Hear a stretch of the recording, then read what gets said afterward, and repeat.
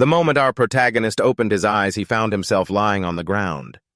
A group of girls in wild-looking outfits were standing around a bonfire looking like they were having a party in the forest, and the guy immediately got the wrong idea. Thinking he'd stumbled upon some big camping party, he enthusiastically rushed over, even calling out cheerfully, as if he already knew them well. Whoops, before he could even join the party, thud. He face-planted right into the ground. When he came to his senses, he realized he was tied up as tight as a drum. Before he could even finish panicking, a strange interface suddenly appeared before his eyes, confusing him even more. While he was still trying to figure out what was going on, two burly guys approached him. He thought he was still dreaming. He looked around, muttering, trying to find those girls from before. Seeing the two hulks standing in front of him, our protagonist immediately switched to being as docile as a puppy. He politely greeted them, but in response, he only got two threateningly raised hands. Just then, his memories started flashing back. Only 12 hours ago, he was still on the beach partying hard. At night, he even went to a hotel with a girl, fell asleep, and woke up to find himself washed up in this godforsaken place. He even wondered if he was being punished by the heavens for living such a messed-up life. While he was lost in thought, a group of people dressed like nothing less than primitives appeared around him. He thought they were just cosplaying, but before he could even laugh, a wooden spear came flying straight at him. It was only then that he realized this was no joke. He turned and ran, still trash-talking, thinking he was so cool for dodging it, but he didn't get to be smug for long. Another spear grazed his stomach, sending a cold sweat down his back. It was clear this group was playing for real. In that critical moment, the system interface appeared again, announcing a survival mission. He ran completely bewildered. What the hell was happening? Could this be the legendary system? But life isn't a fairy tale. A spear thrown from behind hit its mark, and soon enough he was captured and tossed into a corner like prey waiting to be dealt with. But just as he was at his most desperate, the system notified him that he had survived for a full 12 hours and was being rewarded with attribute points. His eyes immediately lit up. There was still a way to survive. Then the system continued to open a newbie gift package. He received the ability to understand the local language, a map, and a mountain-cleaving axe. Step by step, he began to understand that he hadn't just been transported to another world. He had fallen into a primitive era, and his goal, it seemed, was to become the enlightener of civilization. Just the thought of himself in a suit commanding a horde of primitives made his ambition to be the boss surge through him. Without hesitation, he poured his points into strength, took out the axe, and with a surge of power, snapped the ropes binding him. The moment he stood up, he clenched his fists. He could clearly feel the increase in his power. Just 1 point made an insane difference. The primitives turned to look at him, their eyes full of vigilance while he casually held his axe. He strode forward like a conqueror. The masked leader shouted, ordering his men to capture him, even planning to kill and eat him. But the protagonist just gave a cold smile, raised his axe, and made a powerful declaration. "You fools, you dare disrespect a god!" No one understood what a god was, but the power in his voice was clearly no joke. He quickly realized that the masked man was the leader and the target he needed to make an example of. He bluntly declared that he was sent by the heavens to rule over them, then coldly pronounced his sentence of punishment. Immediately after, the leader roared and charged forward, swinging his bone weapon, and the battle officially began. Shigu tightened his grip on the bone weapon, roared, then leaped, charging straight at Chen Li. At that very moment, a cold system notification panel suddenly appeared before his eyes. The main quest was activated. The objective was crystal clear: intimidate and subdue the primitives and become their leader. The reward was tempting, but the penalty sent a chill down his spine: lose the mountain-cleaving axe. Reading the last line, his expression immediately darkened. Only one thought remained in his mind. He absolutely could not lose. Without this axe, he was nothing but prey waiting to be killed in this brutal world. Without hesitation, Chen Li tightened his grip on the axe handle, mustering all his strength to meet the incoming attack. He yelled out loud to steel his own nerves, forcing himself not to take a single step back. The moment the two weapons clashed in midair, a terrifying pressure exploded. The shockwave from the impact cracked the ground beneath his feet, sending rubble flying everywhere. The cracks spread out around him like a spider web. Chen Li gritted his teeth, holding the axe with both hands, the veins popping on his other arm. He couldn't believe Shigu's strength was this terrifying. The two men roared, facing off, their eyes looking like they wanted to tear each other apart. Neither was willing to yield an inch. But then the advantage slowly began to shift to Chen Li. The sharp blade of the mountain-cleaving axe pressed deeper into the bone weapon, until a loud crack rang out. Shigu's entire weapon was split in two right in midair. Following the momentum, Chen Li yelled and swung with all his might. The broken end of the weapon flew off into the distance and stabbed into the ground. The broken end was even smoking from the intense friction. Both of them froze for a moment. Chen Li tilted his head to look at the weapon fragment on the ground while Shigu was completely stunned. His eyes darkened as he realized his weapon had been destroyed. Around them, the primitives also stood frozen, none daring to make a sound. The atmosphere became terrifyingly tense. Chen Li swallowed hard, a bad feeling suddenly rising in his heart. And just as he expected, Shigu growled through clenched teeth, his eyes red with rage. Then he suddenly threw his head back and roared. He ordered his entire tribe to charge forward and tear the man before them limb from limb. In an instant, the whole mob of primitives, weapons in hand, charged like a pack of hunting beasts. Chen Li immediately turned and fled. He ran cursing loudly for being ganged up on, not forgetting to complain to the heavens. "I thought we were having a solo duel. Now you're bringing the whole gang to mob me. This is seriously unfair." He ran for his life, feeling a whole horde of bloodthirsty savages hot on his heels. Just then, a guy from behind swung a club trying to sneak attack him. But it was as if Chen Li had a sixth sense. Without even looking back, he swung his axe behind him with pinpoint accuracy, shattering his opponent's weapon. The guy immediately collapsed. He was babbling some meaningless sounds. Seeing this just made Chen Li even more frustrated. It felt like there was no end to these guys. He tightened his grip on the axe and turned around, his eyes turning ice cold. His voice carried a clear threat, warning them not to push him too far. If he was cornered, he was ready to risk it all. The threat echoed with intimidating force, and surprisingly, the primitives actually hesitated. One by one, they stopped in their tracks, not daring to advance another step. But only Chen Li knew that for all his tough posturing, he was panicking on the inside. If he really got surrounded, his little life was as good as over. He was racking his brain trying to think of a way to intimidate them further, when suddenly the primitives' expressions completely changed. Their eyes filled with panic, their bodies trembled, and then without a word they turned and fled in a chaotic scatter. Some were screaming, others were shouting. In the blink of an eye they had all retreated. Chen Li stood there completely bewildered, having no idea what was going on. He actually thought for a second that his own aura had really scared them off, but the reality was completely different. Behind him, a giant creature with cold, sharp eyes and a body covered in fur was silently appearing, and he was completely unaware. He was still wondering just how intimidating he was. Just then, the system's side quest panel appeared. The objective: drive away the saber-toothed tiger. The reward: an increase in attribute points and favor. Before he could even process it all, the quest was automatically accepted. It couldn't be refused. Tranlap read it in confusion, and before he could even react, instinct made him look up. Right in front of him was a giant tiger taller than he was. With a pair of fangs as long and sharp as blades, it was poised to pounce. His heart seemed to stop for a moment.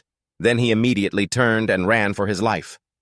Behind him, the tiger roared, chasing him closely with every swipe of its claws. It tore up the surrounding terrain. Tranlap screamed curses as he ran, his mind in complete chaos. He couldn't believe he was actually facing this kind of monster. While the tiger grew more and more ferocious, destroying everything in its path, all he could do was run for his life, holding an axe in one hand to shield his front, trying to survive this life-threatening situation. As Tranlap ran for his life, he couldn't help but curse his rotten luck. Humans wanted to kill him, and beasts wanted to eat him. Before he could even catch his breath, he leaped down a stone ledge in front of him. Behind him, the saber-toothed tiger had nearly demolished the entire area as it closed in step by step. He glanced back at it with only one thought in his mind: if this keeps up, I'm definitely a goner. Just then, the tiger leaped onto a large log blocking the path. Its cold eyes locked onto its prey while Tranlap gritted his teeth and silently cursed the system's damn quest. What do they mean, drive away the saber-toothed tiger? That sounds ridiculous. Just one bite from that thing would take off half my body. But before he could finish the thought, the tiger lunged forward, its claws swinging straight at his back. A searing pain shot straight to his brain, making him scream as he fell flat on the ground. The tiger approached slowly, as if savoring the moment of the hunt. Tranlap gritted his teeth and pushed himself up. He stared intently at it, cursing inwardly that he'd have to endure this pain a few more times. Maybe I should just stop running and lie down right here. My luck has really hit rock bottom today. The tiger lowered its body, preparing to finish off its prey. Tranlap sprang to his feet and held out his axe. His expression turned grim. He couldn't run anymore. I have to think of another way. Being reckless will only get me killed. He took a deep breath, forcing himself to calm down. His eyes darted around, searching for a chance to survive, and then, in the distance, a faint wisp of smoke caught his eye. A spark of an idea flashed in his mind. That's right. Wild animals are afraid of fire. This could be his only chance. He looked back at the tiger, preparing to lunge, and told himself, I've only got one shot at this. If this doesn't work, I'm finished. Tranlap tightened his grip on the axe, let out a loud, provoking yell, and charged straight at it. The tiger roared in response, and the two shot towards each other like arrows. Tranlap lowered his body, intending to slide past it like a slide tackle. But life isn't like the movies. The tiger's two hind legs kicked him right in the stomach, and the pain was so intense he almost passed out. Luckily, he still managed to roll away and escape. Clutching his stomach as he ran, he cursed non-stop, swearing he'd never trust those dodging moves from the movies again. Behind him, the tiger was still in hot pursuit, not giving him a second to rest. Tranlap narrowed his eyes to get his bearings, recalling the instincts of felines they often like to play with their prey. Ahead was a patch of dense undergrowth, and he immediately dove into it, hoping to buy some time. As long as I can get to that fire from earlier, I still have a chance to live. He weaved through the trees, running while dodging the swipes of its claws that tore apart the space behind him where the tiger passed. The earth, rocks, and trees were all flattened. The roar from behind grew closer and closer, making his heart pound furiously until the primitive people's meat-roasting fire appeared up ahead. He almost wanted to cry with relief. My savior is here. But just then the tiger swiped again, causing him to lose his balance. His whole body pitched forward, and he rolled to a stop right next to the fire. He immediately pushed himself back up. Without a moment's hesitation, he grabbed a burning log, spun around, and swung it straight at the approaching tiger. The flame seared across its eye, leaving a painful burn. The tiger roared in agony. Its body froze, and it staggered, taking a few steps back. It raised a paw to cover its eye, its gaze filled with ferocity, but now mixed with a hint of fear. Seeing this, Tranlap breathed a sigh of relief. He was overjoyed inside. He had finally found its weak point. He held the torch high, pointing it straight at the beast, both as a defense and a provocation, hoping it would get scared and retreat. I don't have to risk my life anymore. But at the most tense moment, a deep, heavy sound echoed from deep within the forest. It came in beats, getting clearer and clearer, making the very air seem to vibrate. Tranlap froze his eyes, immediately becoming alert. A guess that sent a chill down his spine formed in his mind. But before he could even finish the thought, a giant footprint was imprinted on the ground before him. It had sharp claws far larger than the tiger's in front of him. And at that moment he understood. The thing that was approaching was many times more terrifying. Amidst the silent night, a strange sound echoed from deep within the forest. At first it was faint, but it grew clearer and more urgent, like heavy rhythmic beats that made the surrounding air feel suffocating. A flock of crows in the trees panicked and scattered in all directions. Tranlap and the saber-toothed tiger turned their heads towards the source of the sound at almost the exact same time. The beast, which had been so ferocious, now began to growl uneasily, as if it sensed something even more terrifying than itself. Then suddenly it let out a panicked roar. It turned and fled without a second's hesitation, leaving Tranlap standing there stunned. He subconsciously called after it, but then immediately frowned in annoyance. A moment ago it was so aggressive, and now it just runs off. So what am I supposed to do now? Don't tell me I have to face that other thing alone. Just as his mind was a tangled mess, the system appeared with a notification: side quest completed. Side quest. Reason. The saber-toothed tiger has fled. The reward was granted immediately. 2 attribute points and favor from the primitive people. Tranlap's eyes lit up hearing that, but before he could enjoy the moment, that terrifying sound drew closer and closer. He immediately snapped back to reality, glancing towards the deep forest with only one thought in mind. Time to run. With the axe in one hand and the torch in the other, he took off. As he ran, he quickly distributed his attribute points, adding 1 to strength and 1 to agility. His body immediately felt like it had been upgraded, and each footstep became lighter and more agile. He dashed down a slope, leaped over logs, blocking his path, and landed cleanly without staggering like before. As he ran, he muttered, "My speed really is completely different now." It felt as if his entire body had been transformed. When he landed in an open clearing, he discovered a shallow pit up ahead. Below, the group of primitive people were huddled together, hiding. Tranlap stopped, caught his breath, and called down to them. Thack immediately looked up his face, a mask of utter astonishment at seeing him still alive. The question that blurted out of his mouth was filled with disbelief. "Why weren't you eaten by the saber-toothed tiger?" Tranlap just gave a faint smile and raised his axe, his tone full of confidence as if what just happened was mere child's play, saying that in his eyes that tiger was nothing more than a big cat. A few moves were enough to scare it into running for its life. Of course, that wasn't exactly the truth, but since no one had witnessed it, he got more and more carried away with his story, secretly hoping these people would hurry up and kneel before him. However, contrary to his imagination, they all fell strangely silent. This made him suspicious, and while he was wondering what was going on, a primitive girl with dark blonde hair walked closer. Her eyes, filled with emotion, were fixed on him.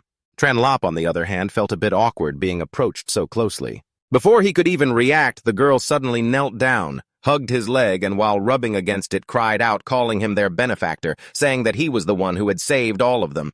Immediately after that, the others also fell to their knees in unison. A flood of thanks erupted as they begged him to stay and become their leader to protect them from the saber-toothed tiger. Tranlap just stood there, stunned. Then he suddenly remembered the favorability reward from the system. Turns out its effect was this powerful. An indescribable feeling of satisfaction welled up inside him. Trying to maintain his composure, he gave a slight cough, told everyone to stand up, and then, going with the flow, accepted their request. Immediately, the whole group of primitive people burst into joyous cheers. The acclamations echoed endlessly while he just stood there. He felt as if he had just reached the pinnacle of power. He even imagined himself as a king ruling over the entire tribe. Tranlap smiled, raised his axe high, and declared his new status. And right at that moment, the system displayed a notification confirming he had completed the mission to officially join the tribe. The rewards continued with more attribute points and 3 hemostatic potions. He didn't hesitate to put the points into his stamina, feeling his body being strengthened once again. After that, he opened his inventory to check clearly, seeing 2 items sitting neatly in their slots, the mountain-cleaving axe and the blue hemostatic potions. Reading the information, he discovered this type of medicine was only effective for 1 day, which made him feel a bit let down.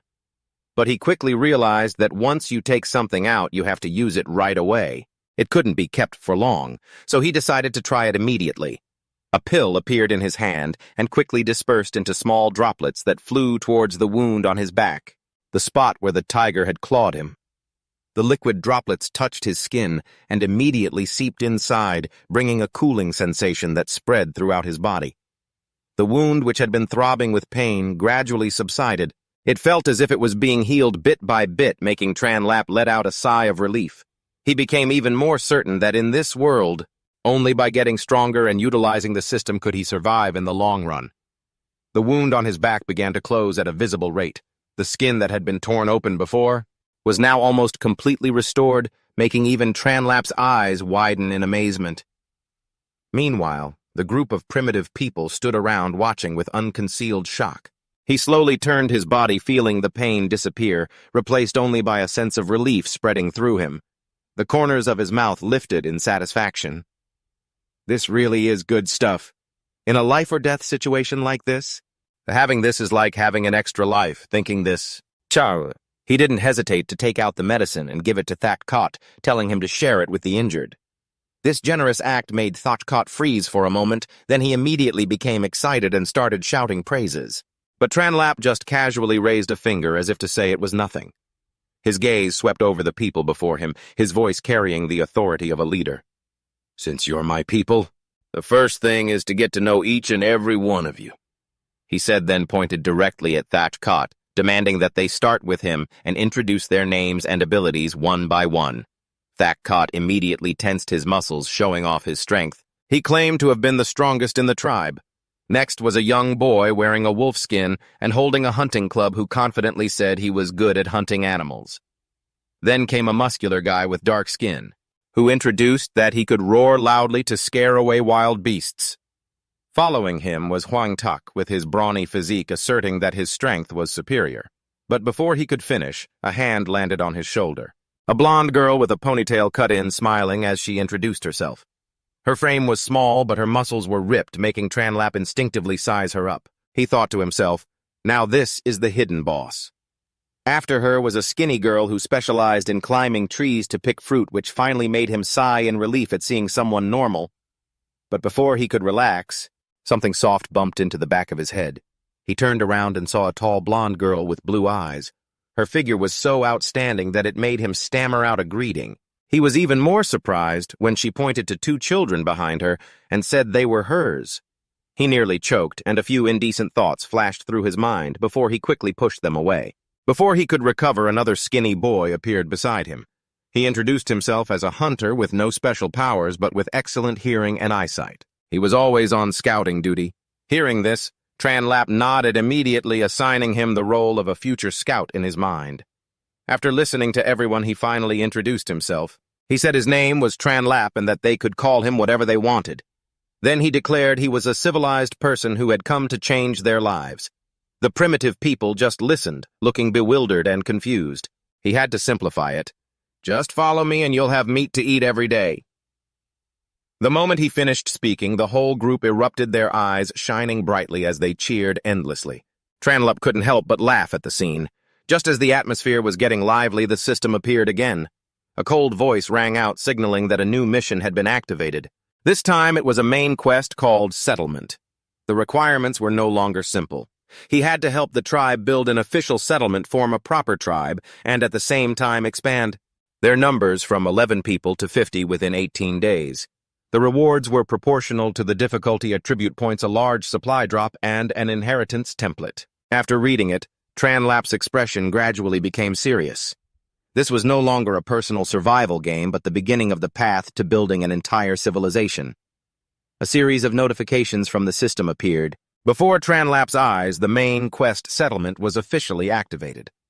The content was far from simple. He had to help the group of primitive people build a settlement and establish a complete tribe. At the same time, he had to increase their numbers to 50 people within 18 days. The rewards were extremely tempting, but the pressure was suffocating. He let out a soft sigh. His eyes swept over the group in front of him. Including the children, there were just over 10 of them. Reaching the number 50 in such a short time was almost impossible, unless there was some kind of breakthrough. Thinking this, he frowned. The only plan quickly formed in his mind: he had to merge with other tribes, but that meant he would have to face a conflict, even combat. He told himself that the next 18 days would definitely not be peaceful.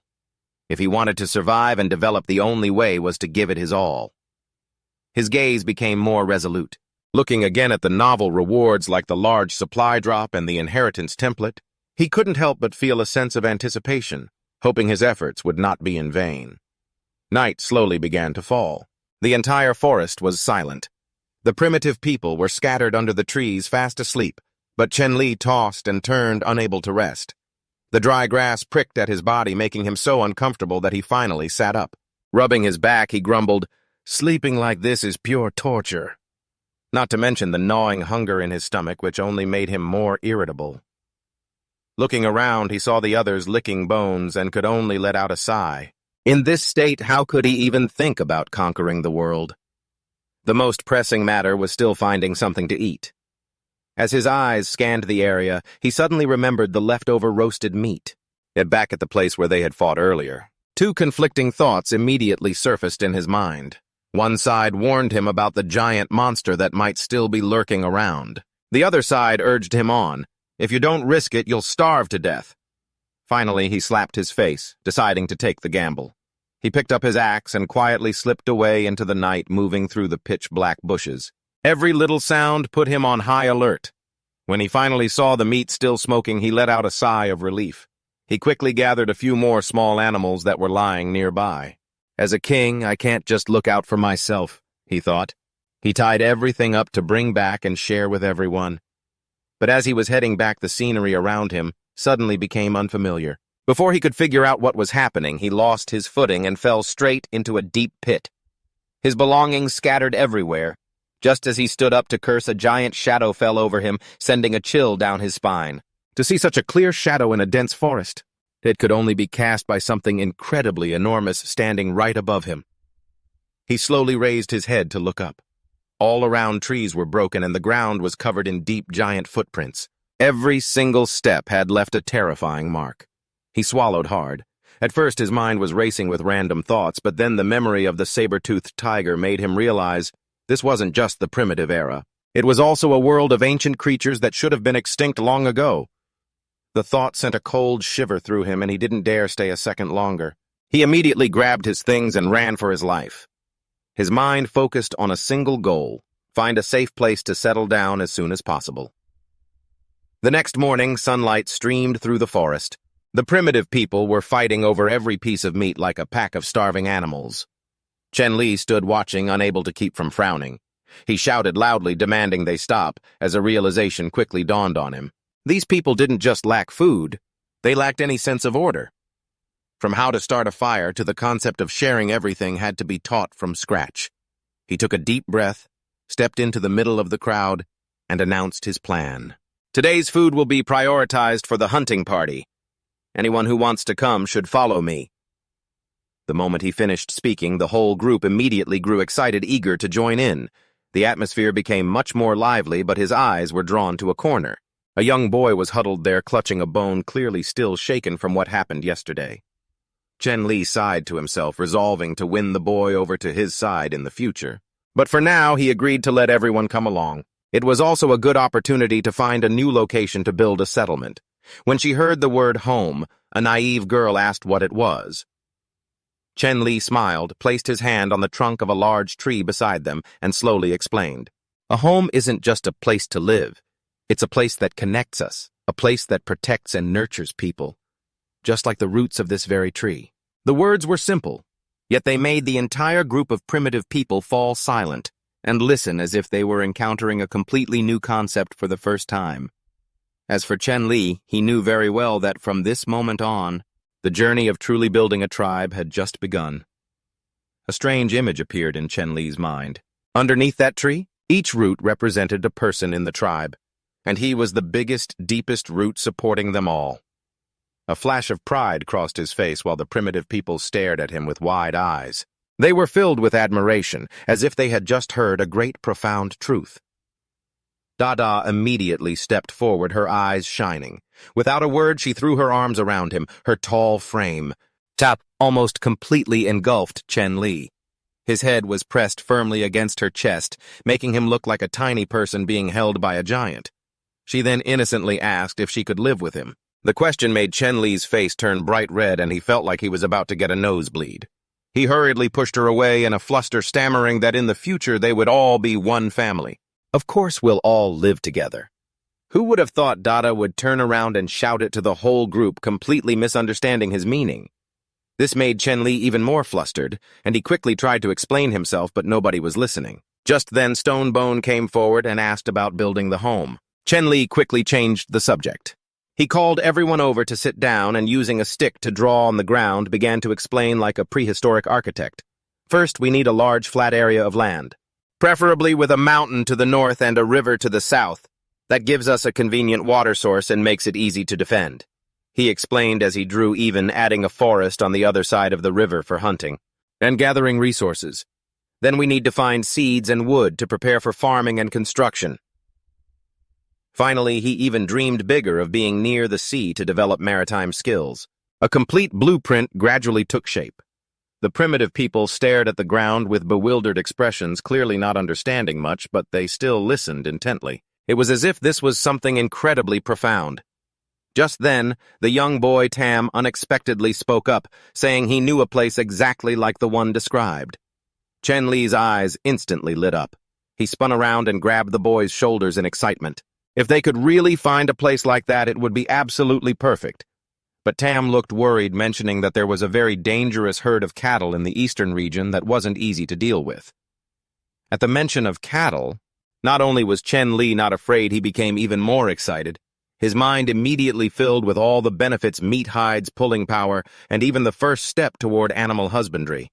His eyes shone as if he had just discovered a treasure. He cracked his knuckles and grinned confidently. That entire herd of cattle will become our tribe's first hunt. Then he raised his axe high and shouted for everyone to gather, his fighting spirit soaring. The objective was clear: head east, toward the new land that would become the foundation for their entire tribe's future. From a distance, two towering mountain ranges could be seen embracing the whole region. Lush green trees covered the landscape like a natural curtain. Beneath the dense canopy, faint chatter could be heard. The scene seemed peaceful. Little Tam, wearing a chicken head he had found, peeked out to scout, then turned back to report that the area was currently safe. They just needed to wait a little longer before they could move forward. Chen Li, sitting behind him, hesitated for a moment, but then stood up and gave a reassuring smile. He told them not to be so tense, adding that if they delayed any longer, it would be dark. Trying to appear confident, he even reminded them of the time he scared off a saber-toothed tiger, which seemed to put the group at ease. Tam pointed toward the mountain peak and said that if they climbed it, they would be able to see where the herd of cattle gathered. Hearing this, Chen Li immediately urged everyone to get moving, the sooner the better. The group began to climb along the slope. As they neared the summit, Tam suddenly gave a signal to stop. Hiding behind a large rock, he lowered his voice and warned everyone to crouch down and move carefully. At first, Chen Li thought he was overreacting, but then a suspicion began to form in his mind. Could there be more than just a herd of cattle here? Unable to contain his curiosity, he stepped out to look down. The scene before him made him freeze in his tracks. In the distance was a wide-open area surrounded by mountains on 3 sides, with the last side opening up to the sea. The wind, carrying its characteristic salty scent, blew towards him, making him shout with joy. He immediately told the system to open the map. When he saw the terrain clearly, his eyes lit up. This was the perfect place to build their first base. It was both secluded and convenient. While he was still lost in his excitement, the kid named Tam pulled him back. He frantically warned him not to make a sound or they would attract that herd of cattle. Tranlap had no choice but to nod and start being more careful. At that moment, the system automatically scanned the surroundings, continuously displaying information about the flora and fauna. From plants that could be used as medicine to poisonous plants to centuries-old precious wood and even gray squirrels and venomous bees, everything was recorded in his survival handbook. He nodded along as he looked. He felt that this place was truly a treasure trove of living resources, but the most important thing was still the herd of cattle that Tam had mentioned. He turned and asked the kid, who pointed towards the area behind the forest in front of them. He said they had to go a bit further to see it clearly. The group continued moving, and half an hour later they neared the target area. The sunlight was now harsh and the air had grown tense. Then the kid Tam stopped under the shade of a tree and said, "This is as far as we go. Any further and we'll be spotted." Tranlap looked around and found it excessively quiet, which made him suspicious. He thought maybe the kid remembered wrong. Just as he was about to speak, he saw that Tam's face was deathly pale. His hand trembling, he pointed upwards. Tranlap reflexively looked up, and in that instant his entire body froze. Above them wasn't a black tree as he had thought, but a giant creature with a pitch-black body. It was interspersed with glowing blue veins, and it was so large that it blocked out a whole section of the sky. His heart felt like it stopped beating while the kid Tam was trembling uncontrollably, stammering that was the cattle. The monster. It let out a roar that made the air tremble, then continued to bellow even more fiercely, as if it was about to go berserk. The system immediately displayed information confirming this was an iron-horned black bull, a species with an extremely strong territorial instinct. After hearing that, Tranlap just wanted to curse. Calling this thing cattle was a serious understatement. Thak Kot, standing behind him also, silently wondered if they really had to hunt it. Tranlap froze for a second, but still gave a stiff nod, maintaining his dignity as the king. He ordered everyone to stay behind and set up an ambush while he went ahead to scout. He turned and walked away with a confident air, but inside he was crying without tears. It was obvious he was sending himself to his death. He stealthily moved closer, hiding behind the foliage to observe. Looking at the bull's arm, no, its leg, which was bigger than his entire body, he swallowed hard. He started thinking of a safer plan, like maybe finding a smaller one to practice on first. But when the bull opened its mouth and let out a low, guttural sound, his whole body flinched in fear. Watching it chew leaves, he imagined it was chewing on him. The more he thought about it, the more terrified he became, and his resolve began to waver violently. Bothering it while it was eating might be even more dangerous. So he slowly retreated, shifting his target to another one, hoping to find a more manageable opponent in this herd of monsters. He targeted one that seemed to be the gentlest of the herd.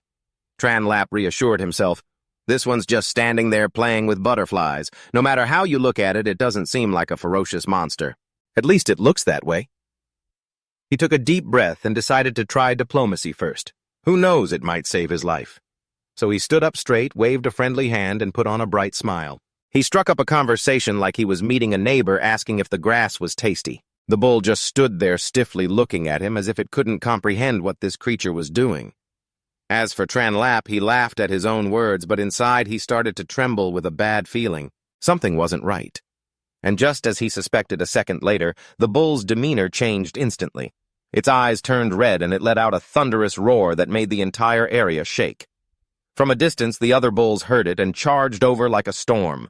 Terrified, Tran Lap didn't even have time to understand what was happening before he saw the whole herd charging aggressively towards him. He ran while shouting explanations as if they could understand human language, but the more he talked, the more fiercely they chased him. There was no other way. He sprinted for his life, diving into the river and swimming like a madman. As he swam, he mumbled prayers, hoping they would give up.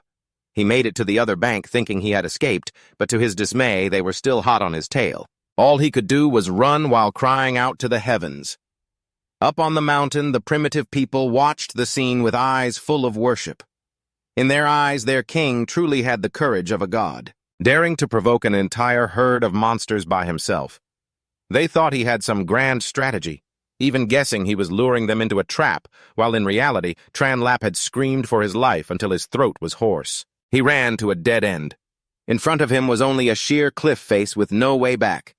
He gritted his teeth, jumped, and clung to the cliff, climbing like a lizard, trembling as he went. Suddenly, his hand slipped and his heart nearly leaped out of his chest.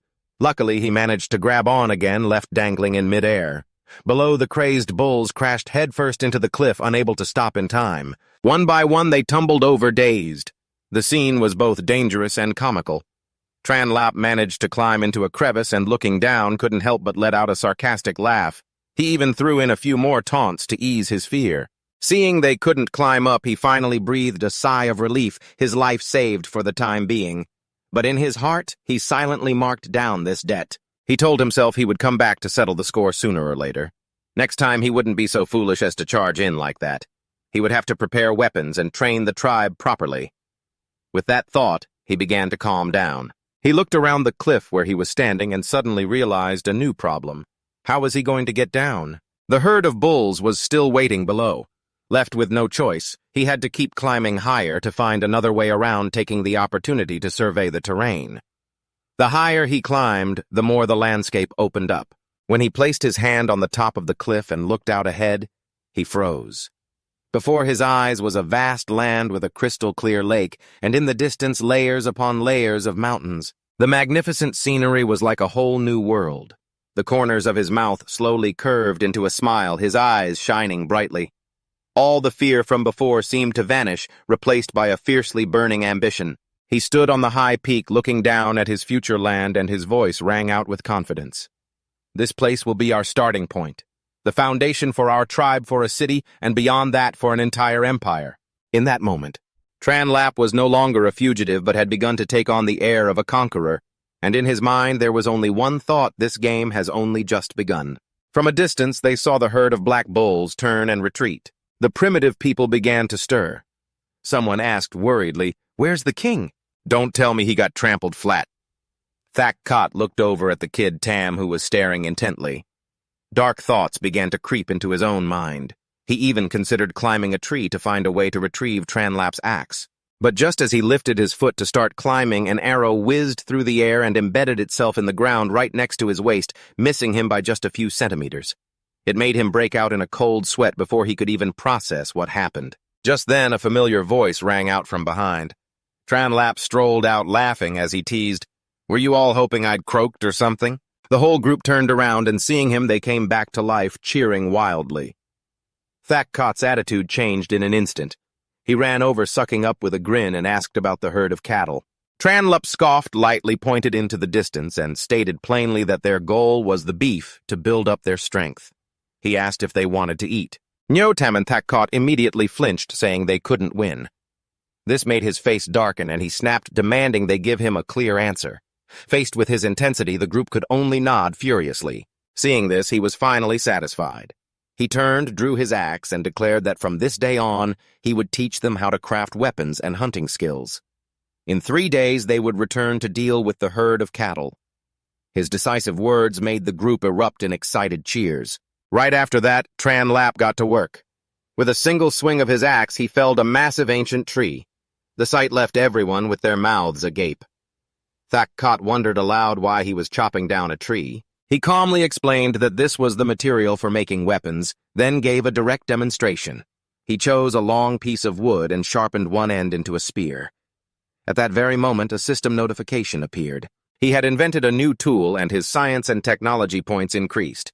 Tranlap also realized that this type of point was easier to earn than other attributes. Though he wasn't sure of its use yet, he made a mental note. He then held up the spear, explained its function, and with a test throw sent it plunging so deep into a tree trunk that it smoked. The group stared in awe and immediately surrounded him, begging to try. Tranlap wasn't stingy. He handed out spears and began the training. The atmosphere quickly became lively. Some practiced thrusting, others practiced throwing, but after a short while he noticed they were still fighting on instinct, relying on brute force rather than technique. So he gave a direct combat demonstration. He easily took down 2 people at once, stunning everyone. From there, he began to clearly explain the principles of using a spear, emphasizing the need to utilize its sharp point and distance. After that, he set up targets for throwing practice, promising a reward for anyone who hit the mark. One by one, they tried their hand, but no one hit the center, until Akon unexpectedly threw one right into the bullseye, astonishing everyone. Tranlap happily rewarded him with an extra spear. Just as the mood was getting high, Dai shouted an alarm from a distance. A wild beast was approaching. Tranlap's expression immediately turned serious. He ordered everyone to prepare for battle. The formation quickly assembled, their eyes fixed on the deep forest where a dark shadow was charging towards them at incredible speed, its body covered in reddish-orange fur. 2 large, menacing horns stood out. Tranlap tightened his grip on his weapon, his gaze sharpening. A thought flashed through his mind. This was the perfect opportunity to turn this training session into a real battle. He raised his hand to signal, his voice low but filled with resolve. "Everyone follow my command, and this time, we must take down the prey before us." The wild boar that had just appeared charged straight at them like an out-of-control tank. Tranlap instantly dodged to the side. At the same time, he roared an order for everyone to surround it, but not to attack recklessly. They were to wait for his signal. After saying this, he himself took the initiative and charged forward to face it head-on. The 2 collided with such force that the ground seemed to shake. He was pushed back a few steps but braced himself and held his ground, noticing that the beast's breathing was becoming erratic. He immediately seized the opportunity, shouting for Akon and Langkot to attack its weak points. The 2 didn't hesitate, hurling their spears. The spearhead sank into the wild boar's body, causing it to squeal in pain and whip its head in another direction. Tranlap instantly saw that the spears had broken, but it was enough to drain more of the beast's stamina. The group quickly tightened their encirclement. Akon unleashed another precise throw, and this time, the spearhead plunged straight into its eye, driving the beast berserk. Tranlap couldn't help but praise him, but he also knew the situation had just become more dangerous. The wild boar roared and charged towards him again. He shouted for Thak Kot and the others to join the fight. A volley of spears embedded themselves in its back. The pain made it even more frenzied, but it was at that exact moment that Tranlap decided to end the fight. He summoned his axe, dodged to the side, and swung hard at its leg, making it lose its balance. Then he signaled for Notam to charge in. The brave kid jumped down and plunged his spear into the beast's head. A shriek of agony rang out as the massive body thrashed violently. The system warned that it had entered a berserk state. The situation instantly became extremely dangerous. Notam clung to the spear, screaming in panic. At that moment, Tranlap didn't hesitate any longer. He ignored the danger and charged straight forward despite everyone behind him shouting for him to stop. He leaped high into the air, pouring all his strength into one decisive blow. The axe blade tore through the air, coming straight down. A single clean strike split the beast's body in 2. Everything was shrouded in dust and silence. Then, before anyone could even process what had happened, Tranlap's figure appeared standing on the boar's carcass. His calm voice rang out as if nothing had happened. The whole group erupted in cheers. He let out a sigh of relief, then praised everyone's teamwork, declaring that tonight they would feast. The atmosphere immediately exploded with cheers echoing all around. Tam was still trembling, but when he offered a hand to pull him up and praised him, the kid was so moved he was on the verge of tears. Akan was also called out and received well-deserved praise. He was named the one who contributed the most and was even promised a custom-made weapon which made him jump for joy. The entire tribe was immersed in an unprecedented level of excitement. They began to talk worshipping Tran Lap like a god while he just stood there with a slight smile. But when he saw them casually eating the meat raw, he immediately realized a bigger problem. They had absolutely no idea how to maintain a fire. They even saw fire as just something that appeared by chance.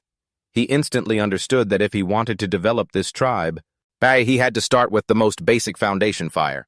He called everyone over and, using a broken piece of a spear, began to teach them how to create fire through friction, patiently rotating it with tinder and dry wood, until the first wisp of smoke rose, followed by a small spark. The group, as if witnessing a miracle, cheered in unison, calling him the fire god. This made him just cough lightly and remind them to stay calm. At the same time, he ordered that from now on, no one was to eat raw meat. Just then, the system displayed a notification the skill fire-making had been invented. His science and technology points skyrocketed. Tran Lap immediately realized the value of these points, and upon checking, he discovered they could be used to appraise inheritance molds.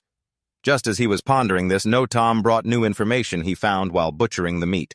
He had discovered signs that the wild boar had been nursing young, suspected there was a litter of piglets nearby, and sure enough had found them.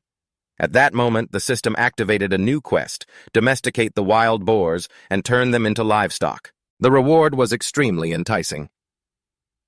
Tran Lap looked at the notification panel, his eyes gradually lighting up. Clearly, this wasn't just a simple quest, but a turning point to bring the tribe closer to a true civilization. Tran Lap looked at the primitive people and smirked slightly, his eyes holding a wisdom beyond their time that they couldn't possibly comprehend. He propped his axe on the ground, his voice slow but firm. Eat it once and it's gone. But if you raise it, you can eat for a lifetime. Behind him, Tom was standing next to the pig pen. Watching the piglets huddle together, he asked in a low voice, "King, what do we feed them?" He asked him in return, "What if we had plenty of meat to eat without ever having to hunt? Are you happy?" The boy quickly replied, "Yes, sir, I am." He nodded and explained, "Only by raising them and letting them have lots of piglets can we live the good life I just described." Then he added, "It's okay if you don't understand, just follow my lead from now on." At that moment, the system immediately displayed Quest Complete: Tame a Wild Beast. Quest Reward: 1 small supply cache. 1. Beginner's Cookbook. 1. Blueprint: Pigsty. Technology points +1, Stamina 2, Strength 3, Agility 2, Prestige 0. Current technology 12, Territory none. He quickly gave the command to open the system reward. The system immediately opened it, and at the same time prompted, "You have received 1 bag of salt from the small supply treasure chest. You have learned stir-fried eggplant with roasted peanuts, fried egg, roasted lamb, shank, and stir-fried clams with lemongrass and chili." Each food recipe appeared before his eyes, making him unable to help but mock himself. Salt and a cookbook. Am I becoming a chef before I've even developed any technology? The system continued to prompt completing recipes can unlock special rewards. Hearing this, he thought to himself that he must pay attention to collecting ingredients and spices from now on. As night fell, the boy Tam sat on guard duty with him for everyone. He suddenly called out to Tam and continued, "You were injured during the day and you still have to stand guard at night. You've worked hard today." The boy replied, "Before I let the king get captured by the rock bones. You almost lost your life. A little hardship now is worth it." He laughed and put his arm around the boy's shoulder. "You think I'm getting revenge on you? I'm not the type to hold a grudge." Then his expression became more serious. "I have a few things I want to ask you. Are there any other tribes like us around here?" The boy thought for a moment, then replied, "I've met some, but they weren't friendly, and they look very different from us." He immediately asked, "Who are they? How many people? Where do they live?" The boy began to explain, "There are 3 tribes nearby the Forest Tribe, the Bay Tribe and the Rock Tribe. Although I say they're nearby, it's still a full day and night's journey to reach them." He nodded and said, "Tell me about each of them in detail." The boy continued, "The Forest Tribe is the closest. They live to the east, not far from the black cattle herd. There are about 30 to 40 people. They don't like to fight, are good at long-distance travel, and their leader is a woman who's very tough to deal with. The Bay tribe also has about 30 to 40 people. They live by the sea to the south. Everyone there is fierce and fights break out easily. The Rock tribe is the strongest and has the most people. They live on the mountain to the southwest. I heard their leader can kill a tiger with his bare hands. After hearing this, Chen Li fell into thought. If the information is accurate, the forest tribe is the most suitable target. He looked at everyone and said to himself, relying on force alone will definitely not work. I have to use peaceful means to conquer them. Just then he suddenly felt something behind him. Shiver, why did it suddenly get so cold? Dai approached her face blushing and asked softly, is the king not asleep yet? Do you want to do something stimulating? He was instantly startled and cried out in panic. Oh God, I'm petrified, seeing the huge Dai acting so cute. She said in a coquettish voice, Meow, meow. King, do I look like a cat? Hearing this, Chen Li was suffering internally, but still had to force a smile. You look just like a saber-toothed tiger. You get a like from me. As he spoke, he pulled Tam, who was leaning back on the cliff. As soon as he finished speaking, he quickly pulled the boy and ran off. Tam, you need to use the bathroom, right? I'll go with you. Dai stood there, teary-eyed, with an incredibly pitiful expression. The two of them didn't run far before climbing up a high tree branch to observe what was below. Tam looked at the figures running and screaming. Don't run, stop. Then he reported, King, they're here.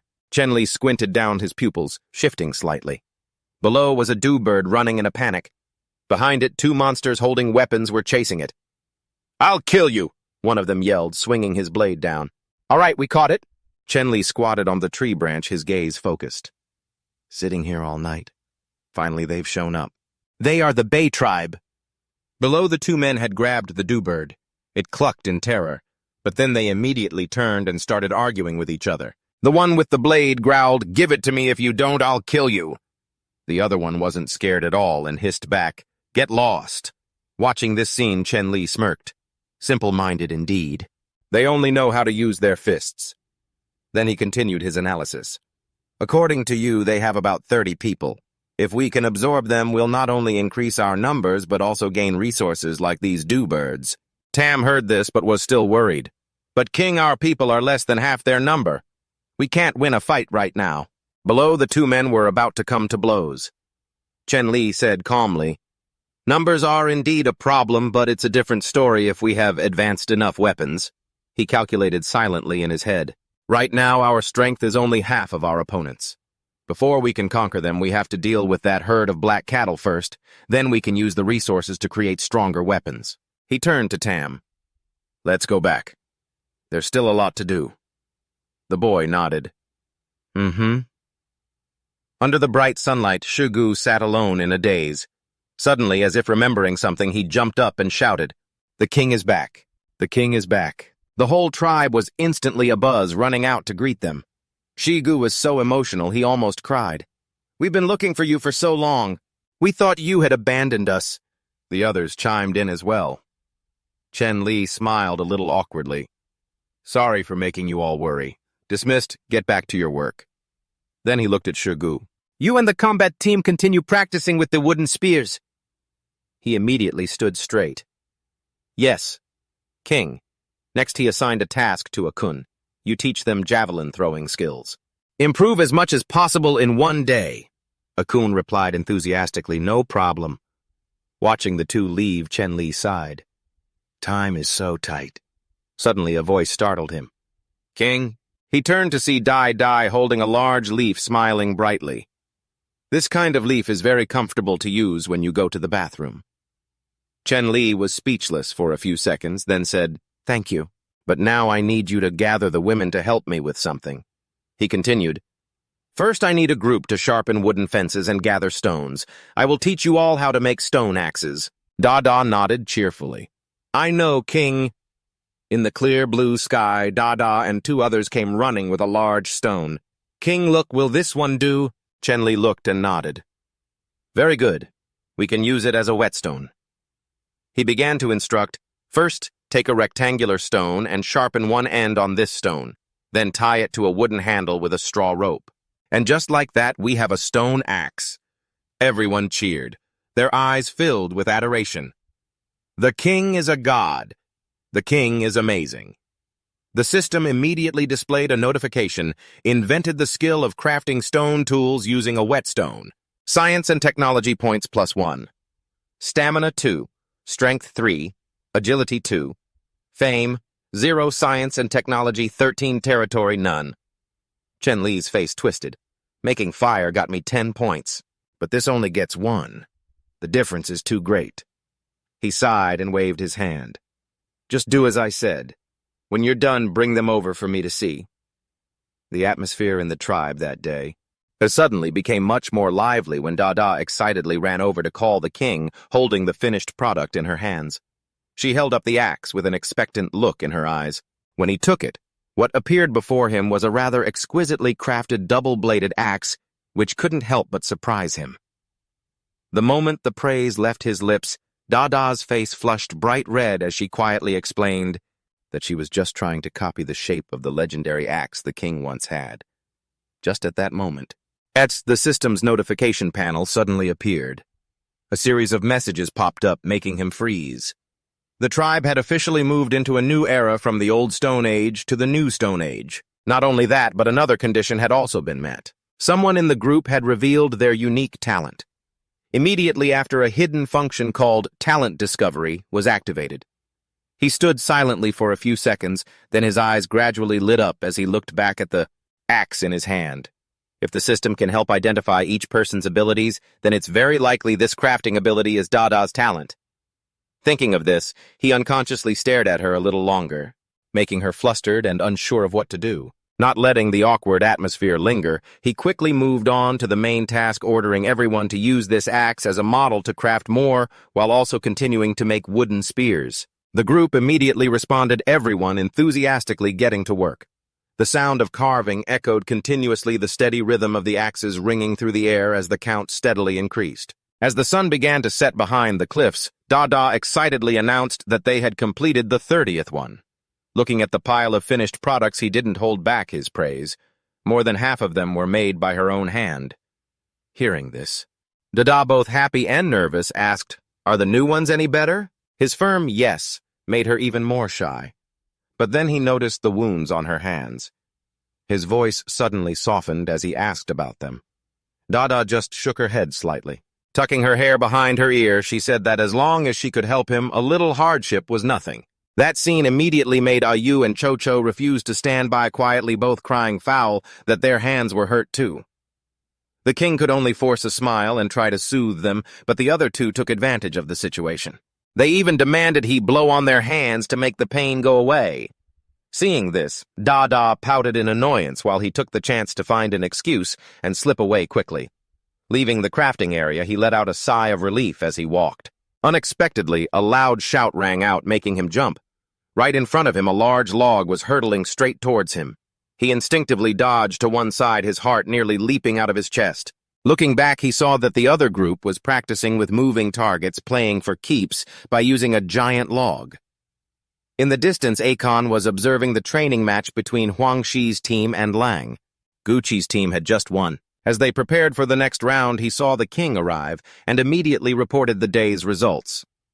Most of the members had improved significantly. Hitting a moving target was no longer too difficult. However, while He Jiao had great strength, he still hadn't grasped the right timing. In contrast, his ability was only truly unleashed when paired with Shigu. Another person who made a strong impression was Lu Teng.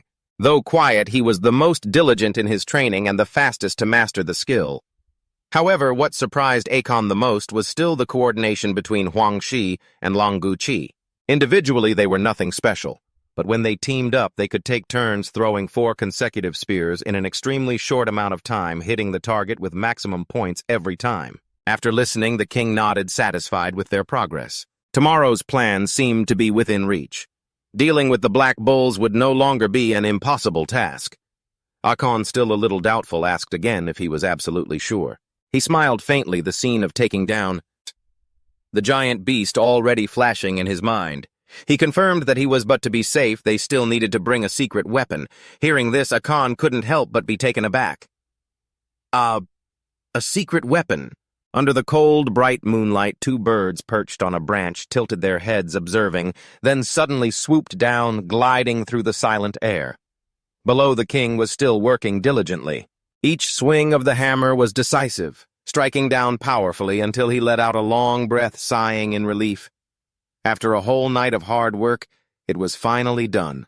He briefly recalled Akon's surprised expression when he asked about the secret weapon, and his answer at the time, which was both a warning and full of hidden meaning: you have to choose the right kind of black-pointed leaves, and absolutely do not let the liquid touch any open wounds on your hands. Those very leaves were now resting in his hands, and according to the system's analysis, they were a type of natural anesthetic, enough to be the key to turning the tables. Just then Dada approached with a pile of wooden spears, her face still curious as she looked at the small hole carved into the stone slab. He just replied softly that it was a stone mortar, then quickly ordered everyone to crush the green leaves, extract the juice, and apply it to the spearheads. The group immediately got to work. The atmosphere became tense but filled with excitement. Hai Ju Jiao, unable to contain his excitement, asked what they should do next, but he just calmly told them to eat and rest, because the great battle was still ahead. That sentence was like lighting a fire, causing the whole group to cheer with soaring spirits. As the sun had just peeked out from behind the mountains, he sat on a large tree branch, slowly enjoying a roasted meat skewer, idly thinking that it would taste much better with salt. Below, Dada had already prepared everything. She jumped up and tossed a spear up to him. He easily caught it with one hand. His voice immediately turned serious. "The time has come." He quickly assigned tasks. "The women will stay behind to protect the tribe. The rest of you grab your weapons and follow me up the mountain." A cheer erupted, their fighting spirit surging as he raised his axe high as if making a declaration. From this moment on, the ones who should be trembling in fear are those monsters. Dark clouds gradually gathered, obscuring the moonlight. His comrades hid on the cliff face, observing in silence. Huang Thak couldn't help but worry, seeing the king act as bait himself. But Thak Kot was full of confidence, telling everyone to keep their eyes wide open. Up above, Tam quickly coordinated, reminding them to supply spears in a timely manner, especially to Akon, because this battle allowed for no mistakes whatsoever. At the foot of the mountain, he hid in the thicket, observing the herd of monsters loitering near the river bend. Based on his previous experience, he believed he could retreat safely if needed, but to be sure, he decided to lure a small one out for a test first. His agile body moved through the bushes. He silently prayed that he wouldn't trip over anything, otherwise everything would be ruined. A surprise throw, then a provocative shout rang out, immediately attracting the monster's attention. But instead of one, all three of them charged forward. He couldn't help but curse his bad luck. The situation was beyond his expectations, but there was no way back. He turned and fled, dodging and shouting loudly to signal those above. Immediately, Thak Kot took command, ordering a concentrated attack. Huang Thak and the others prepared in unison, waiting only for the signal. And when the sound of thrown spears echoed, a barrage of wooden spears tore through the air, plunging straight into the monsters' bodies. Roars of pain echoed across the cliffs. During the chaos, he took the opportunity to climb up the cliff face. Akon also quickly provided support with a precise throw. The spearhead embedded itself right in the monster's neck, causing it to scream and then collapse. But the aftershock from the impact caused the cliff to shake violently. The two remaining monsters rammed their heads into the rock, making the situation even more dangerous. In the midst of it all, a hand reached out and pulled him back. Thak Kot had managed to grab him just in time, saving him from danger. As soon as he was pulled up, he immediately ordered them not to stop the attack. They had to seize the opportunity while the monsters were in disarray. Up above, Dai still couldn't help but worry about him, but he quickly reassured her before focusing on observing the situation. His gaze fell on Thak Kot, who was coordinating the battle with incredible rhythm. Just then the system displayed a notification about a commanding talent, and he suddenly understood everything. In his heart, his estimation of this man instantly skyrocketed. This was someone who could absolutely be nurtured into a future pillar of the group. But then Thak Kot suddenly reported that something was wrong. He looked down to see the three monsters had begun to tremble. Their bodies staggered, and then they collapsed to the ground. A smile immediately appeared on his face. The anesthetic had taken effect faster than expected. No matter how ferocious they were, they couldn't stand up now. Before he could even breathe a sigh of relief, Tam shouted from above that the other black cattle were charging over. Dozens of them were approaching at once, causing his expression to darken. Everything was happening faster than he'd anticipated. They were most likely attracted by the roars from earlier. But instead of panicking, he immediately calmed everyone down, his voice as steady as ever. Everything was still within his plan. For now, they had to focus all their efforts on dealing with the three below. They absolutely could not let them escape, because they were the key to this entire battle. The monster roared in pain. The sound echoed between the cliffs, making the atmosphere even more tense. He quickly observed the situation and then gave an order. The anesthetic had begun to take effect, slowing their movements. Focus on their hind legs. Don't let them escape. As soon as he finished speaking, Thachkot Akon and the others immediately threw their spears in unison. The sharp points pierced through the monsters' bodies. It caused the beasts to collapse in agony. But just as everyone was preparing to finish them off, he suddenly yelled, "Stop!" The three monsters lay motionless on the ground. Ankot, not understanding, spoke up. "This is no time to be soft-hearted. There are many more coming from the distance. If we don't deal with this quickly, the whole herd of black cattle will be upon us." He didn't rush to argue back. Instead, he just asked how many wooden spears were left. Dai quickly reported back, "Including the ones in everyone's hands, we only have 28 left." He looked up and called to Tam to observe the situation. The answer put even more pressure on everyone. "Nearly 20 of them are approaching." His eyes grew cold as he looked at the three cattle below. This was precisely why he couldn't let them be killed, because the remaining spears weren't enough to deal with all of them. Akan still didn't get it, thinking that if they let these go, all their previous effort would be wasted. He repeated the word "wasted" as if in thought, then looked at the paralyzed cow and said that this was all just part of the plan. His eyes turned towards the giant shadow behind the herd. His voice deepened. "From the very beginning, I never intended to fight the entire herd head-on. The real target has always been the alpha. As long as we take it down, the whole pack will scatter on its own. The remaining cattle will panic and flee in chaos. This plan is like fishing. Those three cows are the bait, and the final prize is the strongest one of them all. To lure it out, the bait naturally has to be tempting enough. That's why I kept them alive and didn't let them escape. It's just that initially one would have been enough. Having to hold down three has cost us far too many wooden spears." Just then Tam yelled from above, "There's movement in the forest! The Alpha has appeared!" All eyes immediately shot forward. A colossal figure slowly stepped out. The pressure it radiated made everyone involuntarily back away. The monster roared to assert its dominance, and the ground shook violently. Tam immediately warned, "The whole herd is charging up." Dozens of black cattle madly rammed into the cliff face, stunning everyone who couldn't understand what was happening. He quickly realized the problem. The Alpha had no intention of fighting directly. It was controlling the herd to attack from a distance. A loud explosion rang out as the rock face began to crack. The fissures spread, causing everyone to panic.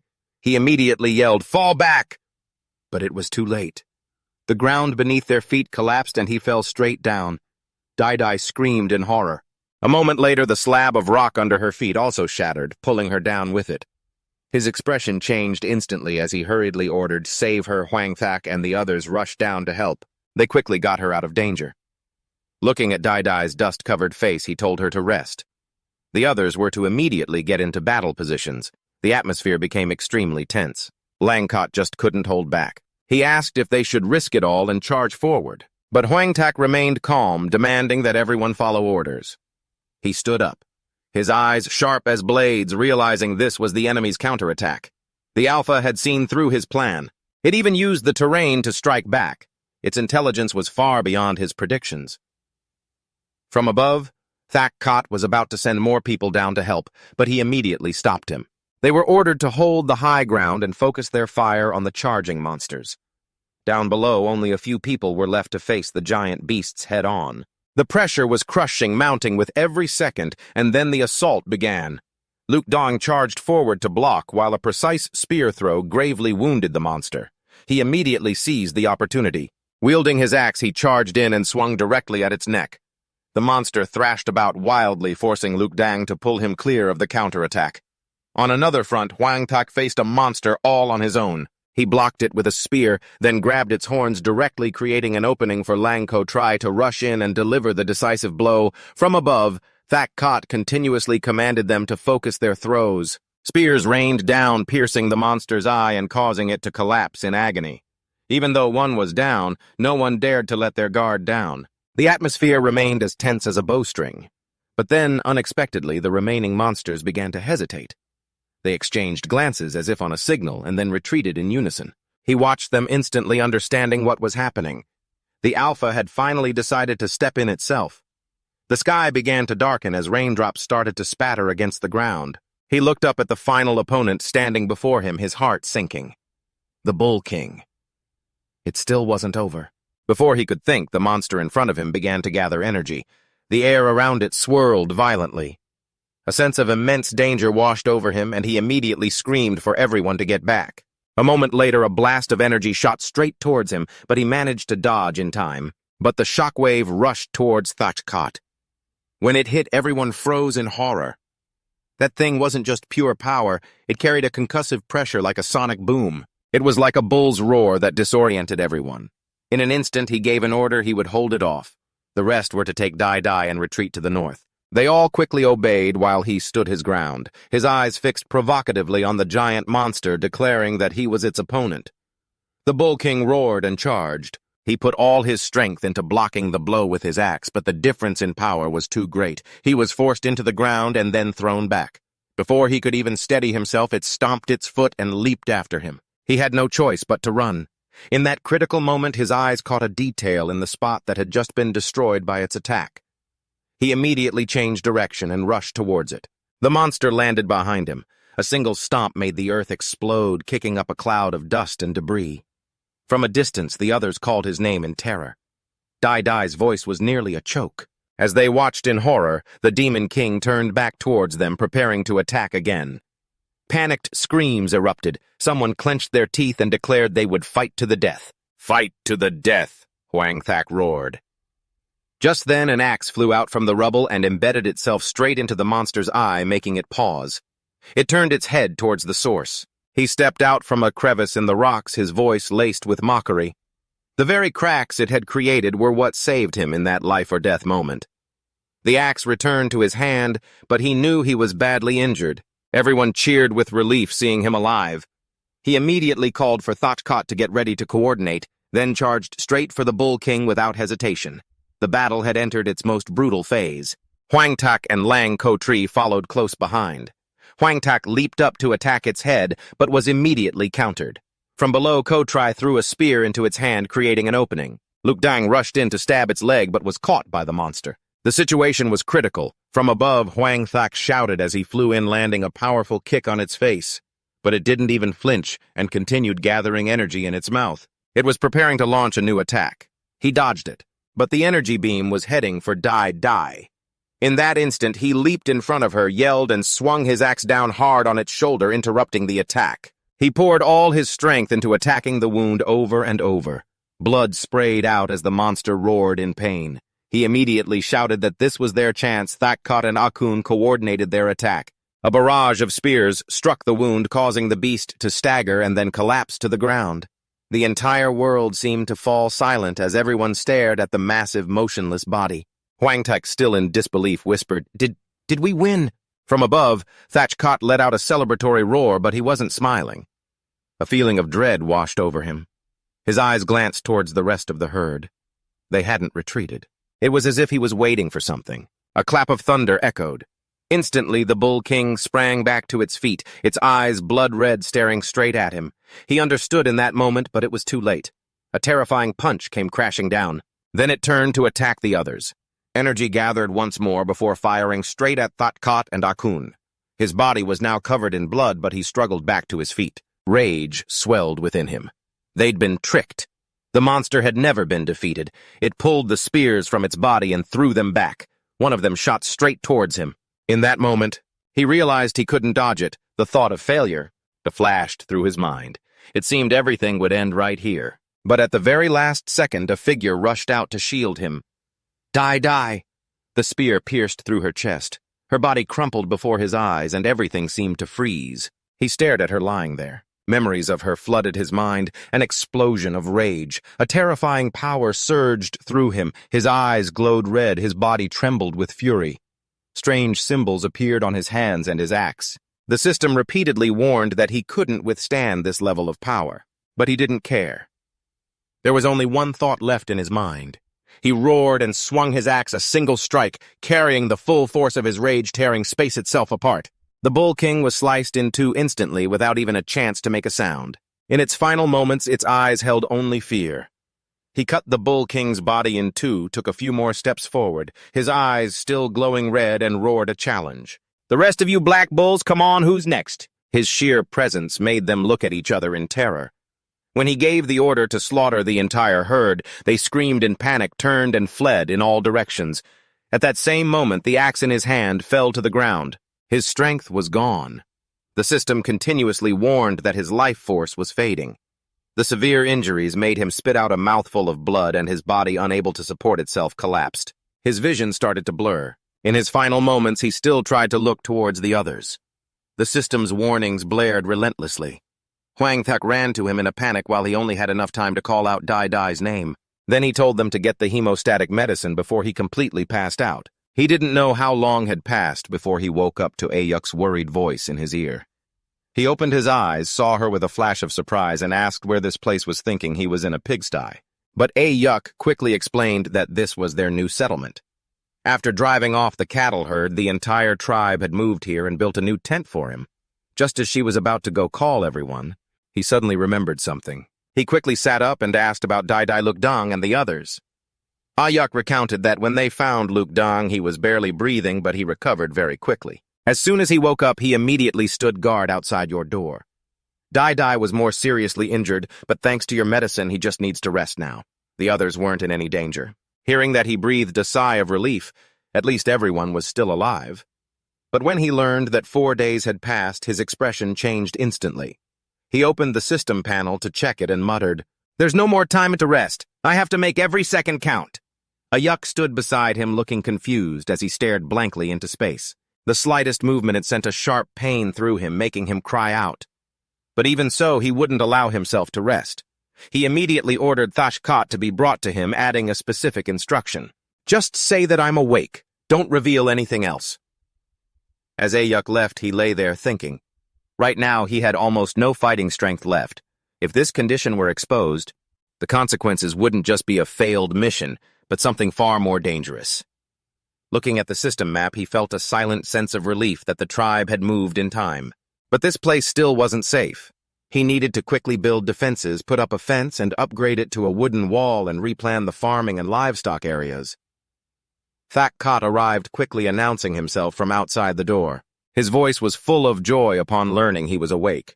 He didn't reveal his condition, simply giving the mission and telling him to come closer to listen carefully. After receiving his instructions, Thachkat immediately left to carry them out. But he still wasn't at ease. This time, he absolutely could not repeat the same mistakes. He then called for Luk Dang and gave him the task of bringing back the head and the most complete hide of the Bull King. He even gave him his own axe, which left Luk Dang both shocked and thrilled. He immediately accepted the order and left. Outside, a worried Ayuk was still advising him to rest, but he refused. Then he suddenly called her inside, saying he had intentionally sent everyone away. He wanted to give her a secret mission. But when Ayuk misunderstood and made a move, he panicked and stopped her. After a moment of awkwardness, he seriously explained his plan. He wanted to send her to negotiate with the forest tribe with the goal of convincing them to join.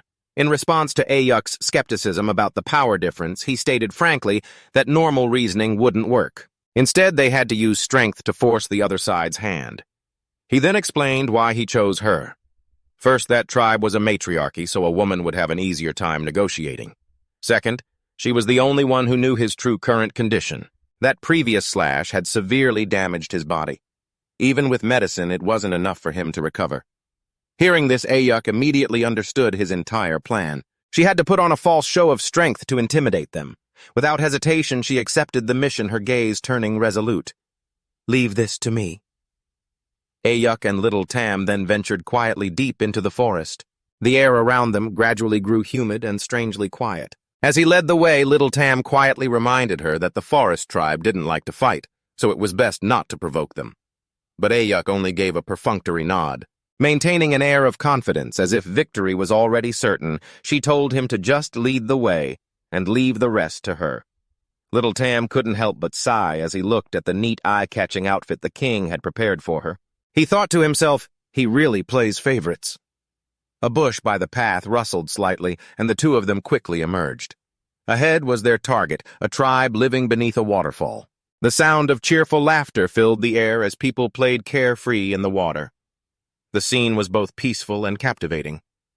Ayuk glanced at Little Tam with suspicion. The boy hurriedly changed the subject, pointing ahead to where the forest queen stood under the waterfall, her presence standing out from the crowd. Ayuk couldn't help but exclaim when she saw her. "She's truly a rare beauty."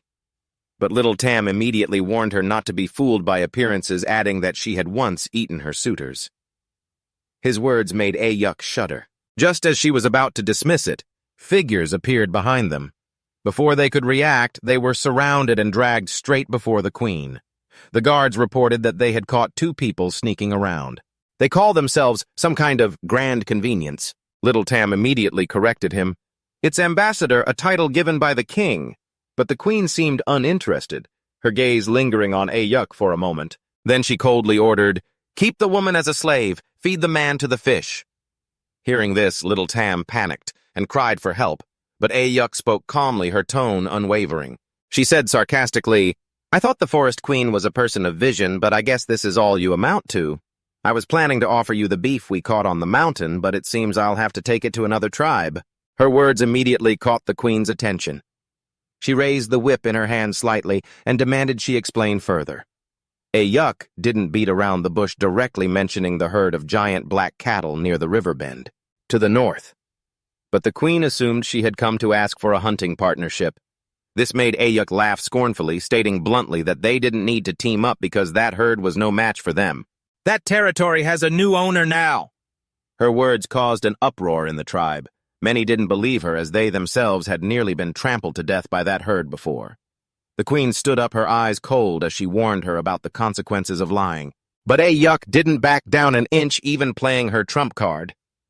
"Their alpha was killed by our king. If you don't believe me, come and see for yourselves." Avan, who was standing beside the queen, was immediately on alert. She thought it might be a trap, but Ayuk showed clear disdain, saying frankly that if their king wanted to, he could completely wipe out this entire tribe. The fact that he hasn't attacked and has even brought a gift should be more than enough to show his sincerity. Little Tam immediately played along, making the atmosphere even more tense. Ayuk stepped closer, her tone provocative. "If you don't dare to come yourself, then just send someone to bring back the meat." The queen stared at her, her grip on the whip tightening. Finally, she agreed to go with them, but not without warning them not to try anything funny. After that, the two of them led the forest tribe to the location. As he got close, Little Tam called out excitedly, but was immediately shushed by Shugu, who told him to keep quiet and sent him to work on the other side of the river. The king was already waiting as Ayu stepped forward to report inside the tent. He sat on a throne made of bone, and just looking at him from a distance was enough to feel a terrifying pressure. A heavy, murderous aura filled the space, making the queen shudder involuntarily. This person was like an ancient monster that had just awakened. He only gave a soft reply to Aduk's words, but his crimson eyes and chilling aura made it so no one dared to underestimate him. Just then, a noise came from the adjacent tent. The injured were trying to keep quiet to hide their true condition, while outside he stared directly at the newcomers. He asked with imposing pressure, "You are the jungle tribe." Ayun couldn't hold back and immediately asked about the beef. He nonchalantly pointed behind him, "Take as much as you want as long as you can carry it away." Before them was a giant pile of meat, like a mountain, leaving them all stunned. They approached where Kochi was processing the meat. He pointed behind him and told them to just take it themselves. One of the group picked up a bone knife to try, but it snapped in two the moment it touched the hide. The sight made the whole group uneasy. Kochi, standing nearby, covered his mouth and snickered, his casual attitude infuriating them even more. Ayun shouted in anger, claiming they just got lucky. Kochi immediately provoked him back. "Not convinced. Then let's have a fight." The atmosphere grew as tense as a drawn bowstring. Just then, an axe flew out from the tent, tearing through the air. It shot past the two of them and sank deep, slicing off a large chunk of meat. The sharp, decisive sound made everyone stop in their tracks. All eyes fell upon the axe buried deep in the ground. No one dared to underestimate this tribe anymore. Everyone stood frozen in place, their gazes fixed on the axe. that had just torn through the beef so cleanly. The sight left the entire jungle tribe unable to hide their shock. The queen whispered softly, "That weapon is clearly far beyond our wooden clubs or bone knives. It's on a completely different level." But he remained nonchalant, ordering Kochi to use his axe. As the meat was portioned out, the other party was even more stunned. But Kochi was disgruntled, wondering why they had to yield when they were the ones who started the provocation. Before he could finish his words, he was cut off by the king's shout. He had no choice but to reluctantly comply, grumbling under his breath as he worked. "Consider yourselves lucky." The king watched them all with a cold gaze. He declared clearly that they could take this meat, without any interference. A man of his word, that was his principle. That decisive attitude made even the queen see him in a new light, and she even spoke up to praise him. She then asked how they managed to conquer the herd of cattle. He didn't answer directly, only saying that the answer depended on the future, whether they chose to cooperate or to experience it for themselves. A sharp, cold glint flashed in his eyes as he ended the meeting, telling them they could leave once they had taken what they wanted. On the outside, he appeared calm, but inwardly he was stretched as taut as a bowstring. His internal wound was beginning to give way, blood seeping out bit by bit. If it weren't for the tightly wrapped cowhide, he would have been exposed long ago. Just as the situation was about to spiral out of his control, a ewe quickly stepped forward, creating a diversion. She offered to gift them more stone axes, which, while not as good as the king's weapon, were still serviceable. Upon hearing this, the queen grew cold and flatly refused, claiming such weapons weren't elegant enough for them. At the same time, she issued a warning that their tribe had not yet unleashed its full strength, and she hoped the day they'd have to use it would never come. With that, she ordered her people to gather their spoils and withdraw. Ayu maintained her calm composure. She even deliberately added that if it wasn't enough, they could come back for more, as if their resources were endless. After they had traveled some distance away, the queen suddenly stopped and began to ask questions about the scouting results.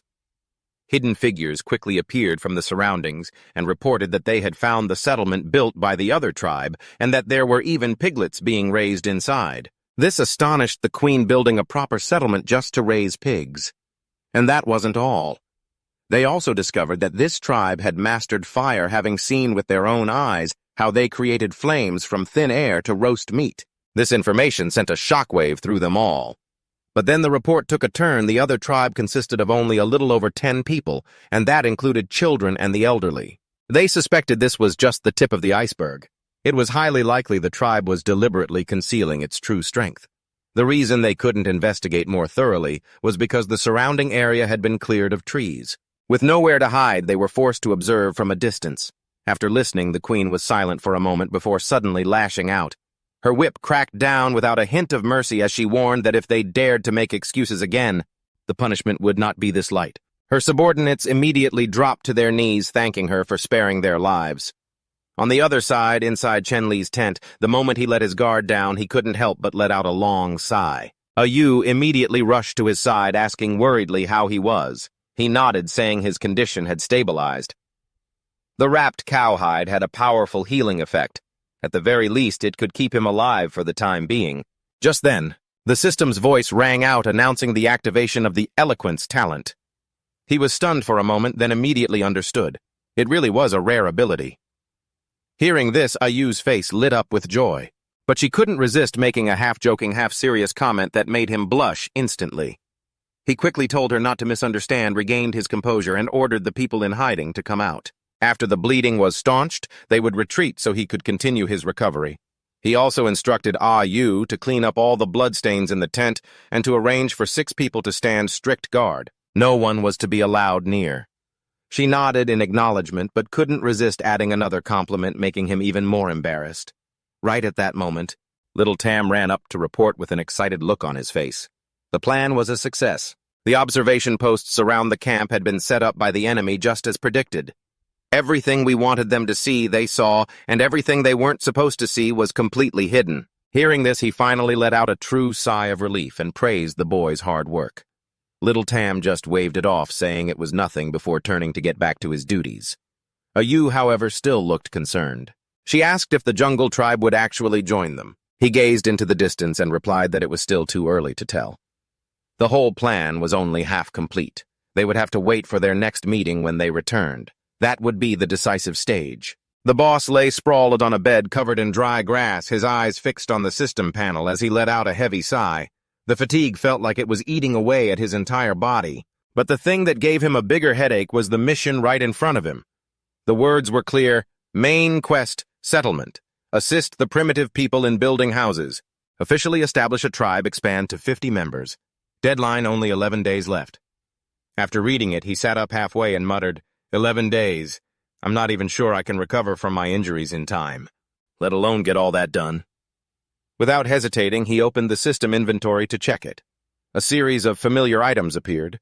Basic language proficiency, basic survival handbook, basic cookbook. Next, he switched to the universal map to check the situation. The system had added a few new items, a small bag of salt, and a remaining portion of hemostatic medicine. But before he could even think about it, another unexpected notification popped up. Before he could read it, the mountain-cleaving axe automatically upgraded. An axe immediately appeared in front of him, making him freeze. Looking closer, he almost gasped in shock. His familiar weapon had transformed. The axe was now covered in a strange red frame. It gave off a distinctly oppressive feeling. The system immediately explained mythical weapon, Pangu's axe, earth attribute, activation condition, blood sacrifice. It also came with an extremely dangerous hidden skill. When unleashed, it would cause immense damage but simultaneously drain the user's stamina. Its power is directly dependent on the amount of remaining stamina. After reading this, the chief couldn't help but fall into deep thought. He immediately recalled the moment blood from his arm had flowed onto the axe blade during the previous battle. It turned out that very moment had accidentally activated its hidden power. He lifted the axe. His gaze became much more serious. Clearly, this wasn't just a weapon anymore. It was a double-edged sword. Used at the right time, it could turn the tide of battle, but if he was off by even a little, the price could be his life. Thinking this, he let out a soft breath and muttered that he couldn't use it too early nor too late. Otherwise, the consequences would be far worse than a simple injury. Then he let out a bitter laugh to himself. To think a weapon could evolve to this extent. But the more he thought about it, the more he realized things weren't that simple. If the axe could activate attributes and hidden skills, what about his other items? Did they have a similar mechanism, or was this all just a coincidence? In the end, he shook his head and let it go. He didn't have time to research it deeply right now. Just staying alive was hard enough. Placing the axe beside him, he turned his attention to a small blue vial. The most important thing right now was the hemostatic medicine, but unfortunately there was only a small portion left. He had to save it for a life-or-death moment. A reckless thought flashed through his mind. Maybe he should take the axe and clear out all the nearby creatures to establish his authority. But immediately, memories of other tribes and forces surfaced, making him pause. Things weren't that simple, especially when time was ticking away. The system began its countdown 11 days. The cold number urged him to act immediately. He took a deep breath and called out. He ordered Liu Tang to gather the hunters. His voice was calm, but it held a clear sense of pressure. Not long after, under the scorching sun, Liu Tang brought a small young hunter over. The boy knelt and reported, his eyes full of trust. The chief stood up and gave him a mission. In 2 days, he must find the whereabouts of the black ox herd that was driven away earlier, and then return to report. The mission sounded simple, but it was incredibly dangerous. Yet the young hunter didn't hesitate. He immediately accepted the order and left. When things quieted down, the chief sat alone thinking about recent events. Everyone had made significant contributions. Perhaps he should use this waiting period to prepare some small gifts as rewards, both to boost morale and to increase their overall strength. Time passed, devoured day by day. 11 days became 10, then 9. The pressure mounted. During that time, he didn't rest, constantly crafting and testing. With a small knife in his hand, he gradually created new items. Stone spearheads, a whistle made from bone, a water flask from an ox horn. Each completed item was registered by the system, and his technology points increased bit by bit. Small numbers, but they were the foundation for long-term development. He imagined Shugu using the bone whistle to command battles, allowing orders to be relayed more quickly and accurately, or spears fitted with sharp stone tips that could pierce through an enemy's defenses more easily. Looking at his creations, the chief slowly understood that if he truly had to face the forest tribe, in the future these seemingly small improvements would be what decided victory or defeat. They were also the only way for a weak tribe to stand firm in this harsh world. All those preparations, ultimately, they were all just to increase their chances of winning, even by a little. And right after that, an image of the scout appeared in his mind, one hand holding a spear, legs tirelessly dashing like the wind to report back in time. The king's thoughts continued to turn. This water flask made from an ox horn. It would be perfect for the hunter. He would definitely love it. It's practical and increases his chances of survival on long journeys. Just as he was still calculating, an excited voice rang out from outside the hut reporting good news. He answered with a short grunt and waited to hear more. A ewe walked in with a radiant expression announcing that the tribe's house was finally finished. He froze for a moment, then gave a light cough to compose himself and immediately told her to take him to see it. As she walked, she worried about his condition, even holding a cloak intending to put it on him first. She said that the king's body still hadn't recovered. The chief didn't refuse stepping forward to let her help him with the cloak. This small act made Yu a little shy while he just smiled and said thanks. Then the two of them stepped outside in a rather cheerful atmosphere. When they arrived, Huangshi and Shugu were already waiting. As soon as they saw the king appear, they immediately called out enthusiastically. They invited him to see their work, their voices filled with pride as if showing off a great victory. The house that appeared before him made him freeze for a few seconds. It was a structure built from wood and fake straw. On the roof, a huge horn was mounted, looking utterly indescribable. Shugu then asked grandly, "Isn't it beautiful?"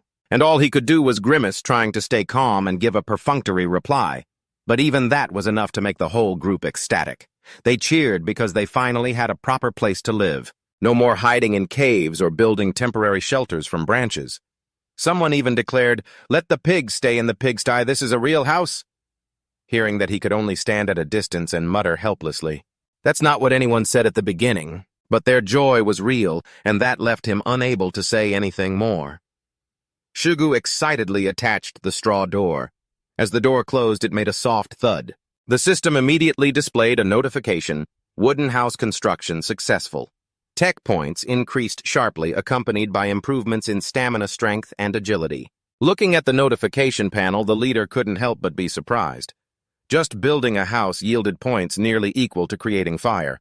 But as he thought it over, he began to realize something deeper. Ever since he had appeared, this tribe had changed so much. From people who once ate raw meat like wild beasts, they now knew how to build houses. They knew how to cooperate, how to organize, and even showed clear progress in their thinking. All of it happened so naturally it was almost unbelievable, as if driven by some invisible force. He glanced over at Thach Kot and the others who were joking around happily, and a thought flashed through his mind. This was nothing short of an accelerated evolution. He turned to instruct Aduk that she must report to him as soon as the hunters returned. She immediately nodded, and he then gave the order to continue building because soon this place would have many more people. The words had just left his mouth when urgent shouts echoed from a distance. The scout ran over completely out of breath, joyfully and excitedly reporting that they had found the herd of black cattle. Hearing this, the leader's gaze changed instantly.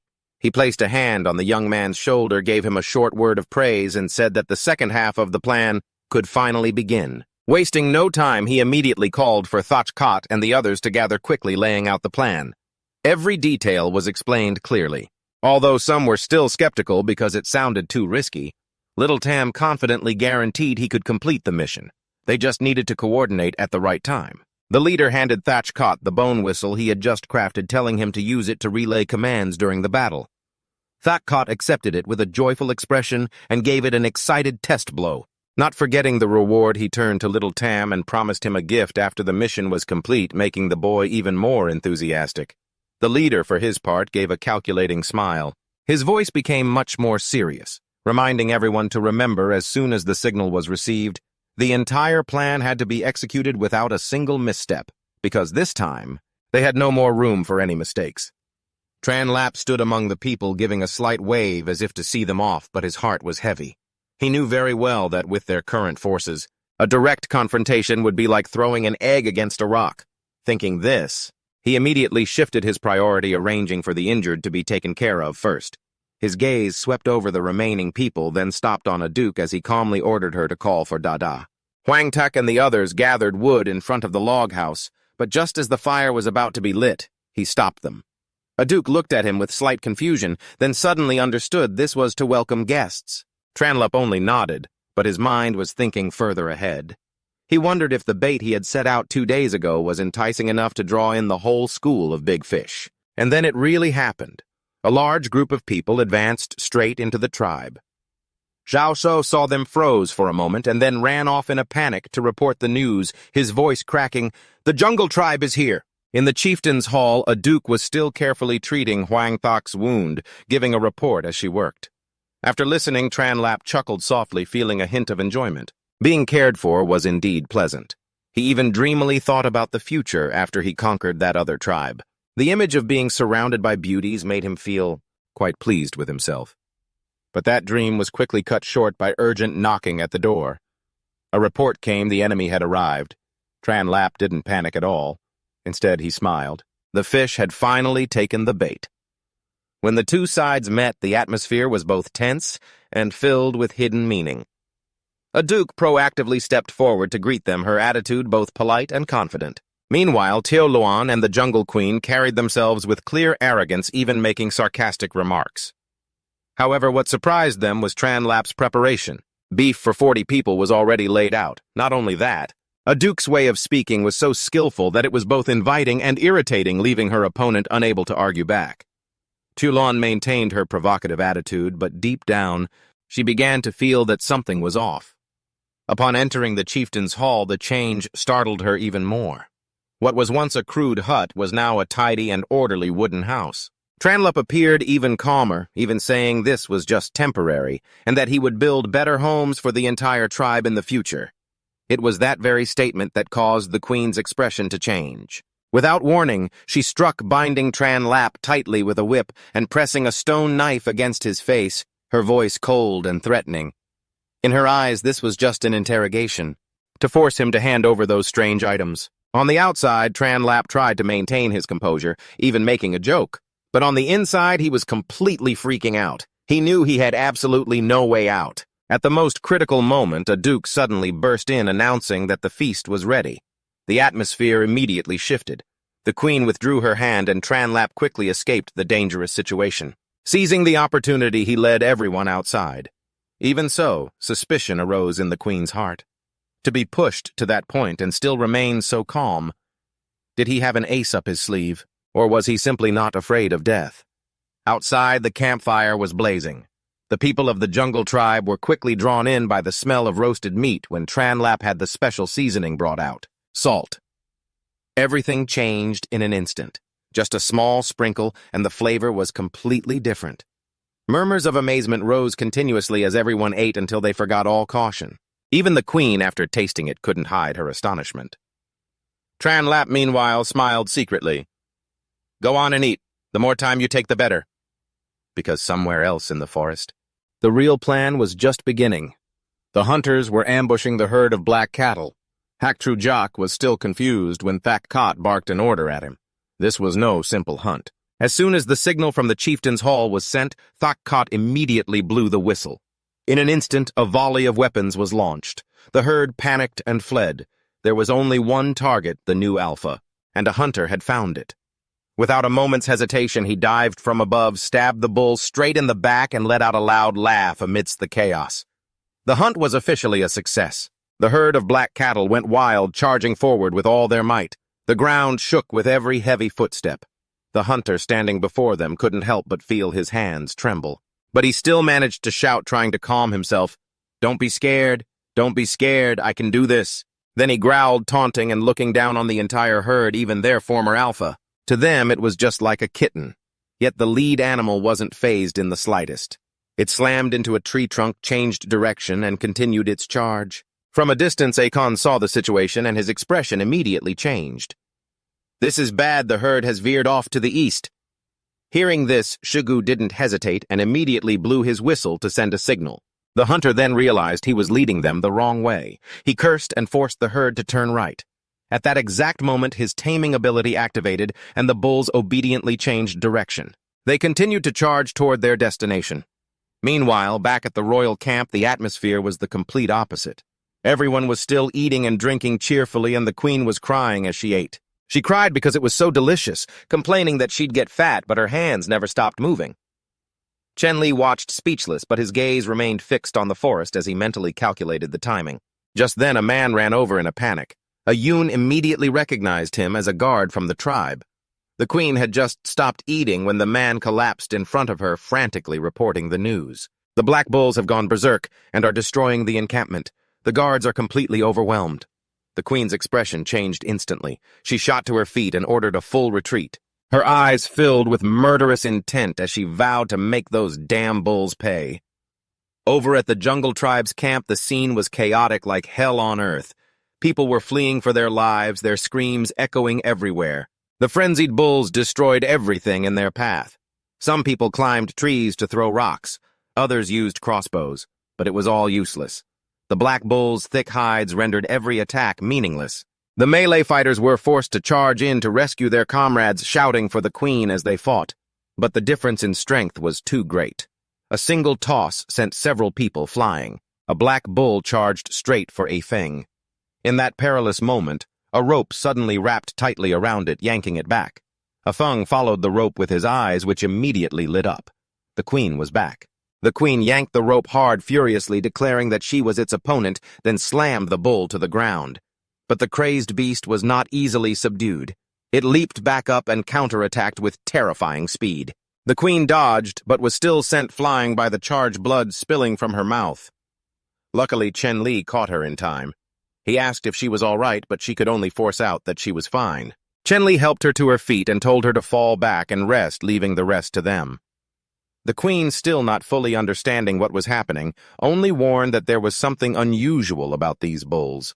Her words made the hunters and Shugu flinch for a moment. Chen Li now stepped forward, his eyes turning cold. Facing the black bull directly, he was anxious, wondering if the bull hide he was wearing would be enough to intimidate it. At first, the bull bellowed ferociously, but then it hesitated and backed away, causing him to breathe a sigh of relief.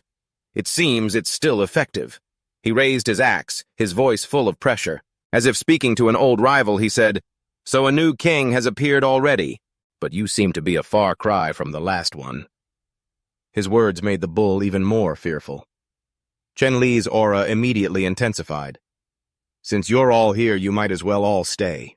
The moment he finished speaking, the hunters and Shigu charged forward in unison. Their only target was the herd leader. Shigu shouted, signaling a hunter to use him as a launch pad, and leaped straight at it. He grabbed its two horns and activated his taming skill. Everyone else immediately surrounded it, pressing in so it couldn't escape. Meanwhile, Chen Li turned to pull the queen away, but she stubbornly refused, still wanting to fight. He was forced to hold her back, warning that their forces weren't strong enough. To continue would be suicide. His words left the queen speechless. Her gaze gradually fell. Chen Li took the opportunity to suggest she bring all her tribespeople to his place to recover and wait for the right moment to return. He promised to provide shelter, food, and safety. Then he told her to look around at those who could no longer fight. Ayu's voice trembled as she asked if the queen could really bear to watch them die for nothing. In the end, though reluctant, the queen had to make a decision. She ordered the entire jungle tribe to carry the wounded and retreat to the north. Ayun immediately shouted the order to fall back. Her voice was decisive, leaving no room for hesitation. She scanned the entire area and quickly arranged their formation. The wounded would go first, while those with strength left would provide cover from the rear. Everyone had to move as quickly as possible. Meanwhile, Chen Li didn't hesitate. He turned to Ayu, telling her to take the queen and everyone else back to the camp to rest. He would stay behind with Shugu to hold off the bulls. This would buy time for everyone to retreat safely. Ayu nodded her eyes, unable to hide her worry. She only had time to say, "Be careful," before immediately leading the people away. Behind them, the black bulls were still charging madly. But suddenly, Ayun and a group of warriors turned back and charged straight into the herd, shouting as they ran, forcing themselves to bravely face the threat. Seeing this, Shugu hurriedly tried to stop them, but before he could finish, they had already engaged in battle. Chen Li watched the scene, gave a slight smile, and praised them brave. Then he turned to Shugu. "If that's the case, then we can't fall behind either." And so the whole group charged back into the fight. By the time the sun set, the retreating group had made it back to the royal camp. Chucho rushed out to help. Before she could even feel relieved, she immediately asked where Chen Li was. Yu could only reply sadly that he and Shegu were still holding them off. For now, they had to take care of the wounded. Chucho quickly pointed the way, leading them to the tents in the back, breathing a sigh of relief for the few tents that Dada and the others had managed to build earlier. They were finally being put to use. She turned to continue organizing those with strength left should get food and water. The jungle tribe no longer maintained their distant attitude. They began to proactively help each other. Yu led the queen into a thatched hut, reassuring her that they would have to make do for now, but that their safety and food would be guaranteed. The queen just nodded silently. Before Yu left, she quietly said she would take care of everything and hoped the queen could rest and recover with peace of mind. Only after the door closed did Yu let out a sigh, recalling Chen Li's plan. The main goal was to win over the jungle tribe with the fewest possible losses after the recent battle. They couldn't afford any more losses, thinking of that. She couldn't help but secretly admire Chen Li's plan. It was truly meticulously calculated. Now only the final step remained. The next morning, as everyone began their daily chores, Dada asked about how things were last night. Lang Guchui yawned and replied that there was nothing unusual. Everything was peaceful. Ayun, standing nearby, suddenly noticed the sky darken. Before she could understand what was happening, Dada approached to announce that the king wanted to see the queen to discuss important matters, which startled her and put her on guard. Inside the royal camp, Chen Li was looking at the mission notice board. Only 8 days remained. The pressure was making him anxious. Just then, Yu led the queen in. Before he could beat around the bush, the queen flatly refused the merger. She even warned him not to think he could take advantage of their weakness to force them. Chen Li didn't flinch, calmly replying that this wasn't a threat but a trade. He laid out his conditions, from house-building techniques to weapon crafting and fire-making. He could share everything. In return, the jungle tribe must join under his protection and arrangement. His words were both gentle and sharp. He also pointed out the harsh reality: stronger tribes are always lurking, and right now they were nothing more than wounded prey that would sooner or later be torn to pieces. Hearing this, the queen immediately reacted. It wasn't that simple. She couldn't force her tribe's people to bow to a stranger. Unless, Chen Li asked again, and the answer was a battle. Only through victory. Could he truly win everyone over? Chen Li didn't need to think long and immediately agreed. The two sides stepped outside and summoned everyone. He announced that because the queen was injured, to be fair, he would not fight directly. Instead, Shegu would fight on his behalf. Hearing this, Shegu let out a hearty, excited laugh. As for the jungle tribe, Ayun stepped forward to accept the challenge without hesitation. The moment she finished speaking, she charged forward to attack. At first, Shegu was still joking around, but he quickly realized his opponent was no simple foe. The continuous barrage of attacks forced him to get serious. He had dismissed her first bone knife, but the second one struck true, cracking the bone on his head. His anger flared, and Shegu swung his axe in a counterattack. Just when it seemed the fight would end, something unexpected happened. Another knife flew from the jungle tribe's side, hitting him right in the face and interrupting his attack. Shegu cursed loudly for the sneak attack, but Ayun didn't miss the opportunity. She charged straight for Chen Li, her eyes fierce, shouting a single word: "Kill!" Ayun gripped the two knives in her hands, her eyes blazing with no trace of hesitation left. She lunged directly at Chen Li, her objective clear. She wanted a decisive blow. Seeing the situation turn dangerous, Akon, who was on the roof, immediately threw down a spear to protect him. The spear tore through the air at incredible speed. Meanwhile, Chen Li stood his ground, his gaze cold, not even flinching. Xiao Luan, standing beside him, watched with a clenched heart. But it all happened in the blink of an eye. The spear pierced straight through Ayun's body, causing her to lose all her strength as her body collapsed to the ground. The pain made it nearly impossible for her to move. Seeing this, Afeng immediately ran over, both panicked and furious. He raised his knife and demanded answers, claiming it was all a trap from the very beginning. The moment he spoke, the atmosphere became as tense as a bowstring. The people of the jungle tribe were instantly on high alert, and some even shouted, asking for the order to counterattack. If the queen just nodded, a battle would erupt immediately. Yu looked worriedly at Chen Li and called out softly. As for Chen Li himself, sweat was already trickling down his back. He quickly analyzed the situation in his mind. This ambush was completely outside of his plan. Was this a spontaneous act, or did it have the queen's permission? If it was the latter, things would be extremely troublesome. He had even prepared for the worst-case scenario, taking the queen hostage to turn the tables.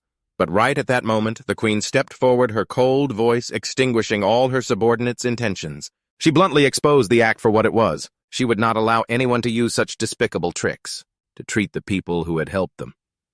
The entire group fell silent. No one dared to speak. Then she declared clearly that this battle was their loss. Afeng's gaze darkened. He was unwilling to accept it, but he couldn't refute her. The queen turned to Chen Li, her voice softening as she mentioned Ayun, the proudest warrior of the tribe. If it weren't for her, she would never have resorted to such an act. At this, the queen humbled herself and knelt, begging Chen Li to save Ayun, promising that the jungle tribe would remember this debt of gratitude. Outwardly, Chen Li maintained a stern expression, but inwardly, he breathed a sigh of relief. The situation was not yet out of control. In fact, the initiative was back in his hands. He thought of the last of his hemostatic medicine, which he had intended to keep for himself, but considering the bigger picture, he decided to use it.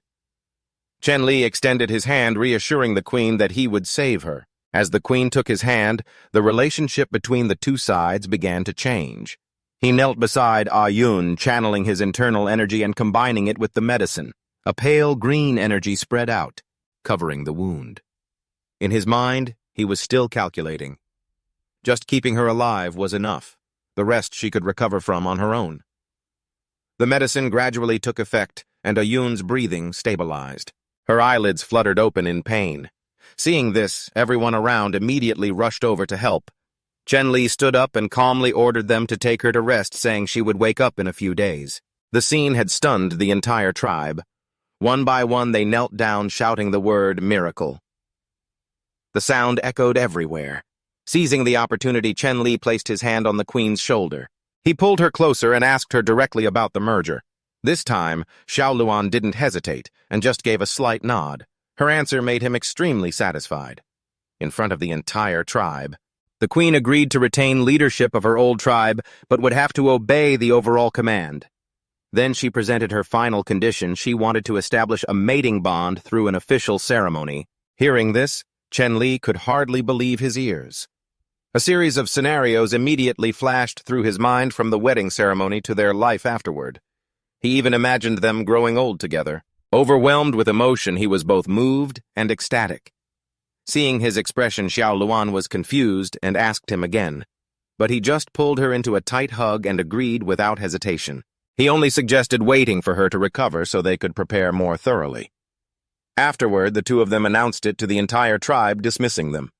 The injured were to return and recover, and in a few days they would participate in the ceremony. The crowd responded in unison. At that moment, the system also displayed a notification. Chen Li had officially established his own faction, becoming the leader of the new tribe. Looking at the attribute panel, he frowned again when he saw the population was still lacking. After a moment's thought, he got the idea of capturing more people from the Bay tribe, but then he hesitated, wondering if prisoners of war would count as population. While he was still thinking, he heard whispers behind him. At first, he thought they were saying he had gone mad with joy, but the next sentence sent a chill down his spine. All the men who had become the queen's mates before had been cut into pieces during the ceremony. A horrifying image immediately appeared in his mind, causing Chen Li's expression to change drastically. The smile on his face froze. Only one thought remained in his head. This wasn't as simple as he had imagined. A chilling scene now played out in Chen Li's mind. The queen, without a hint of hesitation, hanging him up, causing him to break out in a cold sweat as he stammered, thinking about her eating men. Then he unconsciously glanced at the two women beside him. The more he looked, the more terrified he became. He immediately pieced it together, so this was the reason their tribe had so few men. Lost in thought, he suddenly felt a figure appear behind him. A chill ran down his spine, and he froze, sweat pouring down his face until he heard someone call out, "My king!" He jumped and spun around, screaming, "Don't eat me!" Turns out it was just Dai Dai standing behind her, looking at him with utter confusion, while Chan Lap hurriedly tried to compose himself. He cleared his throat a few times to hide his embarrassment, but then Dai Dai asked a direct question that made him even more uncomfortable. "Do you really want to become the queen's mate?" Chen Li looked up at the sky, his face full of contemplation. "This whole thing, He really had to think it over. The moment Dai mentioned the upcoming ceremony, he couldn't help but picture himself being eaten. He froze instantly and quickly tried to backtrack, saying he was just making conversation at the time. Dai, not understanding, asked for his reason. Chen-Li sighed and said bluntly, "I thought I was getting a wife who knew it'd be a praying mantis." That sentence immediately cheered Dai up while he could only sigh helplessly. Truly, life is unpredictable. Just then Ayu appeared, scolding Dai for not resting and recovering. Dai hugged Chen-Li tightly again, insisting on staying by his side, making it impossible for him to even get a moment of peace. In the end, he had no choice but to tell Ayu to inform everyone that they didn't need to hide anymore, and to come back to help build the camp. Ayu nodded and dragged Dai away. Before leaving, she looked back lingeringly and told him to think it over carefully, while Ayu added a nagging comment that made his face twist even more. When everyone had left, Chen-Li stared into the distance. Then he told himself he had to find a chance to call off the engagement as soon as possible. The next morning, as the sun rose, he stepped out of his house, stretching and taking a deep breath. Before him was the sight of everyone working together. The newcomers and the old members were coordinating quite well, which made him feel a bit relieved. But right after he remembered the important matter and immediately decided to find the queen to make things clear, he walked towards this grass hut area where the jungle tribe was temporarily staying. Along the way, people greeted him, and someone even enthusiastically led him to the northern bend of the river where the queen was. When he arrived, he stood on the bank while the queen was soaking in the water, looking as relaxed as if nothing had happened. Seeing him arrive, she calmly dismissed her attendants. Then she asked what was wrong. Chen-Li awkwardly waved his hands, saying he just came to check on her wound. She replied softly that a few days' rest would be enough, then asked half-jokingly if she needed to get out for him to inspect it more closely.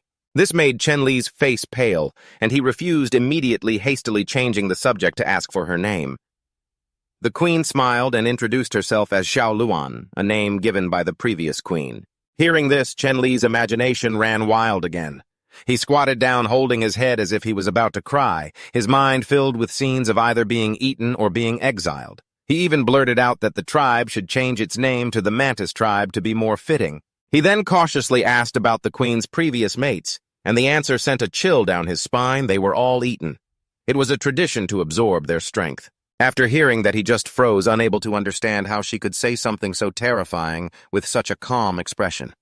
But then Xiao Luan added that was a thing of previous generations. As for her, she had no intention of continuing it because she found it inelegant. She hadn't even had a mate before, so she'd never eaten anyone. Hearing this, Chen-Li felt as if a great weight had been lifted.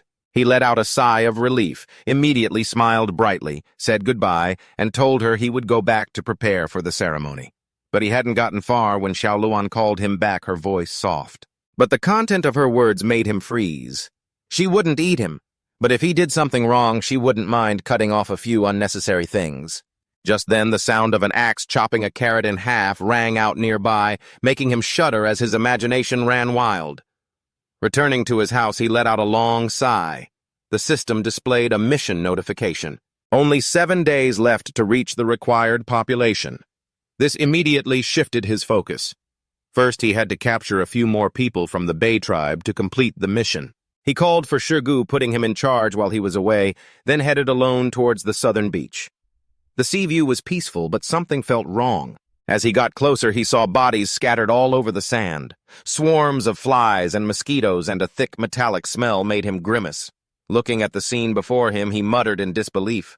The Bei tribe has been wiped out. On the desolate beach, Chen-Li sat perched on a tree branch. His gaze darkened as he looked at the corpses of the Bei tribe scattered on the sand. A few dodo-like birds were perched on the bodies, squawking loudly as if deluding themselves into thinking they were the victors.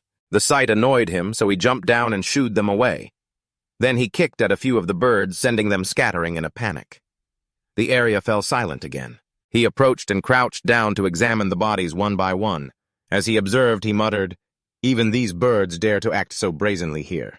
It seems this area is safe for now."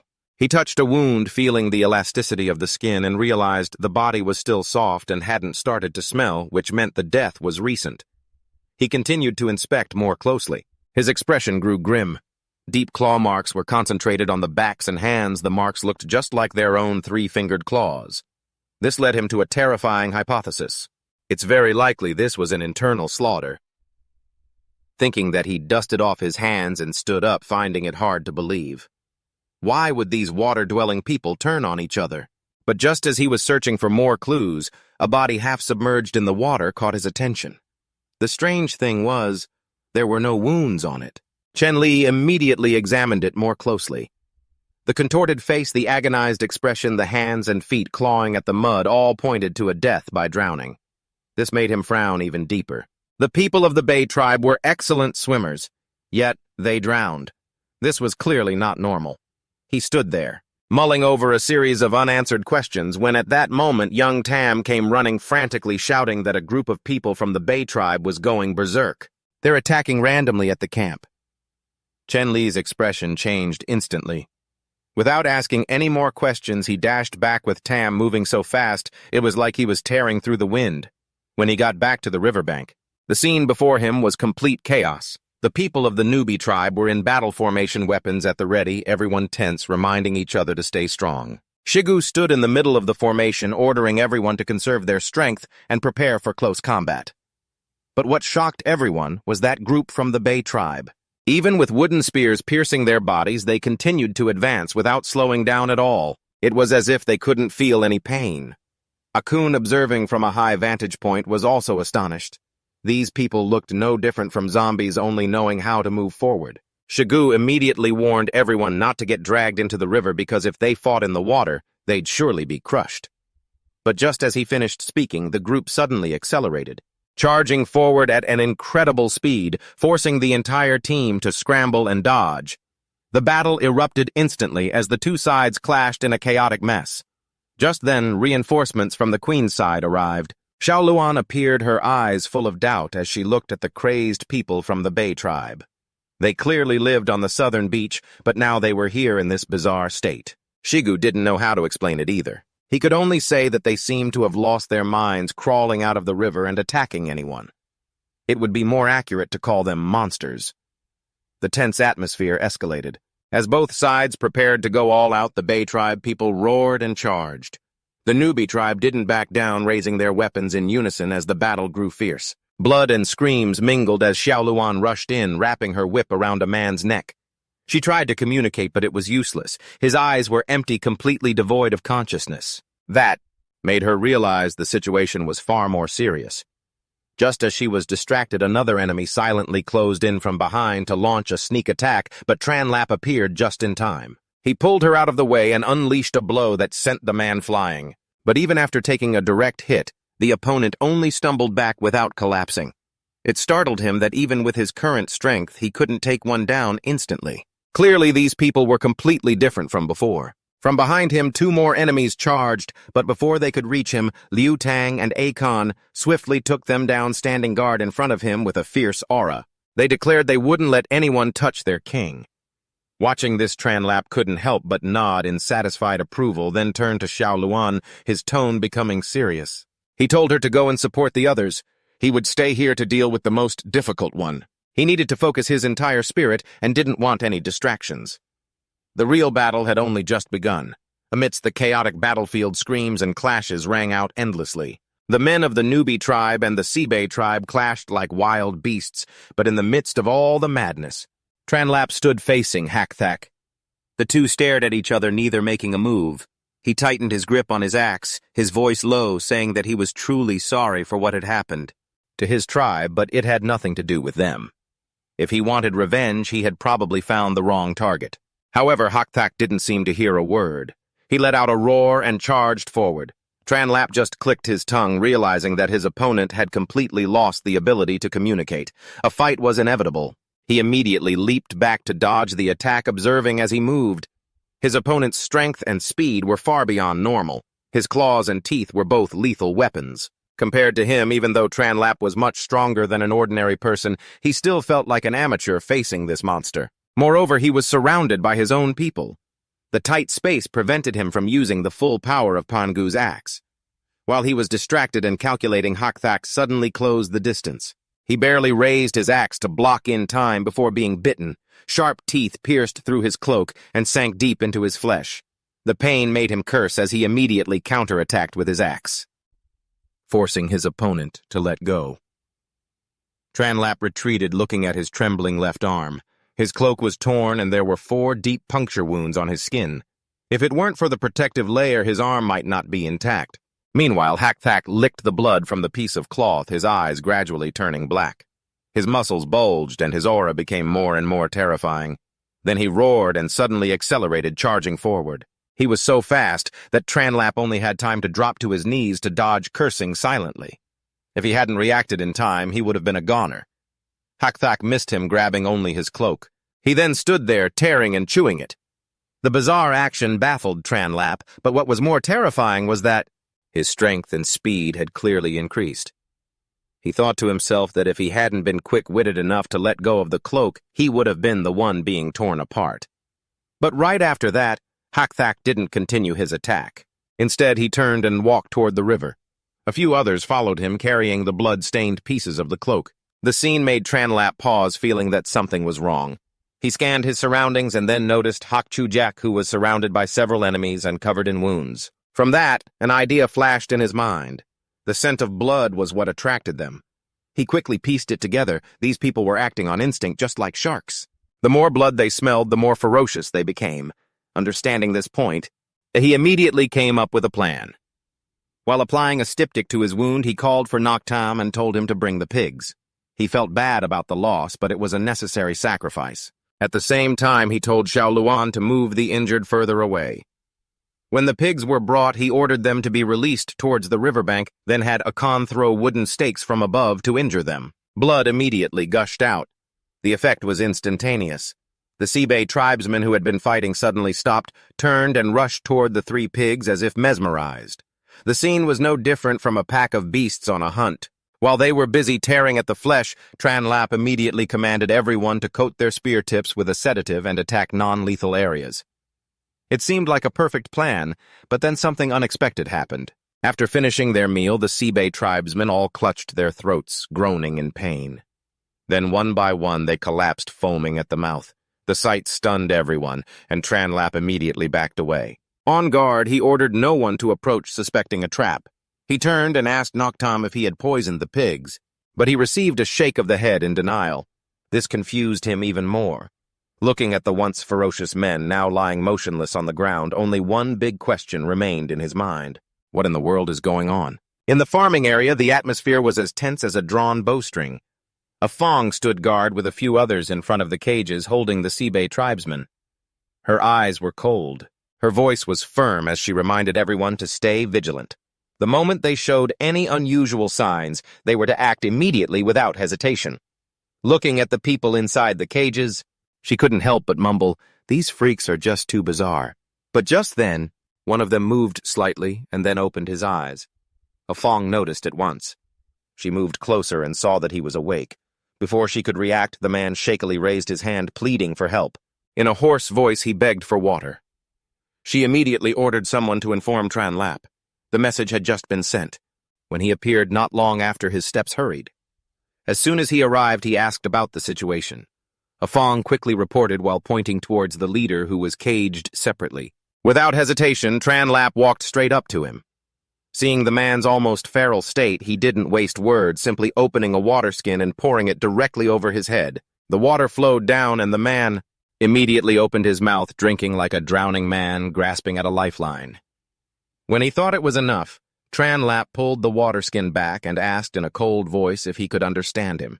After receiving a weak reply, he handed the water skin to Aduk to take over. Aduk knelt, pouring the water more slowly this time, her voice soft but calculating, telling him there was plenty of water here and it would be better if he cooperated and answered a few questions.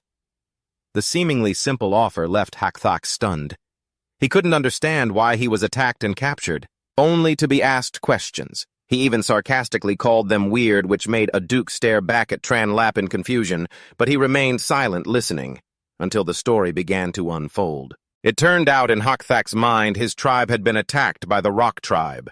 He even believed he'd been sold off to this distant place. Aduk immediately denied it, explaining that they were the newbie tribe and what happened before was because his own people had charged at them in an uncontrollable state. The explanation made Hakthak even more bewildered. His memory of that time was a complete blank. He didn't remember what he had done, much less what had happened to his tribesmen. At Aduk's prompting, he began to recount everything before he lost his memory, starting from his normal life by the beach, from minor squabbles to the moment the rock tribe appeared and launched their attack. After that, there was a complete gap in his memory. When he came to, he was already here. After listening to the whole story, Tranlap was silent for a long time before sighing and revealing the cruel truth that he had been to their territory before. And there was not a single person left alive. If he hadn't decided to spare these men, the Bay tribe would have been completely wiped out. The words struck Hakthak like lightning, and he collapsed. He screamed in despair, blaming himself for failing to protect his people. His cries echoed, filled with pain, and at that very moment, a leaf fell from his clothes to the ground. Aduk quickly picked it up, sensed something was off, and immediately showed it to Tranlap. The moment he took it, he called the system to check. In a flash, information appeared. It was a hemp plant, a bitter-tasting plant that could relieve pain, but its smoke caused hallucinations. Hearing this, Tranlap's expression immediately changed. All the scattered pieces began to fit together in his mind. The loss of control, the beast-like behavior, the fragmented memories. He clenched the leaf in his hand. Only a single theory remained in his mind. It was highly likely that this entire incident was not a coincidence, but a premeditated conspiracy. In the farming area, Afong didn't let her guard down for a second. She walked past each cage, personally bringing water to the imprisoned members of the Bay tribe. The moment they saw the water, they went wild, snatching it from each other to drink. Their mouths kept crying out like people who had just escaped death. The chaotic scene forced her to shout loudly, reminding them that everyone would get their share and not to fight, then immediately signaled the person next to her to continue distributing, making sure no one was left out. Meanwhile, in another corner, Tranlap was the complete opposite. He stood silently amidst the tense atmosphere, his eyes glued to the leaves in his hand, his expression growing darker by the second. Then he suddenly blurted out with firm conviction, "So that's what it is. All the fragments recovered from the bodies of those people were all from the same type of hemp plant." Just uttering the name was enough to make his expression change drastically. He immediately recalled what Hak Chujak had once said about the rock tribe possessing some kind of strange power. And now he was almost certain. That so-called mystical power was nothing other than the dark art of hallucination, something that could control the human mind. From there, everything started to become clear in his head. The Bay tribe's civil war, their slaughtering of one another, even their recent crazed behavior. It was all very likely caused by hallucinations from the toxic smoke. Some were lucid enough to run into the water to escape the smoke, but ultimately died of exhaustion. The more he thought about it, the more a chill ran down his spine. Tranlap's gaze was heavy as he looked towards the battlefield. Then he let out a wary assessment. The rock tribe is too dangerous. These Bay tribe people, and most likely didn't just barge into our territory by accident. It was part of some plan. If his suspicions were correct, then the mastermind behind this was likely trying to get both sides to annihilate each other or to drag the newbie tribe into the vortex, turning everything into a bloody purge. And that meant they had been put on a target list from the very beginning. As he thought of this, he felt the pressure mount. His gaze shifted to Hakthak, who was sitting there in a daze. The once strong leader was now just a broken man. That made him understand even more clearly that even powerful people like that could be manipulated like puppets. Tranlap summoned the system. The information panel instantly appeared before him, each line of data clearly visible: strength, stamina, intelligence, population, territory. It all reflected a single reality: the newbie tribe was still far too weak. He stared at his own strength stat, then let out a soft breath. 3 points. It sounded decent. But against this kind of threat, it was completely insufficient. Not just him, but the entire tribe was in an extremely fragile state. Meanwhile, Hakthak was still drowning in regret. His voice choked up as he blamed himself for not realizing sooner. Aduk, standing beside him, observed the situation and gently reminded him that his spirit was broken. They wouldn't be able to get any more information out of him right now. "Aduk!" Tranlap nodded, his expression turning serious. He said bluntly that they couldn't wait any longer because the next threat could strike at any moment. Aduk immediately understood and asked if the rock tribe was the one behind everything, and if so, how did they do it? Tranlap didn't answer right away. He just held up the hemp leaf, explaining concisely that this was the key. Those people used it to control the men in the cages, turning them into uncontrollable tools. And the terrifying thing was, They had no idea when it would happen next. He looked at the whole situation, his voice dropping low. Right now, we are completely on the defensive. We have too little information and everything is a blur. We can only step forward in the dark. But the most urgent thing right now is to pull Hakthak out of his mental breakdown. The moment he called his name, Hakthak immediately looked up, his eyes filled with despair. Tran Lap spoke slowly. He said that there was no need for self-blame because once you inhale that smoke, no matter how strong your body is, you can't resist it. He showed him the leaf and asked again if he had any memories related to it. Blackstone sniffed the air and suddenly froze. He recognized that scent. It had been present during the battle with the Rock Tribe, but back then it was mixed with so many other things that he'd only felt uneasy, unable to distinguish it. Hearing this, Chen Li immediately confirmed it was just as he'd guessed. Not just one type, but many types of poisonous herbs were used at once for the purpose of causing cognitive disruption and controlling their behavior. That also meant that if they didn't fully understand this mechanism, a direct attack would only lead them into a trap. Hearing this, Blackstone gritted his teeth, then suddenly knelt down, begging to join the fight and avenge the rest of his tribe. The Bay Tribe members also echoed his plea in unison, their cries for revenge ringing out full of fury. Chen Li looked at them for a long moment, quickly weighing his options. He did need more manpower to complete the mission, but he couldn't let emotion cloud his judgment. The risk was too great, especially given their trait of being agitated by the smell of blood. Blackstone immediately interjected, saying that their sense of smell could be an advantage in tracking the enemy. But that only made Chen Li more worried because if they lost control, the consequences would be unimaginable.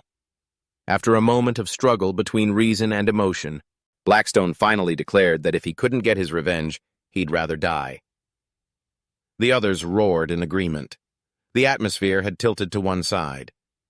Chen Li sighed and laid out his final condition. If they agreed to be split up, follow his command, and accept their assigned tasks, he would give them a chance at revenge, even if not all of them would get to strike the blow themselves. After a moment of silence, they all agreed. Their eyes were filled with determination. Ayu also nodded in understanding. Immediately after, Chen Li turned and gave the order for a controlled release, making them part of the newbie tribe. At the same time, the system chimed with a notification: main quest completed. The newbie tribe is now officially recognized. Rewards appeared one after another: attribute points, a supply crate, a legacy template, and even a time bonus gift. Chen Li looked at it all and let out a soft sigh mixed with relief. Finally done. But when his gaze returned to his attribute panel, he muttered, "The population grew fast. But they're still too weak." Without further hesitation, he made his final decision. All of the reward points from this time would be poured into strength, because before the real storm hit, he needed at least one thing solid enough to stand against everything that was waiting ahead. Chen Li didn't hesitate, immediately dumping all the attribute points he had just received into strength. His finger pressed the plus sign on the system interface. In that instant, his entire body was engulfed in a whirlwind of exploding light. He roared in agony, feeling every muscle fiber being torn apart and regenerated as a new flood of power surged into him. It was uncontrollable, forcing his whole body to swell within the brilliant light. His scream rang out violently before gradually fading, until only heavy, ragged breaths remained, cold sweat drenching his body as the light dissipated. The system panel displayed his new status. Strength had skyrocketed to 60. Looking at that number, he let out a long breath, feeling a mix of astonishment and newfound confidence. It felt like now he had enough power to face anyone, at least in terms of pure strength. But just then he also noticed his hair seemed to have grown a little. It made him pause for a moment before he quickly brushed it aside.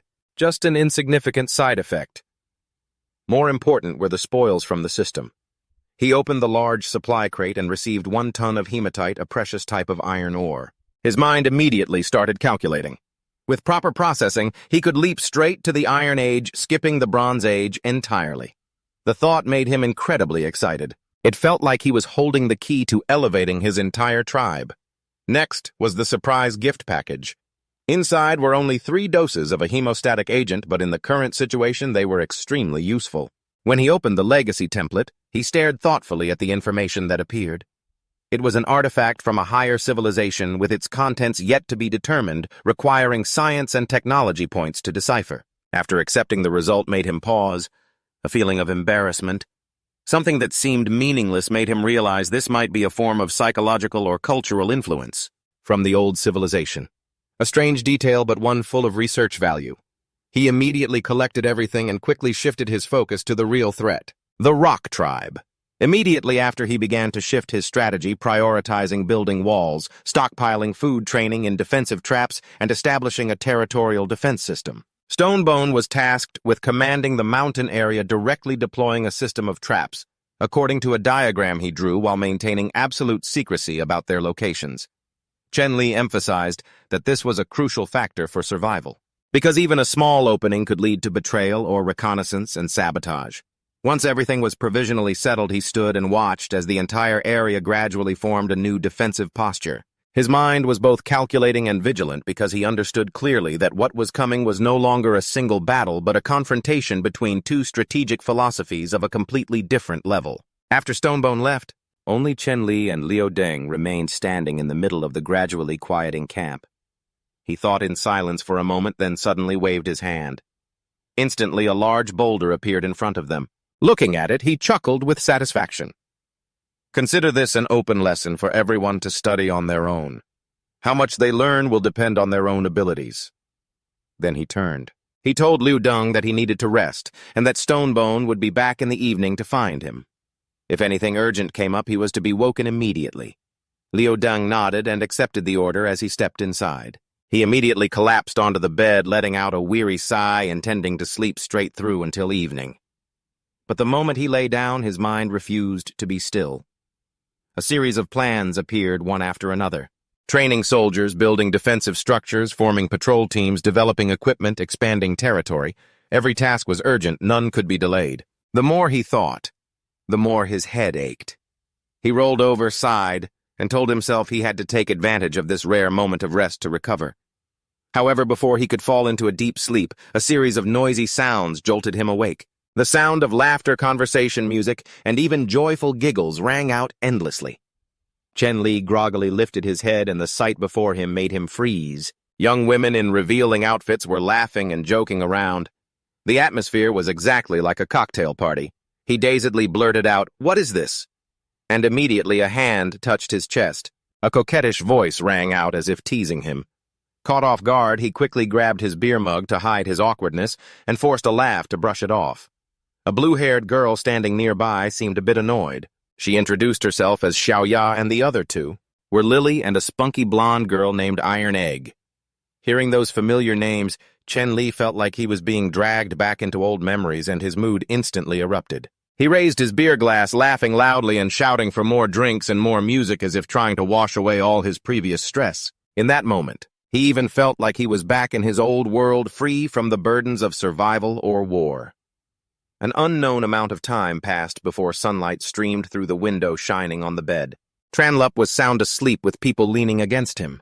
But amidst the peace, he mumbled incessantly in his sleep, waking the person in his arms. The girl looked up, calling for him to wake up in a sweet, coaxing voice, saying she wanted to continue. But his body was exhausted, and he could only hastily refuse. Just then, the conversation began to get chaotic. He kept calling out the wrong name, from Xiaoya to Lily, then Zhengsa, but they were all wrong. It wasn't until the person in his arms spoke up, saying she was Thak Kot, that the entire atmosphere seemed to freeze. Tranlup shot up instantly, his face frozen for a few seconds before he let out a bewildered scream. It turned out it was all a misunderstanding, and the person he thought he was partying with was actually Thak Kot. She had been called to report on the night mission. The atmosphere became incredibly awkward. Both of them were blushing. In the end, he could only clear his throat to change the subject and quickly end the uncomfortable situation. Immediately after, he returned to work with everyone else, beginning to inspect the trap system. A deep pit had been dug, its surroundings lined with sharp stakes pointing up from below. Only a small patch of a sky could be seen, narrowed by the mouth of the pit. Tranlap slammed his shovel into the ground, looked at the result with satisfaction, and calmly told everyone that this was sufficient for the first step of preparation.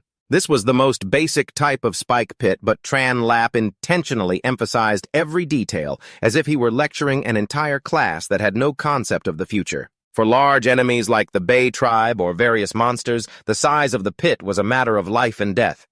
The pit had to be wide enough to swallow the prey whole and deep enough to prevent it from climbing out on its own. Otherwise, it would be no different from digging your own grave. He gave an example. If a mountain goat fell into a small pit, it would still have a chance to jump out. But if it was built to standard, then its only option would be to lie still and accept its fate. After speaking, he and the others quickly covered the mouth of the pit with a layer of leaves concealing all traces as if nothing had ever existed there. A simple but deadly trap was completed right in the middle of the forest. The people around looked down, then let out a collective gasp of astonishment. The way they looked at Tran Lap increasingly resembled the way one looks at something beyond their comprehension. He just smiled lightly and continued to explain that this type of trap could be combined with the net traps he had taught them before. As long as they knew how to coordinate, the effectiveness would be multiplied many times over. The atmosphere immediately became lively. Everyone cheered their mouths unceasingly, calling him king, as if they had just learned real magic. Tran Lap didn't forget to assign an additional task to Akon. He said that the techniques for modifying traps could be entirely entrusted to him for practice and teaching to others. At first, Akon was stunned, not believing he could do it. But when it was explained that even simple things like a javelin trap could be turned into a hanging trap by changing the trigger mechanism, he began to understand, and his eyes gradually lit up. After assigning the tasks, he handed over the rest of the work to Thakkot, repeatedly reminding her to remember the location and operation of each type of trap, and that they must absolutely not be revealed to outsiders. But before leaving, he didn't forget to add one more sentence, a light threat that made Thakkot stand at attention as if she'd just received a life-or-death order. As dawn approached, he returned to the settlement both tired and constantly thinking about all the next steps in his plans. But as he passed by the residential area, he noticed something unusual. It was too quiet.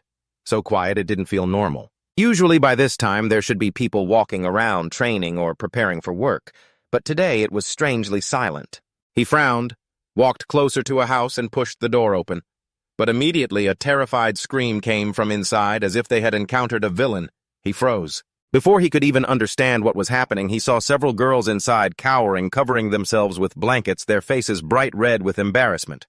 When he learned the reason, he understood the problem. It turned out their current clothes were too unsafe by the new civilized standards, which made them afraid to go outside.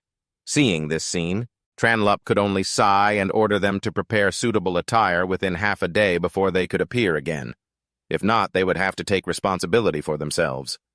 Leaving that place, he walked on, lamenting that developing a civilization wasn't just about fighting, but also about awkward problems like this. As he was thinking, an excited call came from behind. Thakkot ran over as if he had discovered a treasure holding 2 small black stones in his hand. He explained that while digging the pit, he had accidentally discovered something that could create fire. As the 2 stones were struck against each other, they immediately shot out a few small sparks. In that instant, Tran Lap's expression completely changed. He immediately realized this wasn't ordinary stone, but something that could unlock an entire technological leap. A series of applications instantly flashed through his mind, from creating fire and smelting metal to various types of explosive weapons. He said only one concise but excited sentence: "This is the tribe's great leap forward." The people on the mountain were still working quietly, the atmosphere so silent that only the sound of the wind and shovels hitting the earth could be heard. Because of this, when the sound of hurried footsteps echoed from a distance, everyone immediately looked up in alarm. Thakkot ran up as if flying, his voice filled with excitement as he shouted, "King, you're here! The stone you mentioned, we've dug it up!" Hearing that, Tran Lap immediately followed the direction he was pointing. Before him was a small, freshly dug hole. He walked closer and bent down to observe, his gaze quickly becoming pensive. The quantity was small and scattered, not at all like a large mineral vein. He immediately guessed that this was not an area with ideal conditions for natural formation. It was most likely the remnants of an area that had once been mined or used. Thinking of that, he turned to Thakkot and asked, "Did you find anything else in the soil?" Without hesitation, Thakkot immediately squatted down and continued digging. As he sifted and turned over each layer of dirt, he picked up a few pieces of a strange object after a moment. It didn't look like flint or ordinary stone. Its color was completely different. Without much thought, he held it up and instinctively sniffed it. Just a second later, his expression changed continuously, from red to green, then pale, before finally blurting out a single pained word, dung. The air instantly fell into a strange silence. Tranlap, however, looked as if he had just confirmed something he was thinking. His eyes lit up noticeably. Just as he suspected, this wasn't a pure mineral deposit, but an area once inhabited by creatures or a tribe. They even had a primitive concept of waste disposal. Thinking a bit further, he started to suspect that this could be a trace of an old civilization that once existed in this area. And if that's the case, there could very well be more clues buried underneath. While Thakkat was still dry-heaving from his oral discovery, Tranlap had already switched to giving orders. Gather the rest of the digestive stones, fill in the area, and leave absolutely no trace. At the same time, set more traps around. He also instructed them to build a fire watchtower on high ground, to take turns observing. Hearing that Thakkat immediately reacted in panic. "A fire tower? What are we burning? Why do we need fire?" But before he could ask more, Tranlap had already waved his hand and walked away, leaving him standing there bewildered. A few days later, work within the tribe gradually stabilized. Houses had begun to take shape, the people had proper places to live, and the atmosphere in the territory became much more peaceful. Looking at the results, Tranlap nodded in satisfaction, thinking to himself that this was the first step in building a solid foundation for survival. Six Dang, standing beside him, couldn't help but ask about that concept, and he simply explained that only when people's basic needs are met can the tribe truly develop in the long term. But before he could finish, an excited shout cut him off. Dai rushed over from a distance like a gust of wind. As soon as she saw him, she shouted loudly and ran straight for him. Tranlap barely had time to react before he saw the danger approaching. He immediately turned to cry for help, but it was too late. Dai threw herself into his arms with such force that they both went flying straight into a newly built house, creating a huge crash. Six Dang, standing outside, could only gape in astonishment, disbelieving his own eyes. After a moment of chaos, Tranlap staggered to his feet. Before he could even steady himself, Dai hugged him tightly again, crying and saying that the house was just finished, and that he couldn't let anything happen to him. He could only sigh and reluctantly warn her not to tackle him like that again, then went back to checking on the construction as things settled down. He moved on to check the food supply by the river. The fishing operation was bustling, with some people catching fish and others sorting them. Laughter and conversation filled the air. The scene of daily life was truly becoming that of a developing tribe. Six Dang looked at everything and, unable to hide his gratitude, said that it was all thanks to Tranlap's leadership. But he wasn't entirely comfortable with that thought. He still felt a bit troubled about what he had done about the war, about the conquest. Six Dang just calmly replied that this was a world where the strong survive and the weak perish. There's no absolute right or wrong. Hearing this, Tranlap just stared silently at the river before him, his gaze heavy as if he were reconsidering the entire path ahead. The large and small tribes in the surrounding area were still slaughtering and devouring each other daily like a never-ending vortex. In that chaotic context, Tranlap chose to use the smallest losses to gain the greatest benefits, step by step, pulling the entire tribe out of its passive position. After hearing this, the look in Six Dang's eyes, who was standing beside him, began to change. As if those words had touched his deepest thoughts, he said, "This isn't just a strategy. It's also a form of mercy in its own way."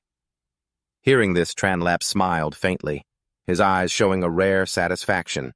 He clapped Six Dang on the shoulder, acknowledging that the man had grasped the most important thing for a tribe's survival. Then he signaled to keep moving, saying it was time to check on the border defenses, especially the area related to the Bay tribe, where he always felt there were hidden variables. The two of them followed the mountain path, arriving as the sun was nearly setting below the horizon. From a distance, the scene of labor was still proceeding in an orderly fashion, people standing guard, people building. Everything was running smoothly, which made him quite pleased. Just as he was about to leave, Thakkat ran up. He called out to him. Without beating around the bush, he asked directly about the progress on the fire beacon and the trap system. Thakkat immediately reported that the three main directions, west, south, and north, were all set up. However, a problem arose with manpower. A large portion of the people had to be moved to guard duty, which split the construction force and slowed down progress. He pointed towards the people working. The exhaustion was clear on everyone's faces. To ensure progress, everyone was forced to start work very early and continue until dark. Hearing this, Tranlap just let out a sigh, muttering that the lack of manpower was still the biggest bottleneck. Without hesitating for long, he decided he and Six Dang would go up the mountain tonight to provide direct support. Thak Kot immediately objected, arguing that everyone could still manage and that he didn't need to personally intervene. But Tranlap shook his head, his voice turning serious, and said that this was a critical phase. "We can't delay for the single minute or second." He further analyzed that if the Rock Tribe had truly existed near this area, then they probably know the terrain even better than we do. And if they take advantage of a moment when our defenses aren't fully prepared to attack, the consequences will be severe. There was no more time for debate. He immediately gave the order to move out. Under the cold, full moon, the group moved up the mountain, each person taking on a part of the work. The sound of quiet but continuous conversation echoed in the silent space. Some were adjusting wooden stakes, others were checking trap locations. Everyone was racing against time. Tranlap stood in the middle of the work area, his gaze fixed on the fire watchtowers in the distance. For some reason, an inexplicable feeling of unease rose within him. He frowned, trying to push the thought away. He told himself it was probably just accumulated stress, but the feeling wouldn't go away. Just then, a scream rang out from the distance, shattering the silence. Tranlap immediately whipped his head around, his eyes sharp. A signal from the southern fire beacon appeared at the same time. Without a moment's hesitation, he shot to his feet, his decisive voice ringing out. "The southern fire beacon is under attack. Everyone assemble." The quiet forest night was torn apart by the sound of Tranlap's urgent footsteps as he sprinted towards the southern fire beacon. As he ran, his mind raced with calculations. Even though he knew the trap layout and had picked up some speed, the distance from his current position to the southern mountain was still at least 5 minutes. His heart was burning with anxiety. He could only hope that during that time, nothing serious would happen at the fire beacon. Akan, observing from a high vantage point, his eyes narrowed as he saw the alarm smoke rising in the distance. He immediately realized the situation wasn't simple. The traps had been triggered very close to the tribe, which meant the enemy had penetrated deeper than expected. They might even have accomplices approaching from another direction. Without further hesitation, Akan immediately moved towards the scene. But just as he landed, a sense of danger washed over him, causing him to instinctively dodge to one side. A sneak attack missed. He immediately counterattacked, throwing a spear into the darkness, but was met with only a strange silence. Before he could compose himself, the weapon he had thrown was flung back at him at an incredible speed. Akan was forced to use his remaining spear to block the blow. And right after that, another figure lunged forward, their killing intent palpable. The movement was so fast that he couldn't react in time. In a life-or-death moment just centimeters away, a familiar axe blade stopped right before his eyes. Tranlap had appeared just in time. His gaze was sharp as ice, but his voice was urgent. He immediately asked for the situation. Akan, having just recovered from the shock, quickly reported the direction where the trap was triggered. Tranlap only had time to nod and confirm the location before immediately ordering him to stay behind and lead the group that was following. As for himself, he continued to rush ahead to handle the situation. In the darkness, his figure quickly vanished, leaving only a reminder to be careful as there might still be more enemies. Tranlap crossed the forest following the signs of a triggered trap. He finally stopped in front of a sprung hanging trap. There were no unusual sounds nor any sign of a whole group of pursuers. The air was so quiet it made him wary. Observing more closely, he realized the trapped prey didn't resemble a wild beast or the enemy he had imagined. Cautiously approaching, he froze for a moment when he saw the situation clearly.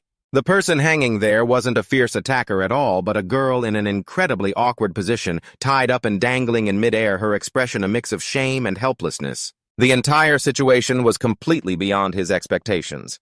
Tranlap stood still for a moment, his eyes as if confirming what he was seeing before slowly uttering a sentence. "Xiao Luan, why is it aren't you supposed to be recovering from your injuries?" He asked the question, but his gaze lingered on the sight before him for so long that he had to let out a cough to hide his own awkwardness.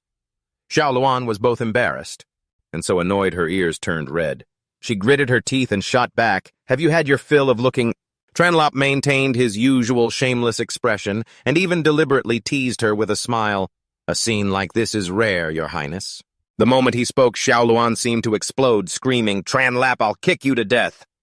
Despite her legs being tied, she still struggled, kicking wildly in his direction. Tranlap not only didn't dodge, but stepped forward. He grabbed her ankle with one hand, his eyes looking. You let go. Xiao Luan stammered, her face red with a mix of anger and panic. Taking advantage of someone in their time of need. Chen Li deliberately blew a puff of air on her foot, then tickled her sole with his finger. He wasn't about to let her off easy. She instantly jolted, letting out a yelp she couldn't suppress.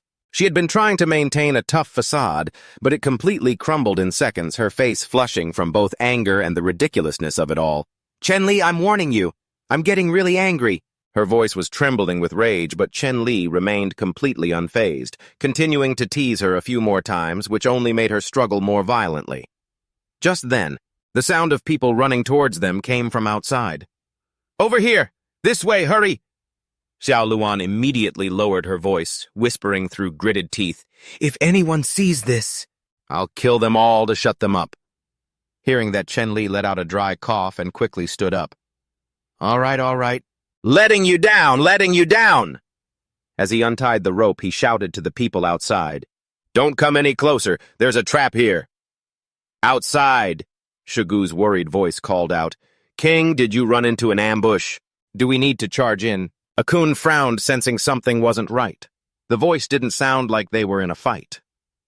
Shugu, however, took a completely different train of thought, suddenly nodding as if he'd discovered a great truth. "I get it, the king must be taking care of some private business, like relieving himself."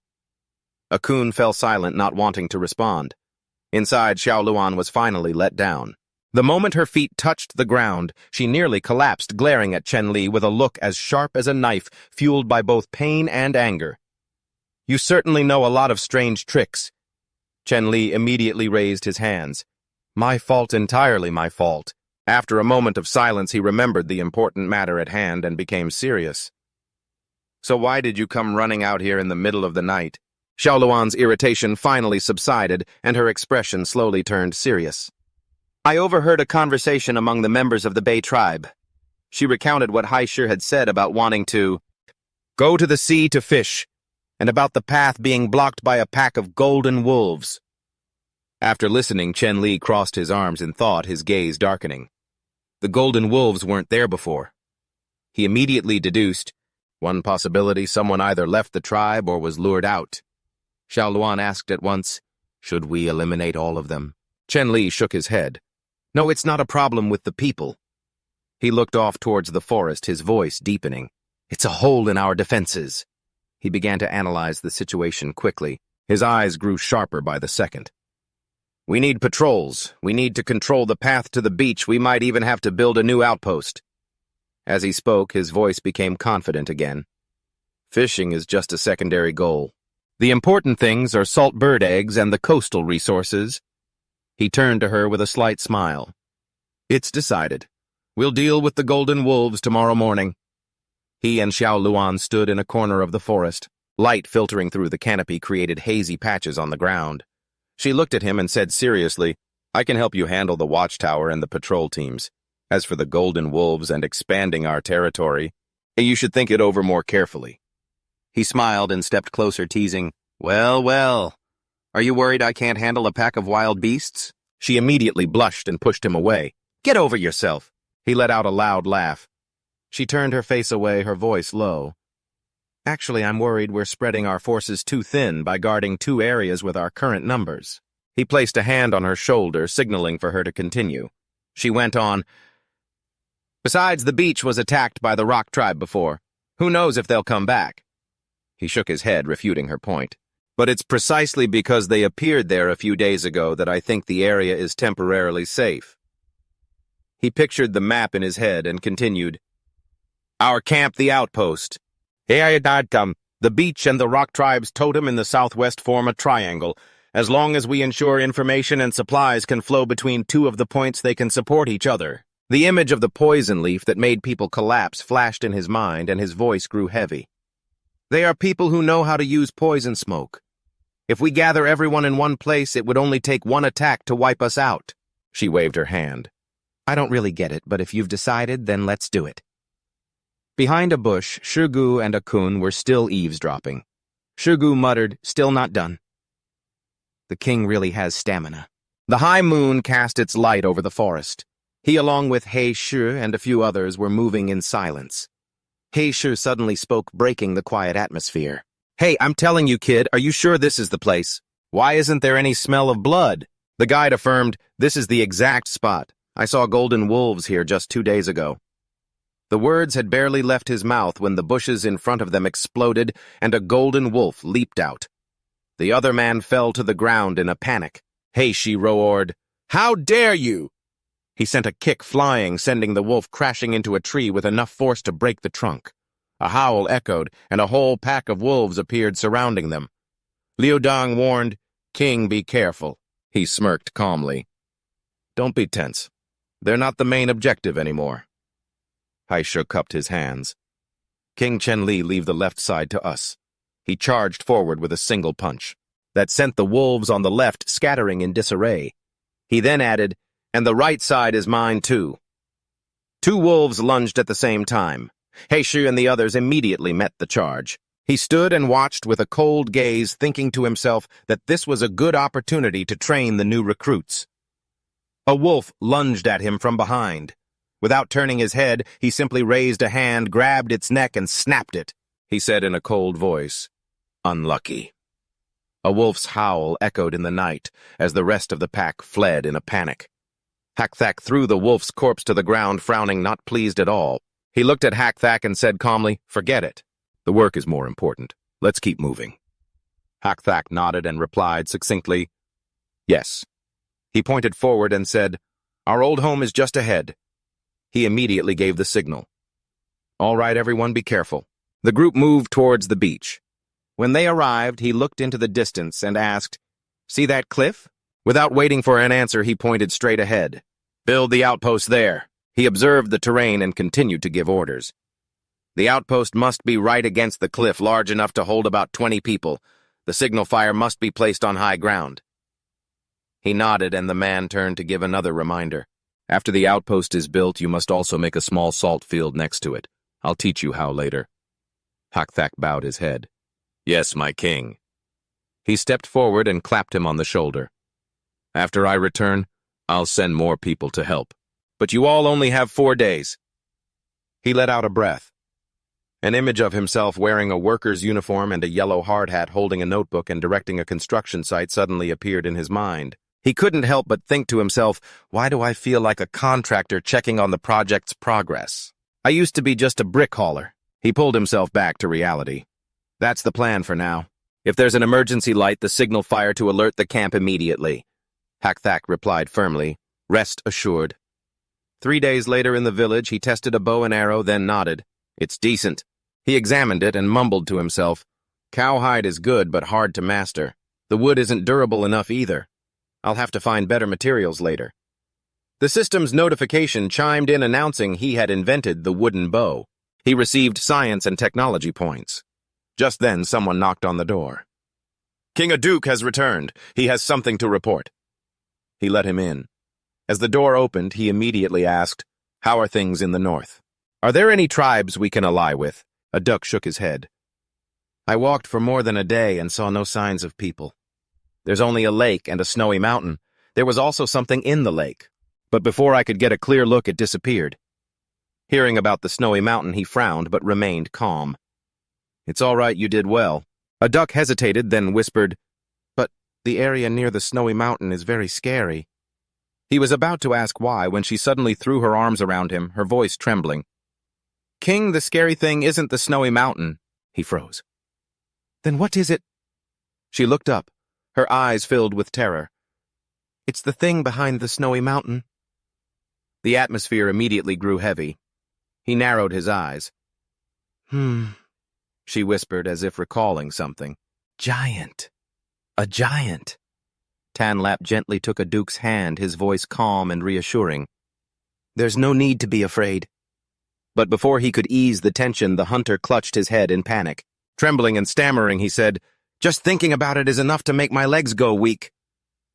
Just then, the mission panel suddenly appeared before Tanlap's eyes, announcing that the side quest chain for the giant had been activated, causing him to pause for a moment in confusion. A series of thoughts immediately raced through his mind. Just a glimpse had earned him 1 attribute point, whereas before, he had to struggle to hunt a saber-toothed tiger just to get 2 points. Thinking this, he began to reassure himself. Perhaps the opponent is just an ordinary tall person.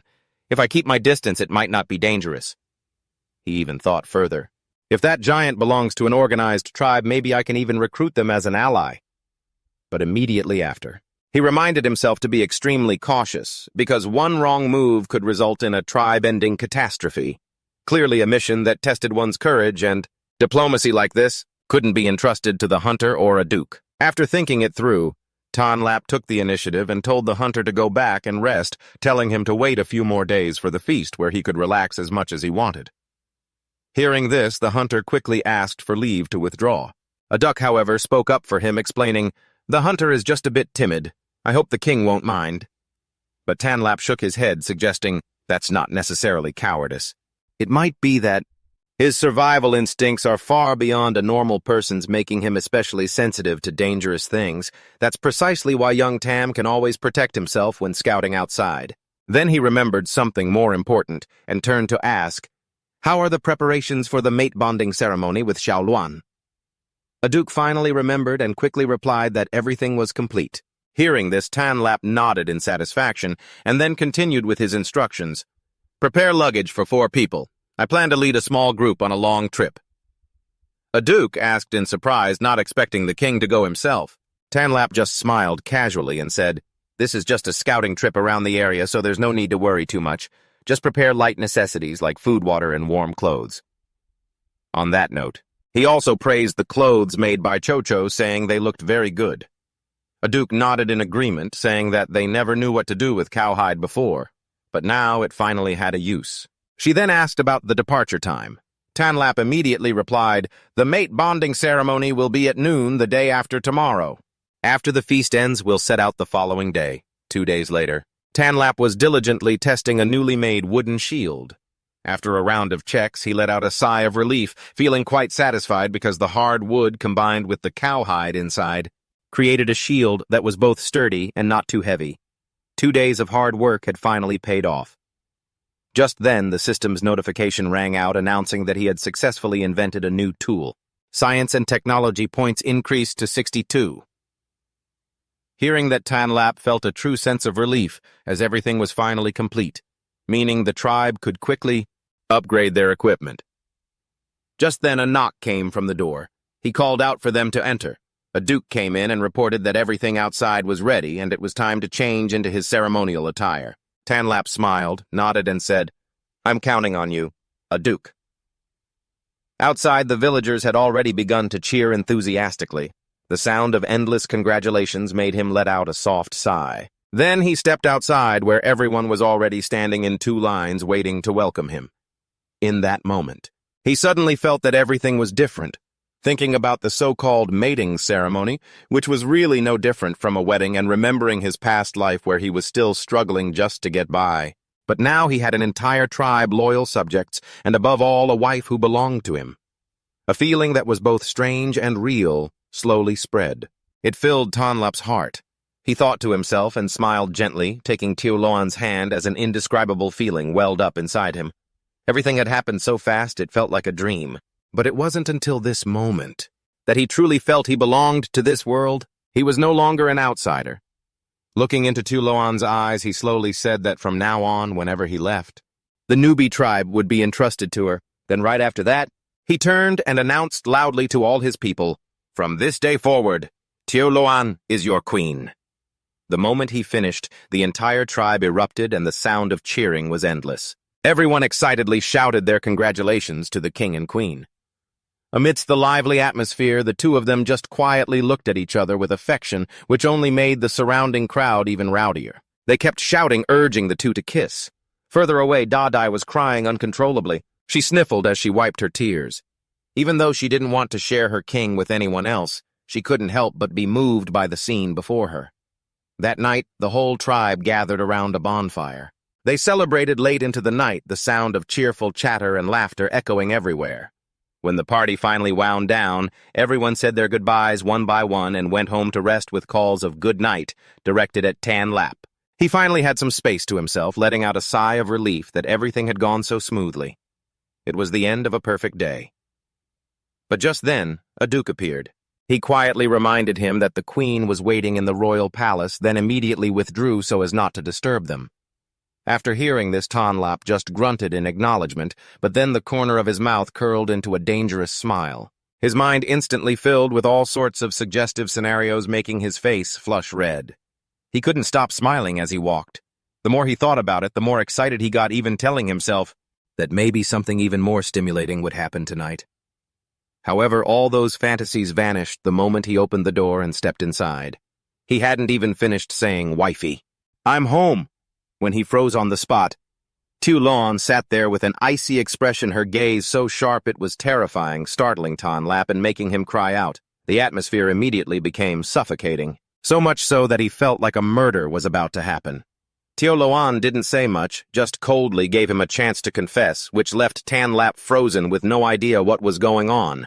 That is, until she held up a whip as a clear warning, making him instantly panic. The thought even flashed through his mind. Isn't this a bit much for our wedding night? He even thought to himself that he'd have to get her a gentler whip later. Finally, Tulon got straight to the point. "We just finished the ceremony, and you're already planning to take people and leave the tribe." Hearing this, Tonlap breathed a sigh of relief. So that's all this was about. The tension immediately vanished.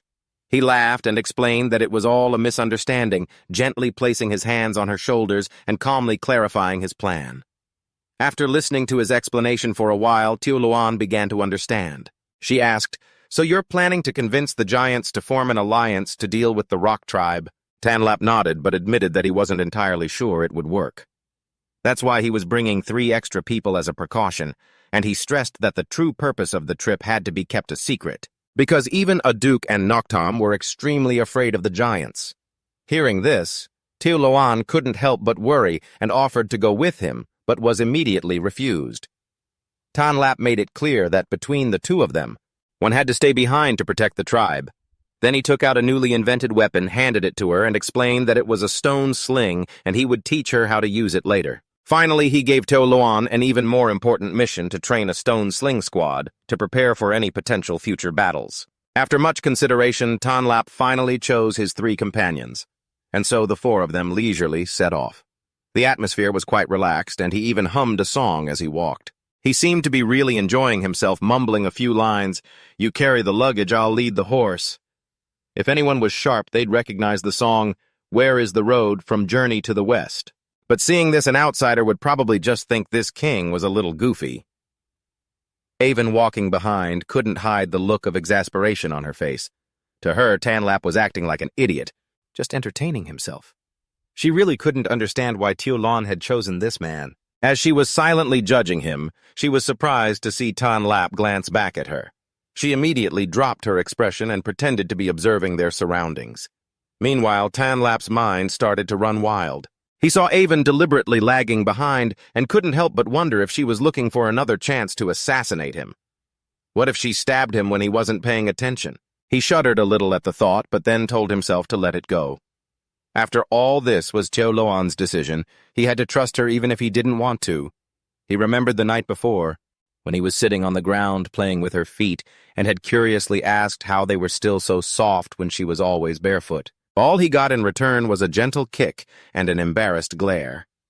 Then Tioluan had seriously suggested that if he didn't trust people from her old tribe, he should choose people from the jungle and bay tribes. After that, she had firmly insisted that Avon had to go with him. It wasn't a negotiation. It was practically an order because, according to her, Avon was the strongest warrior by her side. She said she would only feel at ease if Avon went along. She even guaranteed that she had already taught Avon a lesson about what happened last time, telling him not to worry. But now, looking at the way she kept staring at him, Tonlap just wanted to sigh. It was a bit hard to feel at ease like this. He glanced over at Akon next to him, thinking to himself that if something did happen, he could probably only rely on him. Just then, Akon suddenly spoke up, saying he felt like something was staring at them. But when no one responded, he could only reassure himself that it was probably just his imagination. Seeing this, Tonlap chuckled to himself and said, "Not necessarily. Turn around and see for yourself." The atmosphere immediately grew a little tense. Just then, Hakthak ran up. He asked about the lake up ahead. Tonlap nodded and said he had heard the hunters mention it. As soon as he finished speaking, Hakthak laughed and said, Then the hunters must have seen that thing too. Tanlop narrowed his eyes slightly and asked, "You mean the water monster in the lake?" Hakthak immediately confirmed it, saying that when he was little he saw it swallow a leopard whole. He sounded excited as he spoke. He even said he hoped they would run into it this time so he could have a good fight. In complete contrast to his excitement, Tanlap just felt annoyed. To him it was good luck not to run into monsters like that, but on the outside he had to remain calm and even act tough. That sea monsters are nothing special. If he were to encounter one, he'd rather face something stronger like a giant, for instance.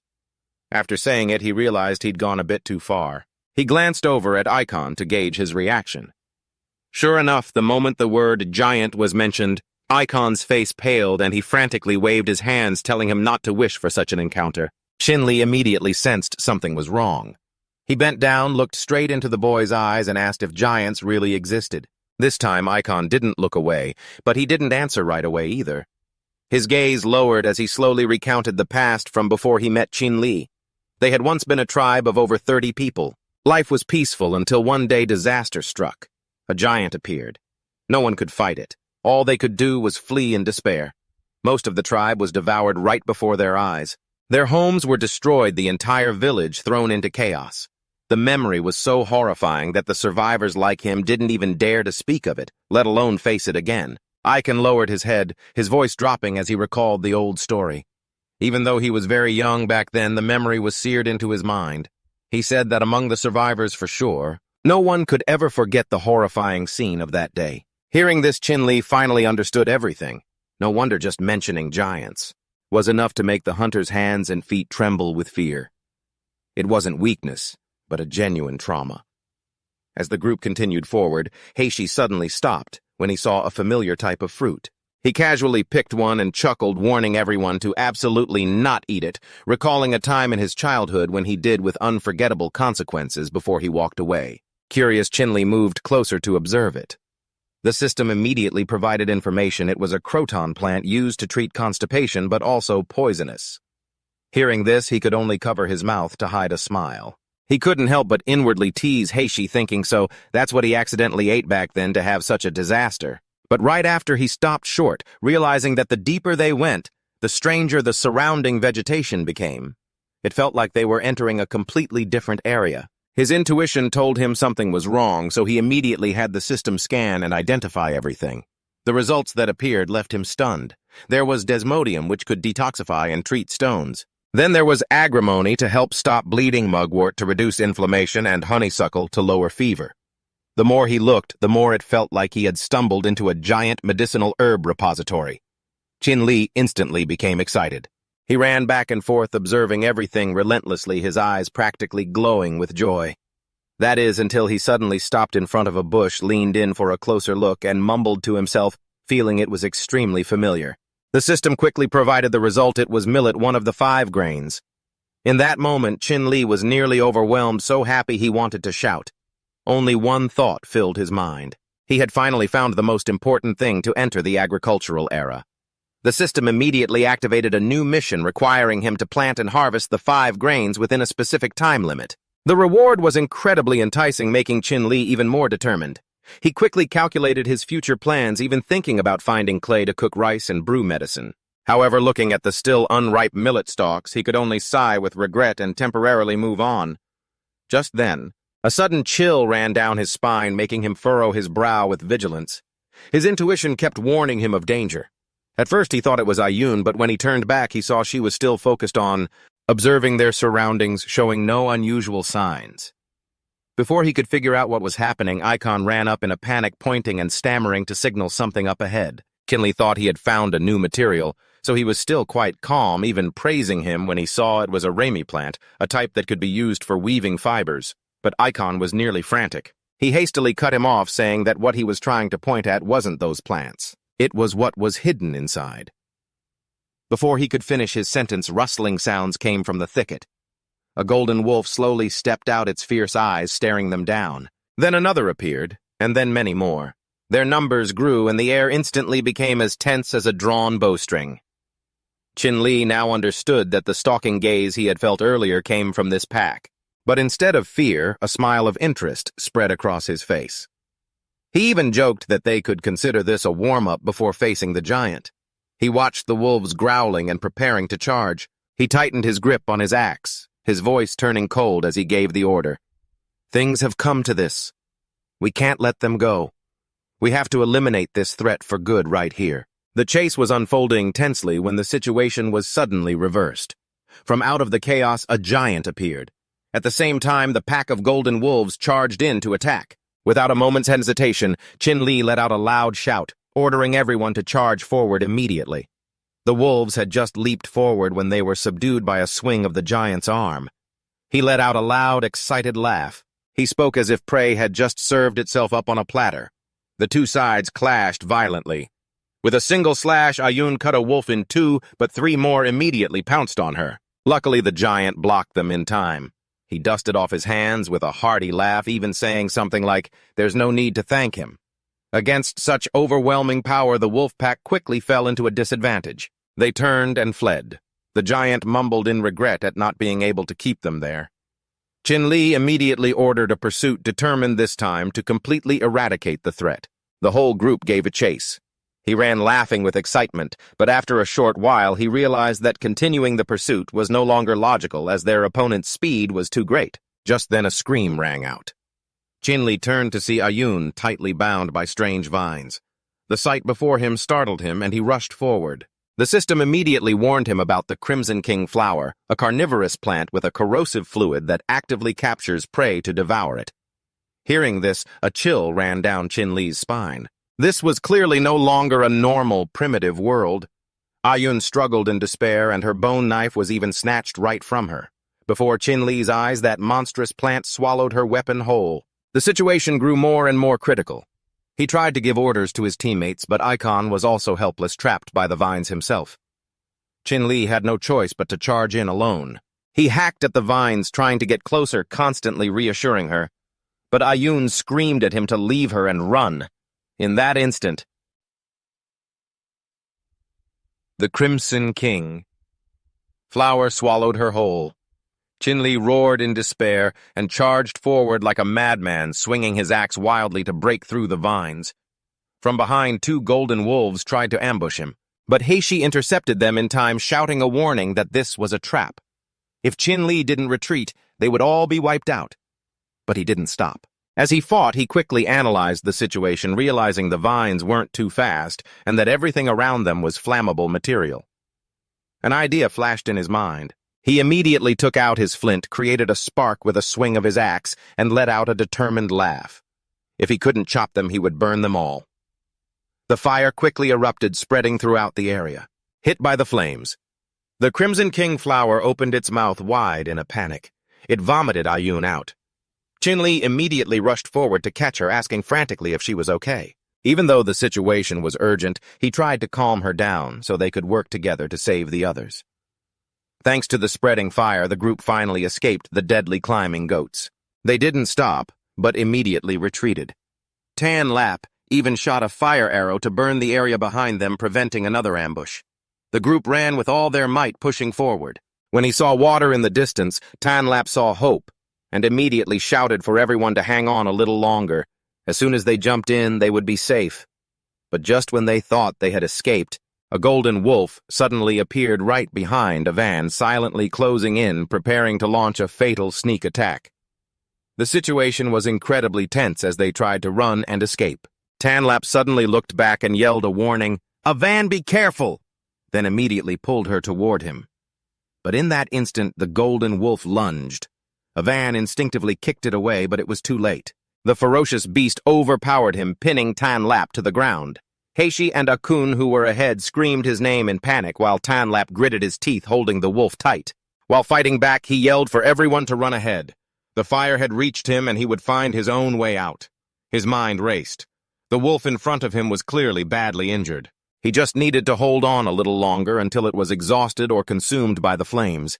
At that critical moment, an arrow cut through the air and pierced straight into the wolf's neck, killing it instantly. Tan Lap froze and turned his head to see a van who had just struggled back to her feet. She was the one who fired that arrow. He couldn't help but ask in surprise when she had learned to use a bow. A van panting replied that she had just learned by watching him, but her ankle was sprained and her strength was gone. She was sure she couldn't run anymore and told everyone to leave her behind.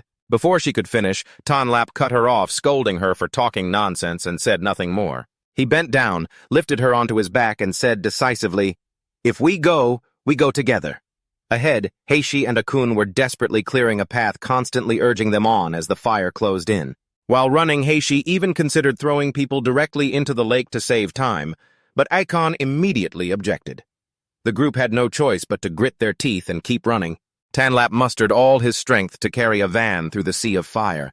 Just then, a van suddenly spoke, her voice heavy, admitting that she had originally planned to use this opportunity to kill him. Then she laid out her suspicions about the previous Black Ox incident one by one, his fighting style, the traces of his injuries. Everything made her believe that Tanlap was involved. She had even planned to assassinate him herself, the knife once held close to his neck. But now things were different. Tanlap didn't stop still carrying her forward, and only said one short sentence, "If we're going, we go together. Live or die, it's the same."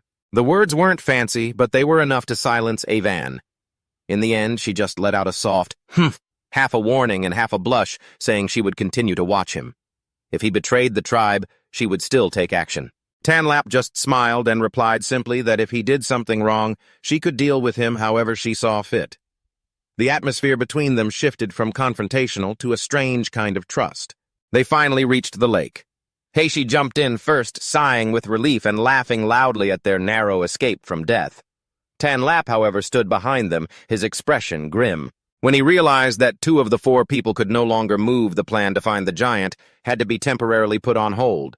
He quickly reorganized the group, assigning Heishi to lead the 2 injured back to the safe area near the thornleaf tree while he went to find medicine. After treating their wounds with the herbs he'd gathered, everyone's condition gradually stabilized. While gathering more supplies with Heishi, Tanlap suddenly noticed a strange smell. Following the scent, he discovered a litter of wolf cubs sleeping in the bushes. Only then did he understand that the golden wolves from before weren't seeking revenge.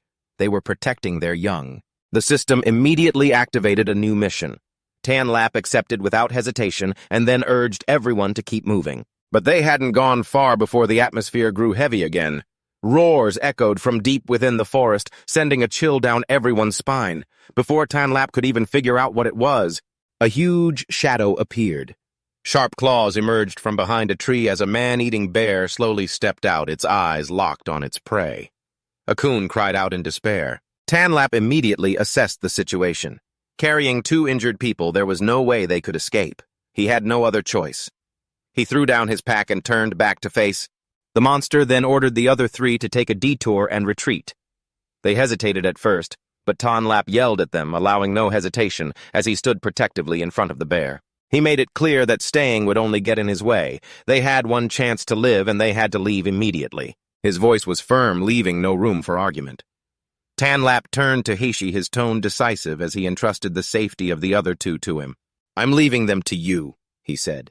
Then walked straight toward the giant bear, shouting to draw its attention and create an opening for his comrades to escape. Heishi understood at once. He led a van and Akun away. Tanlap stood alone facing the monster. He taunted it, swinging his axe and charging forward, but the difference in strength was too great. A single swipe sent him flying. Heishi looked back and saw this, panicking and wanting to go back to help, but Akun stopped him.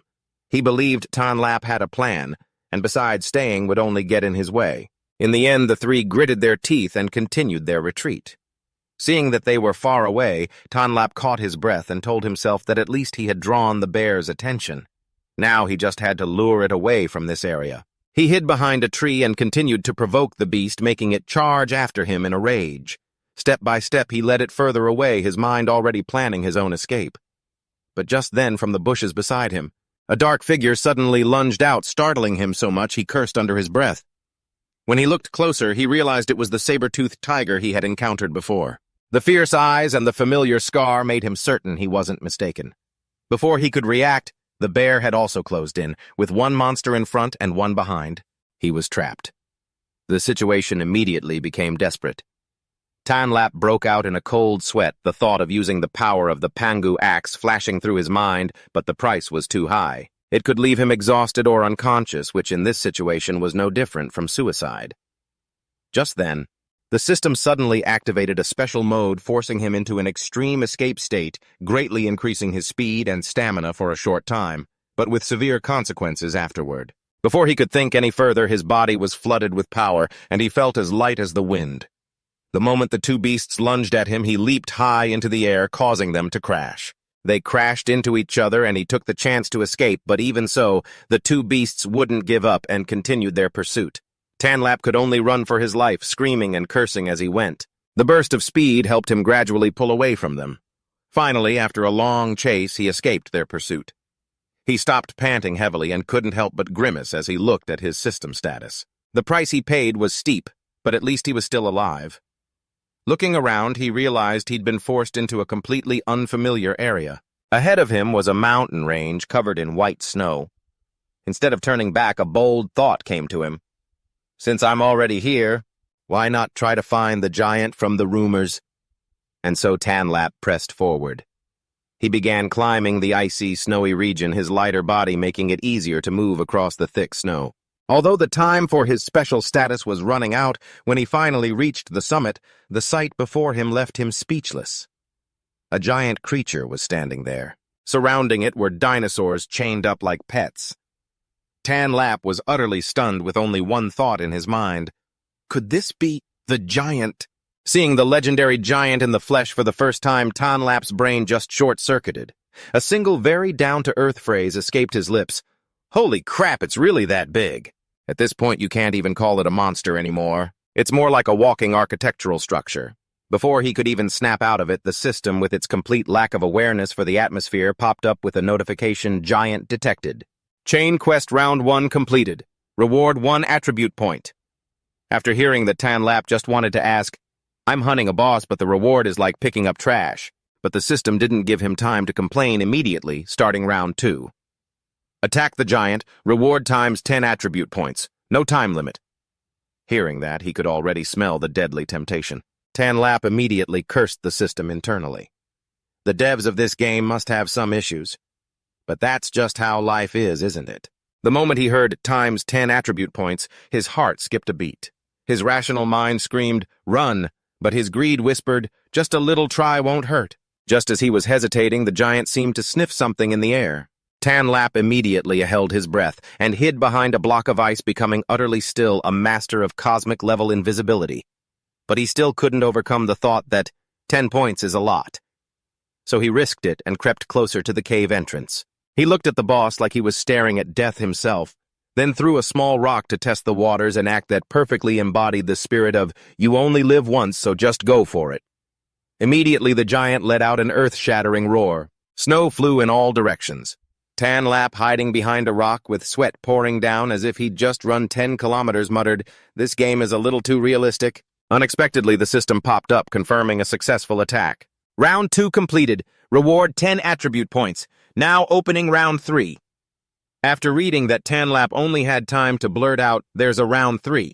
Round 3 appeared, and the difficulty shot straight up to an inhuman level. Personally kill an adult giant. Reward 100 attribute points, no time limit. Tanlap let out a scoff, the kind of laugh from someone who sees a delicious meal but knows they can't possibly eat it. Just as he was lost in thought, the giant slammed its hand on the ground. The entire snowy area was thrown up like a blizzard. Tanlap took the full combo of cold snow to the face and was instantly snapped back to his senses. Forget it. Even 10,000 points isn't worth my life. Meanwhile, back at the tribe, the atmosphere was as tense as a drawn bowstring. The patrol team reported no news. Queen Tiuluan immediately ordered them to expand the search. When someone suggested preparing for the worst-case scenario, she snapped at them, shut your mouth. She reminded them that this was the man who had risked his life to save the entire tribe. Right at that tense moment, someone came running back shouting, the king has returned! The whole tribe erupted like a rare event in a game. Some ran out to welcome him, while others asked questions non-stop. The moment Tanlap appeared, he was surrounded like a pop idol making a comeback. Someone asked if he was injured. Someone else said that just confirming he was alive was enough. Another person even chided him for not sending a signal. But it turned out he had told them not to make a big deal out of it. Tiuluan arrived immediately, cleared the crowd, and personally pulled him away to rest. Before leaving, she shot a warning glare at everyone. Anyone who dared to speak nonsense would have to bear the consequences. In the room, Tanlap lay down and started telling his story, bragging about bringing back the golden wolf pups. He even suggested giving them to the hunters to raise for future support. Before he could finish, Luan used her foot to give him a reminder. "Worry about yourself first." She scolded him with a worried tone, that classic cold on the outside, warm on the inside type.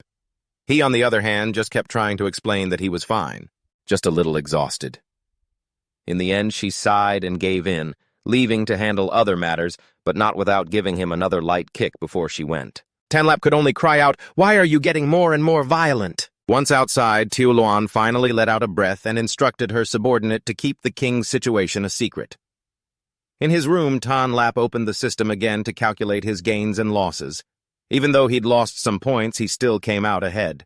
He began to realize a fundamental truth about this game. It's not just about being strong, you also need the right stats. So he decided to increase his agility, but the system threw a bucket of cold water on his plans. Agility had already reached its limit. To increase it further would require double the points. Tanlap froze once again. Wait, there are limits now. He then started doing the headache-inducing calculations. If it kept doubling like this, it wasn't strengthening himself, it was just burning resources. His final conclusion was very practical. To survive in this game, you can't just be reckless. You also have to understand the system's rules first. Previously, Tanlap had reached 6 points in strength without hitting a limit, so this time, as he looked at his attribute panel again, it was quite clear: stamina +1, strength +4, intellect +1, agility +5, prestige 0, technique +6. His tribal territory had also expanded to about 13 square kilometers. Population 68 people. Civilization was still at Stone Age level 0. It sounded a bit funny, but you could consider it a prehistoric startup. His main task right now was simply to allocate his attribute points. Tanlap quickly realized something important. The limit for each attribute wasn't the same. Therefore, to maximize efficiency, it was best to push each stat to its ceiling first and then figure out the next step. No sooner said than done, he raised his hand to make the changes. He started by putting everything into strength first. Immediately, the system activated a body enhancement, and this time the sensation was even more intense than before. His entire body tensed up as if he'd been thrown into a forge. The searing pain was so intense he felt like he was about to vaporize. His clothes couldn't withstand it and were directly deformed, his shoes tearing apart to reveal his bare feet. The king, at this moment, looked no different from someone who had just walked through a battlefield but forgot to wear protective gear. To be blunt, he looked rather undignified when the process was over. His strength had reached the 10-point mark, and the system coldly announced that this was the limit. Future increases would cost double the attribute points. Only then did Tanlap finally understand. It turns out each stat has its own cap. You can't just keep adding points infinitely, and my strength is just enough to make my clothes the sacrificial victim. But the problem was he was completely out of attribute points while 2 other stats still hadn't hit the cap. He started to wonder what intelligence affected. The system's answer was quite concise: the higher the intelligence, the more likely you are to get random quests with bigger rewards. After hearing that, Chen Li went silent for a few seconds, then flopped onto the bed, rethinking everything. A very practical conclusion formed in his mind. Attribute points were already rare, so it would be a waste to use them on a quest of chance. I should just prioritize survival for now. Having made up his mind, he closed his eyes, deciding to set everything aside. He even muttered, "I have to ask someone to make me new clothes. At this rate, my image will be ruined sooner or later." Just like that, he drifted into a deep sleep, a rare moment of true rest. Outside, the tribe was changing noticeably. The atmosphere was much more lively. The fishermen were constantly bringing back large catches. The men handled the heavy labor while the women prepared the food. Food was immediately available for anyone who was hungry. It was a primitive society, but it was running quite smoothly. In another area, a group of women was being trained to throw stones. Their movements were still clumsy, but they were starting to get organized, and the stones hit the practice targets with decent consistency. When the report was brought to Xiaolon, she simply nodded, acknowledging the progress. Just then, Chen Li, having woken up, came out to check on the situation. He casually praised them, saying they were progressing quite well, but as soon as he finished speaking, he got a light smack from Xiaolon. accompanied by a rather unfriendly look, because he had come out without getting enough rest. She also immediately noticed a more important detail: his clothes were new. Her eyes immediately sharpened, instantly suspecting something was wrong. Without needing much investigation, she walked over and directly checked the situation in her own unique way, questioning and warning him at the same time. This mix of protecting her personal territory and completely managing her husband left Chen Li frozen, unable to react in time. He could only think one thing: why is she being so strict all of a sudden today? As soon as his clothes were scrutinized, Chen Li's face went pale. He clasped his two hands together as if he were about to be judged on the spot. "My dear wife, please calm down. Let go of me first." "I swear nothing happened. It's just that my strength increased and my clothes couldn't keep up." It sounded plausible, but the look in his eyes lacked a bit of credibility. Luckily, Xiaolon didn't press the issue further and let it slide for now, deciding to trust him one more time. Getting back to business, the stone-throwing unit was beginning to take shape but still needed time. More training was needed for them to be effective in actual combat. The mobile patrol and guard duty was assigned to A Feng. She was the reliable type who talked little and did a lot. You could trust her with any task. Chen Li then casually asked about Akan and Ayun, wondering how their injuries were. Akan was an overly enthusiastic young man.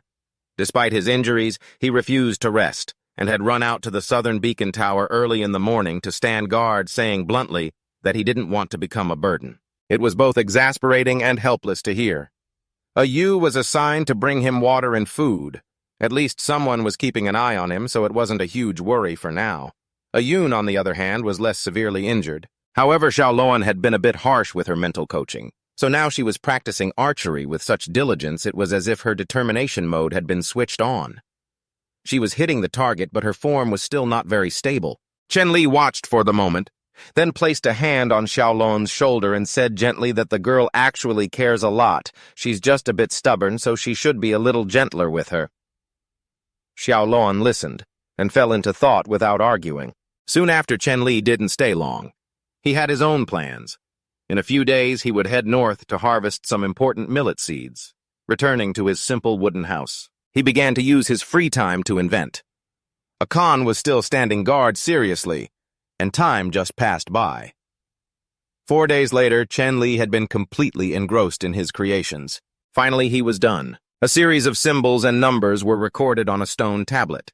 He told himself that when he returned this time, he would teach the tribe basic addition and subtraction. At the very least, it would reduce his workload as a living calculator. Just as he finished the last stroke, the system's notification sound rang out. He had created writing and mathematics, and was awarded 10 tech points with an additional bonus of another 10. Chen Li froze for a second before reacting. This counts as an invention too. But before he could fully enjoy the moment, the system unlocked a new function, the tech shop. According to the explanation, this was a place where he could use tech points to exchange for tools, resources, and even knowledge, but all purchases were final. Upon hearing this, Chen Li's eyes lit up as if he'd just found a treasure. He opened the list, and items continuously appeared: flint, hemostatic medicine, iron ore, a cauldron, spices, and even legacy blueprints. Some were level 1, some were unrated, and some were locked due to high requirements. There was even a blurred-out, unidentified mystery item, which made him even more curious. Chen Li looked at the list and almost hugged the air in excitement. It felt like he had just unlocked a magical shop system in the middle of the Stone Age. After some consideration, he took a deep breath, then reached out and chose the first item, deciding to see if this shop was really as good as it seemed. The moment Chen Li selected it, 30 tech points were gone in a flash, and what fell from the void was a pitch-black bronze cauldron. He reflexively raised his hands to catch it, weighed it for a moment, and nodded. This actually looks pretty decent. But a voice in his head still screamed, 30 points for a pot. It sounded like a bad deal, but Chen Li was the type who saw more potential the longer he looked. This cauldron wasn't just for cooking or boiling salt. Most importantly, it was a rare metal object in this Stone Age. It looked tough at first glance. He immediately began to imagine upgraded uses for it. Worn on his back, it could be a mobile turtle shell. Tied to his arm, it could be a Captain America-style shield, the primitive version. And in a crisis, he could just slam it down on his enemies and end the fight. Just as he was enthusiastically imagining its functions, someone walked in. The two of them stared at each other for 5 seconds in absolute silence. The atmosphere was thick with, I should probably pretend I saw nothing. Chen Li reacted extremely quickly, coughed lightly, and explained seriously. I was communicating telepathically with the cosmic gods. You wouldn't understand even if I explained it. The other person froze again, then silently retreated in confusion.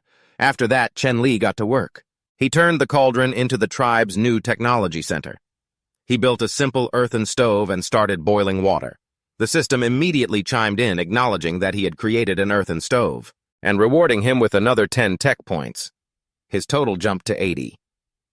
Chen Li paused for a moment. Wait, even a simple earthen stove counts as an invention. Then he suddenly recalled learning all sorts of things back in school to pick up girls, for scientific research. Now he finally had a chance to apply his skills. As the water boiled, he tossed a fish into the pot, officially kicking off Primordial Fish Soup version 1.0. He stood there laughing to himself like someone who had just discovered one of humanity's great secrets. He standing behind him couldn't understand what his boss was so happy about. The system's notifications continued. He used water for cooking and invented a cooking technique, adding 10 tech points.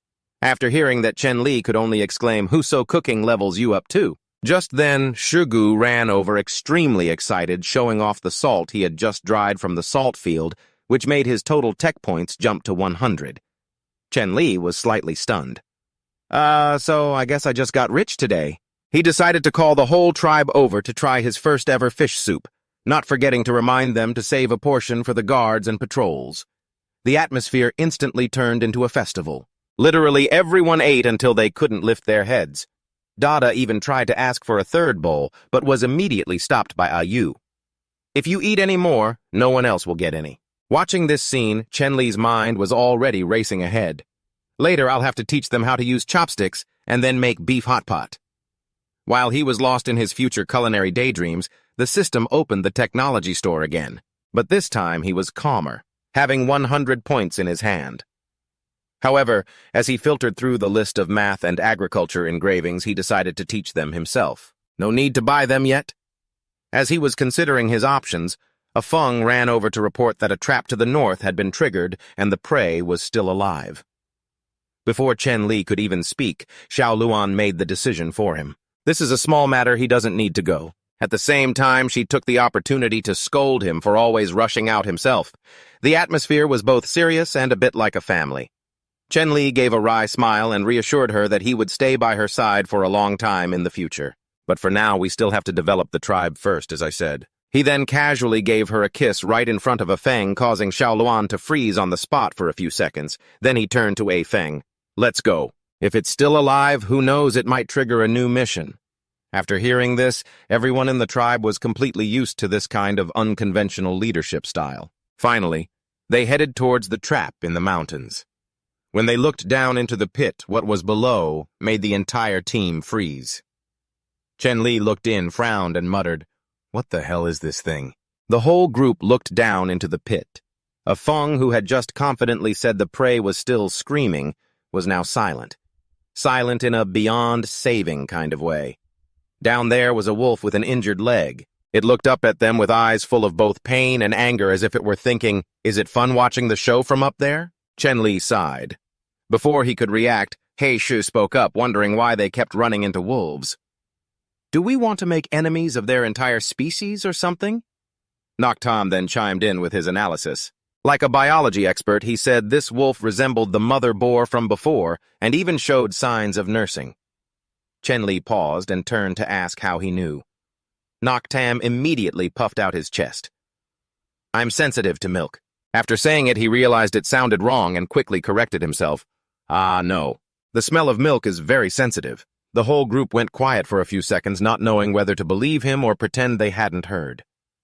Chen Li thought for a moment and concluded that this was very likely a mother wolf and her cubs were somewhere nearby.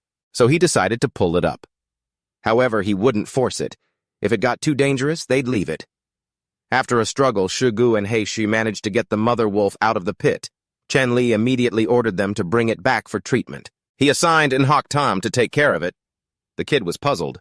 "We already have those wolf cubs." Upon asking, he learned that the wolf cubs refused to eat meat and were getting weaker and weaker. Hearing this, Chen Li could only sigh internally. If you raise them the wrong way, the whole litter is done for. Luckily now they had the mother wolf, which was like solving the whole problem. He gave careful instructions to tie her up, feed her well, and let her nurse her cubs. Nyoktam and Hai Luan took her back, waving confidently as if to say, "Leave it to me." Chen Li watched them go, just hoping this wasn't the start of a whole new bunch of trouble. After finishing up, he had A Feng repair the trap, then continued leading his men north to harvest millet. The sky was clear with birds flying everywhere. The scene was so peaceful it felt a bit wrong in a survival context. Arriving at the location, Chen Li quickly harvested the precious grain, letting out a sigh of relief. If he'd been a few days later, it would have been a real disaster. The main task was done, so he intended to look for some medicinal herbs. But just as night fell and they were moving through the forest, a loud noise rang out, startling the whole group. Chen Li gritted his teeth. What now? From his experience, it was highly likely a man-eating bear. He immediately gave the order to hide. His two assistants disappeared so fast that Chen Li himself was stunned for a few seconds by their top-tier survival speed. The three of them hid in the bushes to observe. Shan Gui then started his rapid-fire questioning, getting into a ready-to-run stance while asking, "Is this the same bear as last time? Does it eat thorns? Is it constipated?"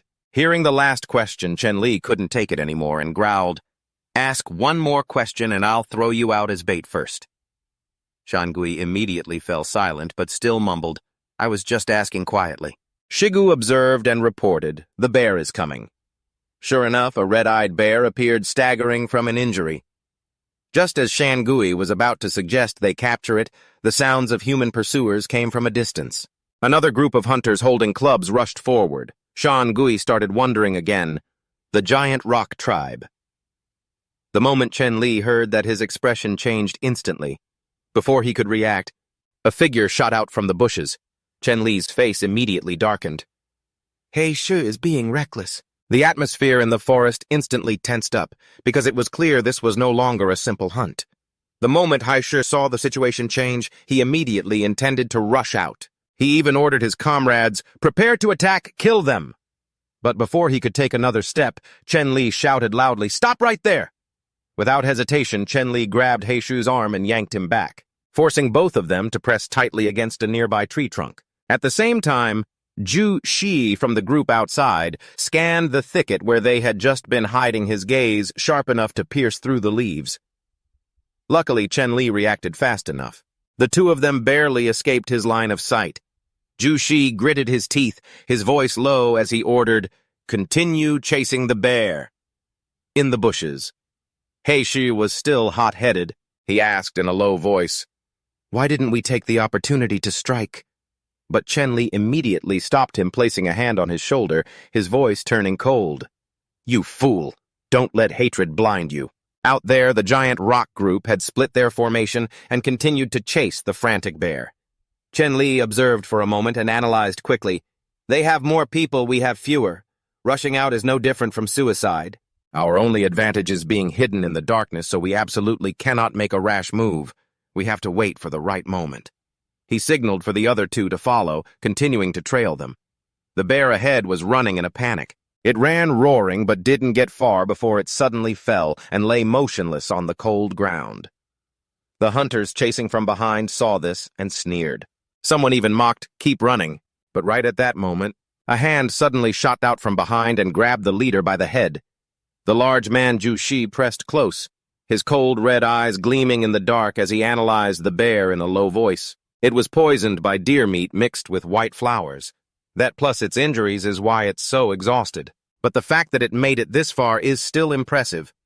Looking at the beast, he declared coldly, "It deserves a dignified death," then forcefully shoved the bald man, sending him crashing into a tree. Blood trickled from his mouth. Zhu Shi then drew his blade, its tip pointed at the ground, preparing to finish the bear decisively. At the same time, the system scanned the blade's information made of obsidian, a type of volcanic glass with extreme sharpness, where even a light touch is enough to cause damage. Chen Li watched the entire scene unfold. He was both assessing the situation and on high alert. Before he could think any deeper, the system suddenly displayed a new mission side quest. Rescue. Required to save the bear that is about to be killed. Reward 2 attribute points and increased favor with the bear species. It came with a warning, "This is a rare, one-time only mission." Chen Li froze on the spot, reading and cursing inwardly. Is there something wrong with this system? Forcing him to fight against overwhelming odds just to save a bear that nearly killed him. This was definitely not a mission for a normal person. But while he was still hesitating, Zhu Shi had already raised his blade, preparing to strike. That single moment forced the choice right in Chen Li's face. With no more time to think, he gritted his teeth and shot forward. Cursing the system as he ran, he drew his axe and intercepted the blade just as it swung down. The two weapons collided with great force, and the impact made both of them stagger. Chen Li tensed his body to absorb the blow. Then he pivoted and forcefully knocked the blade aside, causing Zhu Shi to take a step back. In that moment of direct confrontation, Chen Li knew that there was officially no way out of this. Zhu Shi's men immediately roared curses, pointing directly at the group that had just interfered. "Damn it! Who the hell are you?" Another one yelled, his killing intent flaring. "You dare steal our prey? Are you looking for a death wish?" But Chen Li paid them no attention at all. Right now, his mind was solely focused on the system's mission. For the time being, he'd just have to trust this untrustworthy thing for once, as long as the reward was truly worth it. Immediately after the system updated the mission rescue, the poisoned man-eating bear. Requirement: within 10 minutes, you must stop the bleeding and reduce the poison's effects. Otherwise, the mission will be a failure. Chen Li looked at the faintly breathing bear and was suddenly jolted by the memory that it was also poisoned. He thought to himself, I almost forgot about the most important part. The people from the two tribes now stood facing each other, their killing intent rising. But Chen Li understood this mission perfectly. It's not about fighting, it's about saving the bear. It's best not to get dragged into a direct conflict with the Boulder tribe. He gritted his teeth. He only had 10 minutes, so he couldn't afford to waste time. One of the bald men on Zhu Shi's side laughed contemptuously and cursed Chen Li's group, calling them a bunch of small fries who dared to fight over prey. Only then did Zhu Shi take a closer look at his opponents, his gaze lingering for a moment on He Shi. Then he casually asked for their identities, adding a taunt that made He Shi tremble with rage. He growled at Chen Li, "Just how long do we have to endure this?" But the system suddenly displayed a warning that sent a chill down Chen Li's spine. If the mission fails, a certain important part of you will shrink by half. His face instantly went pale as he imagined all sorts of tragic scenarios. Before he could even recover from the shock, Zhu Shi was already preparing to strike the killing blow on the bear. That moment forced Chen Li into a corner. With no more time to think, he instantly rushed out, cursing the system in his head as he drew his axe to intercept the fatal strike. The blade and axe collided with immense force. Chen Li tensed his body to absorb the impact, then flung it back, forcing Zhu Shi to retreat a step. The standoff was shattered, and both sides immediately erupted into a chaotic brawl. Meanwhile, Chen Li seized the opportunity to rush over and check on the bear, determining that the wound wasn't too deep, but the poison was the real problem.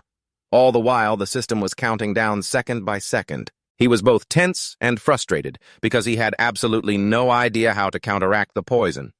Just then, the battlefield shook as a warrior was sent flying nearby, signaling that the situation was growing even more chaotic. Chen Li quickly assessed that his side was managing to hold on for now, but casualties were beginning to appear. Time waited for no one. On the opposing side, Zhu Shi was also beginning to stabilize the situation.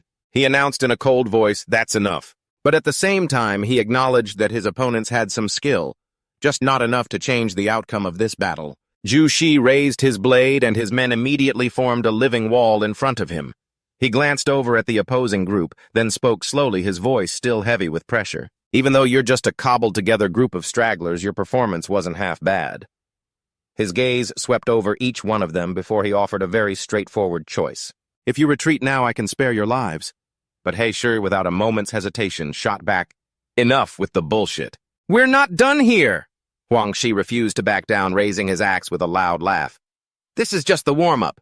What's the rush to leave? The mace wielder beside them was even louder, adding a comment like, "Fighting at night is more exciting anyway," making the already tense atmosphere even stranger. On Chen Li's side, Shigu's group immediately stood in front to protect him.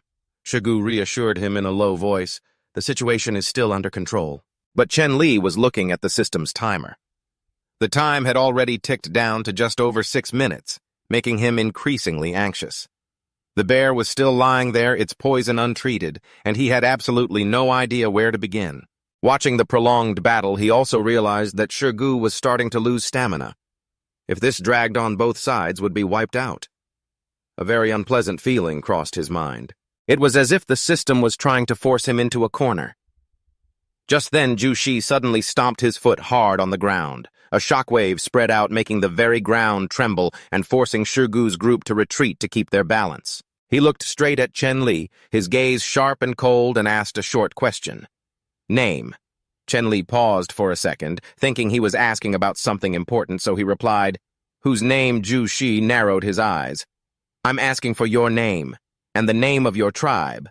The atmosphere hung still for a moment. Then he introduced himself, his voice low and filled with authority. I am Jushi, king of the Boulder tribe. Chen Li didn't beat around the bush, the rookie tribe, and I'm its king. After hearing this, Jushi stared at him for a moment, then spoke slowly, his attitude different this time. He said he didn't like using superior numbers to win a fight, so he would temporarily withdraw. But before leaving, he left a warning, the kind that promised to settle the score next time.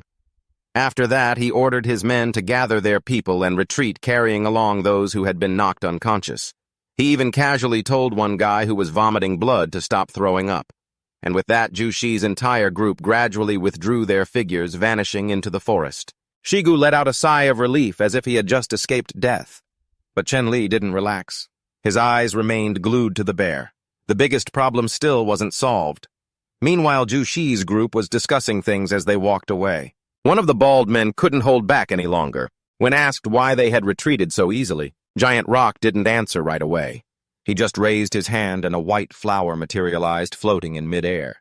He then slowly explained that they weren't properly prepared for this hunt, especially since they didn't bring enough spirit grass. Moreover, the power the witch had granted them was gradually fading. As they withdrew, Giant Rock couldn't forget the scene from moments before. He vividly remembered the moment Tran Lap blocked his strike. His eyes narrowed slightly as he began to reevaluate his opponent, someone who could withstand a blow with 70% of his strength. In such a tense situation, he couldn't be underestimated. Furthermore, that inexplicably calm demeanor made him even more certain that his opponent was still hiding his true power. He lifted his blade. Comparing it to Tran Lap's weapon, his gaze darkened as he concluded that the other weapon was no ordinary item either. It was very difficult to guess where this person had come from. Finally, he let out a cold snort, his gaze as sharp as a blade. Next time we meet, I won't let you off so easily. Meanwhile, on Tran Lap's side, the battlefield had quieted down and he sat down next to the bear. His eyes were still focused on its condition. He then turned and asked if anyone knew how to counteract the white poison, but they all shook their heads. The atmosphere immediately grew heavy. Tran Lap began to mutter, calculating in his head, while Huang Shi pointed at the bear confused and asked, "Why do we have to save it? It's clearly the prey we just won." Tran Lap didn't give a long explanation, simply stating, "This is a matter of life and death, not a simple hunt." He then took out some honeysuckle and dragon's tooth grass, quickly analyzing to himself that both had detoxifying properties. But he wasn't sure how effective they would be. The only way was to try. He told Huang Shi and Lang Guchui to pry open the bear's mouth to administer the medicine. The two were so enthusiastic that they forced the bear to wake up even though it was unconscious. Tran Lap could only sigh, "You don't need to use that much force." As the medicine was administered, the system immediately began a countdown second by second.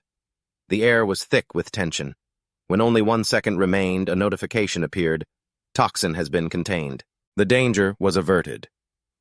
Tran Lap let out a sigh of relief, as if he had just escaped death, nearly collapsing to the ground. Shigu asked about the situation, and he replied that the danger had only temporarily passed.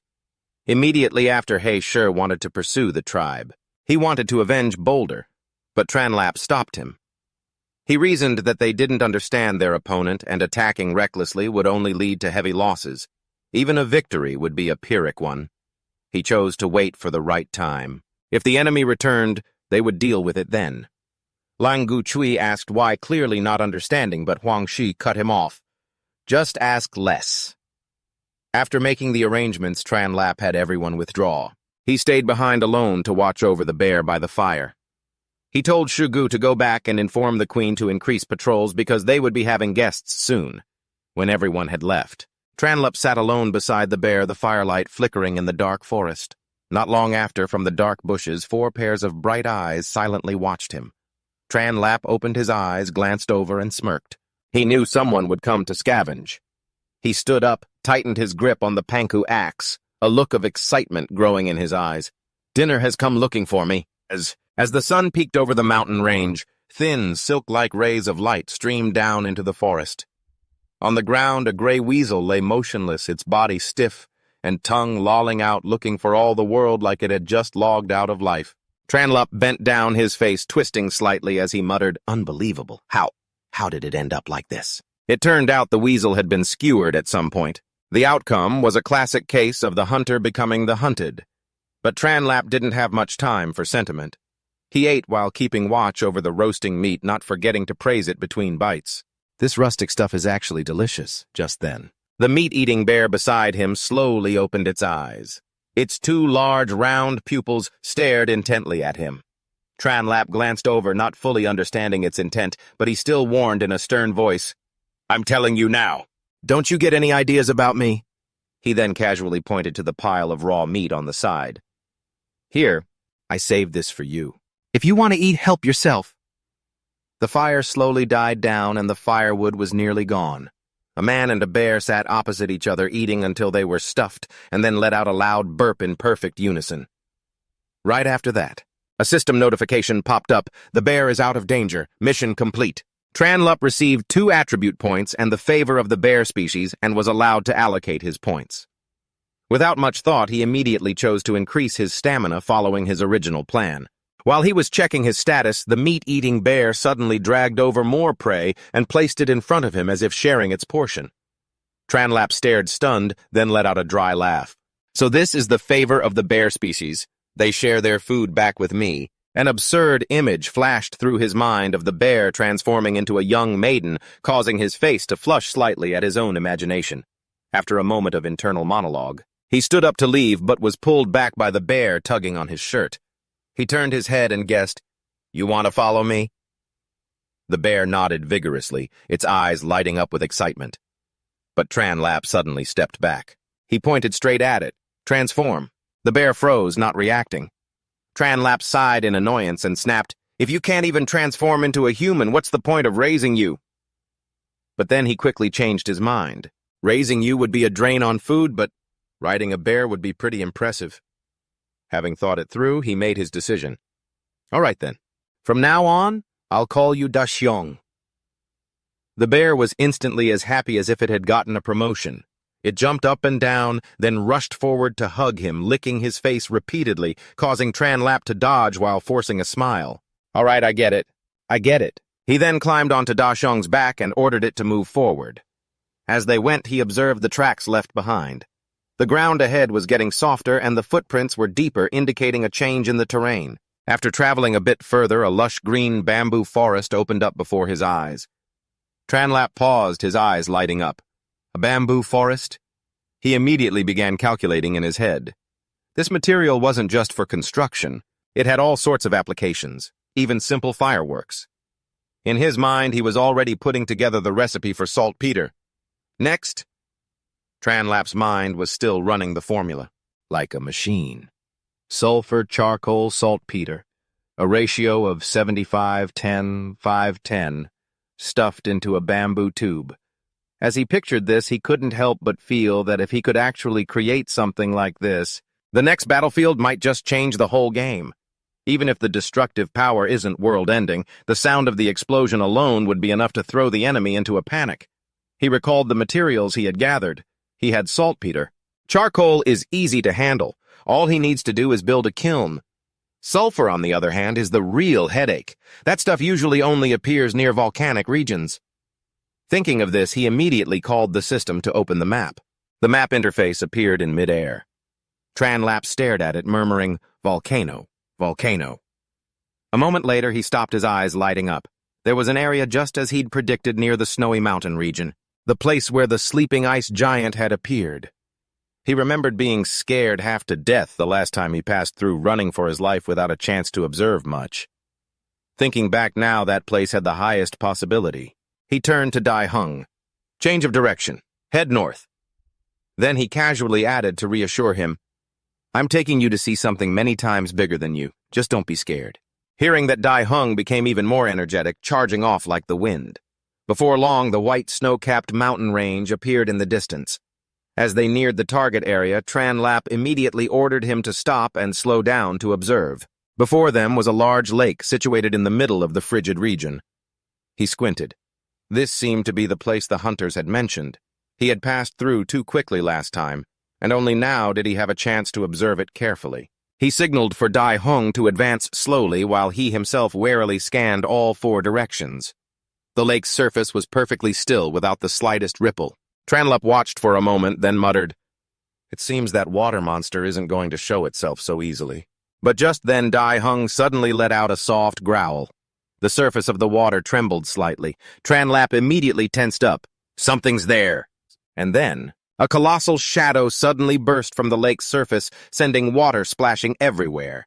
Both Tranlap and Dai Hung jumped back in unison, instantly assuming a defensive posture. The creature let out a roar. It was so loud it seemed to shake the very air. As its full body was revealed, Tranlap froze for a second, a phrase completely unbefitting his kingly image unconsciously escaping his lips. Holy crap. Before him was a gigantic creature, its body massive, its appearance unbelievably familiar and ferocious. He stared intently, then slowly uttered each word as if he couldn't believe his own eyes. A Tyrannosaurus Rex. As the Tyrannosaurus Rex stood up straight, it seemed to block out the sunlight from the entire area. Its enormous body gave the impression that a single step would make the whole ground shake. Seeing the situation was bad, Tranlap quickly pulled Dai Hung down. "Get down. Be quiet," he whispered urgently. The two of them immediately hid themselves in the tall grass, holding their breath and observing from a distance, like two people playing a hell-level survival game. It was then that Tranlap noticed the collar around the dinosaur's neck.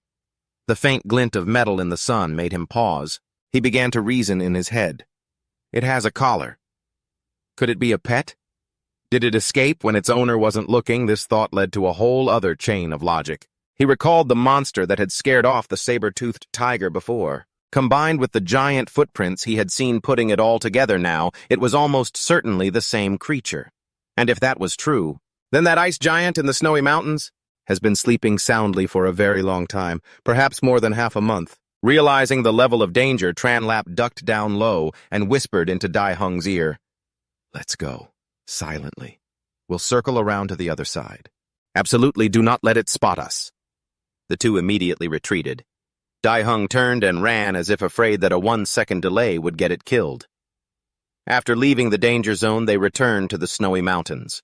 The snow here was getting thicker, and the cold wind whipped against their faces, drastically reducing visibility. Tranlap immediately ordered a halt. "We're not climbing any further. If we run into trouble in snow this thick, we won't even be able to escape." He decided to stop right at the base of the mountain.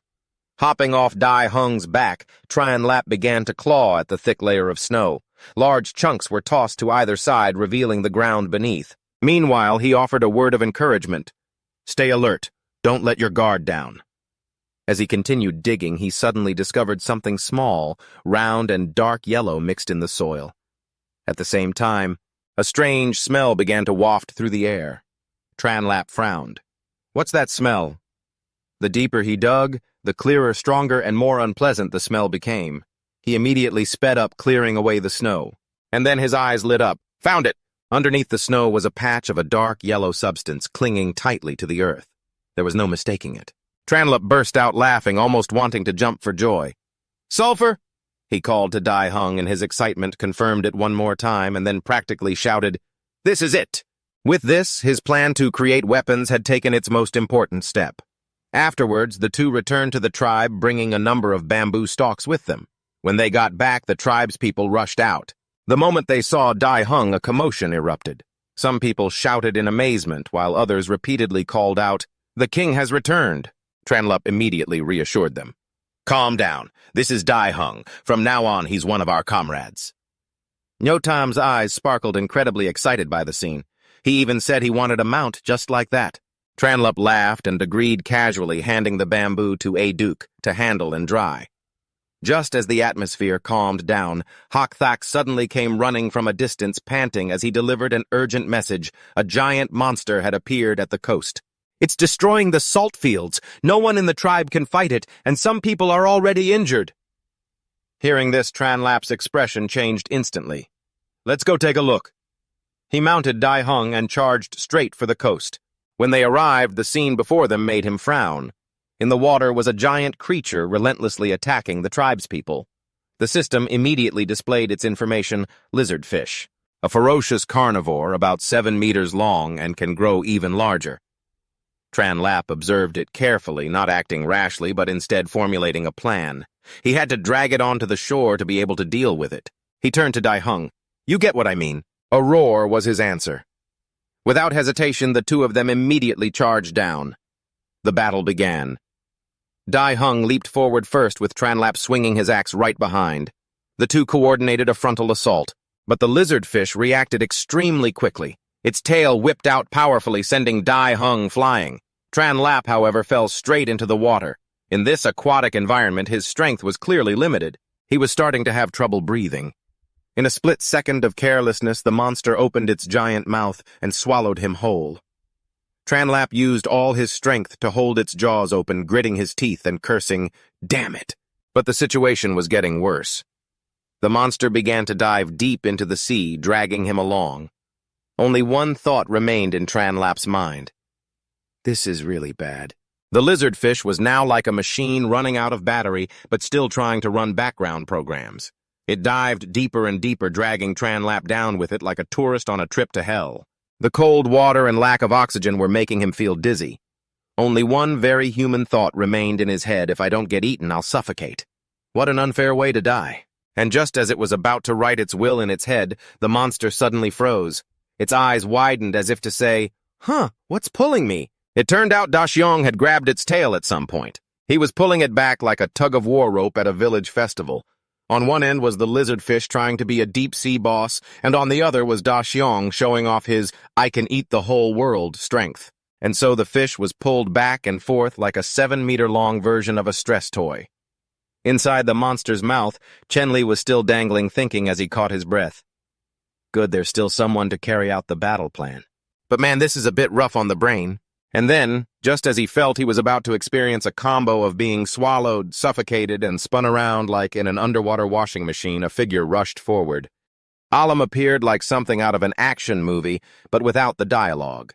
She drew her knife and slashed straight into the fish's mouth. Blood spurted out, forcing the monster in its agony to immediately spit the person out. But the problem was, while it did let go, Tranlap didn't even have time to say thank you before he shot straight to the bottom of the water, his status temporarily offline. Before losing consciousness, he managed one last very philosophical thought. Her again. Why does she always have to save me in such a dramatic way? He woke up to a familiar scene, his comrades surrounding him while he lay there like someone who had just been logged out of the server. Everyone was cheering as if they had just defeated a boss, especially the king. "He's awake" sounded a lot like a system notification: error successfully resolved. And then Alam was brought forward and introduced as the MVP of the battle. She was a great swimmer, knew how to gut a fish, and had a knack for coincidentally saving the king in the nick of time. However, the person introducing her was a bit tactless, calling the girl an advanced version of slow-witted. Hearing that the atmosphere grew a little awkward, Tranlap, ever the professional, immediately switched into protect our own mode. "It's fine. She's our savior, no one is to say anything more." But right after that, he turned and asked her directly about the obsidian finger guard in a way that was both thankful and investigative. True to his leadership style, never forgetting his KP is. Alam, on the other hand, answered with the blunt honesty of a brat, saying whatever came to mind and even asking back, "Who are you to ask so many questions? Can we fight first?" This threw the conversation off topic. After a roundabout explanation as tangled as a knotted rope, the story finally became clear. She had been captured and had escaped, thanks to her brother's desperate plan. And she was told that if she ever met Hakthak, she was to listen to him. Hearing this, Tranlap could only let out a sigh of, another real-life female companion system to manage. And so the whole team headed back, dragging the enormous lizardfish behind them like a trophy from a festival. When they arrived, they met up with their other comrades. Everyone was basically thinking, You went to hunt a sea boss and came back with a new character. Before they could have a proper reunion, Hakthak switched into battle report mode. More than 10 people were still being held captive. Tranlap heard this and was about to nod and start planning a rescue mission. But right at that moment, his gaze drifted to the distant mountain, and then the legendary line was uttered, "Holy crap, you can't be serious." Because on a mountain to the west, black smoke was rising again, as if someone had just activated the Next Calamity DLC. The black smoke billowed, signaling that something terrible was happening. The moment Tranlap saw it, he frowned. An old memory resurfaced. He had once given them very strict orders if it was just a wild beast or normal prey. They were absolutely forbidden from carelessly lighting a fire. A fire like that meant only one of two things, either a celebration or a call to war. And given the current situation, it clearly didn't look like a celebration. He remembered his previous encounter with Kuthak. He had said he would return to settle the score another day. It sounded polite, but in this world, that phrase was no different from saying, "I'll be back the moment your guard is down." The thought made Tranlap even more uneasy. Could it really be that the Boulder tribe was already at their gates? Without hesitation, he immediately assigned duties. Thakkot was ordered to lead everyone to the beach to both collect the salt deposits and strengthen their defenses against a surprise attack. Thakkot nodded immediately without asking questions, as everyone understood this was no time for wasting words. Tuloan was assigned to guard the rear and secure the camp, while young Tam was put in charge of keeping watch from a high vantage point. He was to report any movement immediately. Dai insisted on coming along and was finally allowed, but on the condition of absolute obedience. After getting things in order, Tranlap led an elite group, and charging straight toward the smoke. He had only one thought in his mind: if Kuthak had truly returned, there would be no going easy on him this time. When they arrived, the atmosphere in the forest was unnaturally quiet, the kind of quiet that screamed, "Ambush." And just as predicted, people appeared up ahead. Kuthak stood in the middle of his formation, glanced around with a cold smirk, and said bluntly that he'd already spotted them. There was no need to hide anymore. They should come out and have a satisfying fight. Hearing this, Tranlap could only sigh inwardly. A boss that actively taunts the players. Truly something else. With no other choice, both sides revealed themselves and the battle lines were instantly drawn. Kuthak looked them over and calmly stated that since their numbers were even, they could have a fair fight. He then drew his blade, pointed it straight at Tranlap, and proposed a direct duel. Before the situation could settle, the hot-headed Hakthak rushed forward, eager to kick off the fight. But he was immediately intercepted by someone from the opposing side. The two gripped hands to test their strength and instantly clashed. The result was Hakthak being slammed straight into a boulder behind him, the impact so strong it kicked up a cloud of dust. Seeing this, Tranlap's expression darkened slightly as he mentally reevaluated his opponent's strength. At the same time, Avan activated a trap from the trees. A large log swung down and struck an enemy, but aside from a few scratches, the opponent was almost completely unaffected. He stood firm as if nothing had happened. Watching this, Tranlap couldn't help cursing under his breath. This time our opponents are no pushovers. The atmosphere on the battlefield instantly tensed. Tranlap tightened his grip on his weapon, his gaze becoming serious. He understood clearly that this was no longer a minor skirmish, but a real brutal battle. One small mistake and the entire team would pay a heavy price. Hakthak was badly injured, coughing up blood, but still tried to get to his feet. His opponent charged, declaring he would end the fight, and threw a powerful punch. Luckily, Hakthak managed to dodge. The punch smashed into the rock, leaving a hole in it. He immediately countered, pushing back with all his might before grabbing his opponent tightly and charging towards the river, taunting him as he dragged him. This made the other guy both furious and struggle to resist.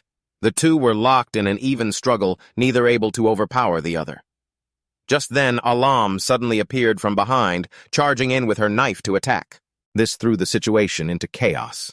At the same time, another fight broke out. Son Kui threw Ho-Tu into the fray, who rushed in and attacked Alam, knocking her into the water. Not long after, he also jumped in after her. The fight immediately turned into an intense underwater battle.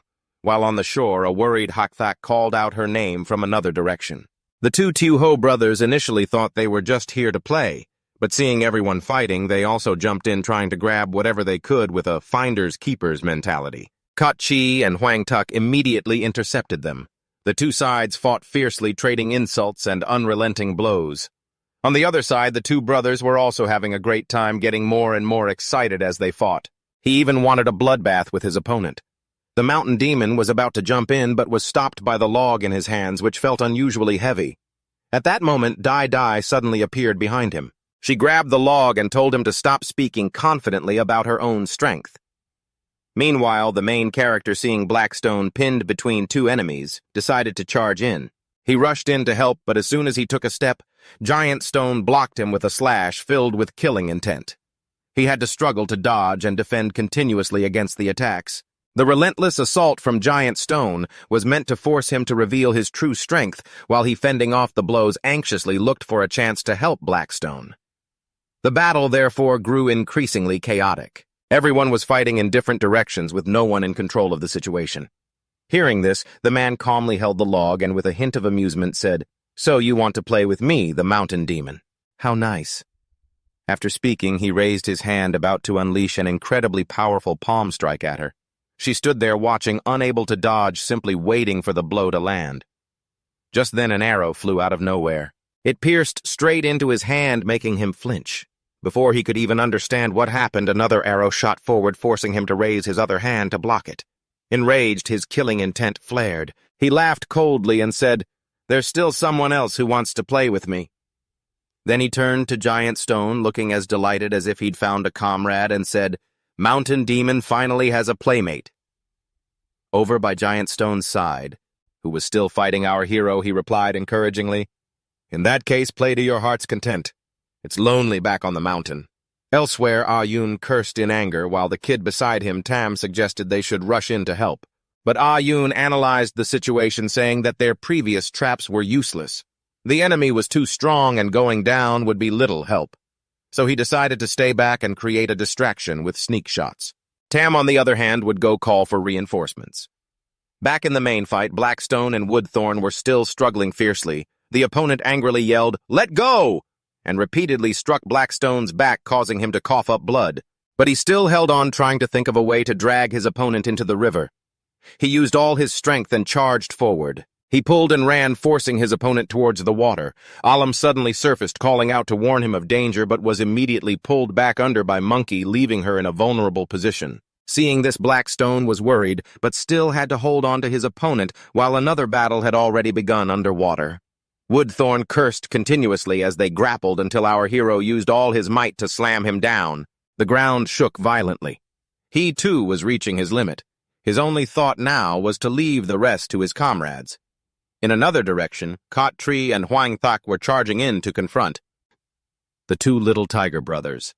The moment they met, they lunged into a chaotic brawl, hurling insults and relentless attacks. Neither side would give an inch. Kot Tree delivered a powerful blow, but was countered, and his opponent used a dirty trick to strike him in the eye. He screamed in pain. Immediately, the little tigers surrounded him, closing in to finish him off with a final slash, ending an incredibly tense sequence of combat.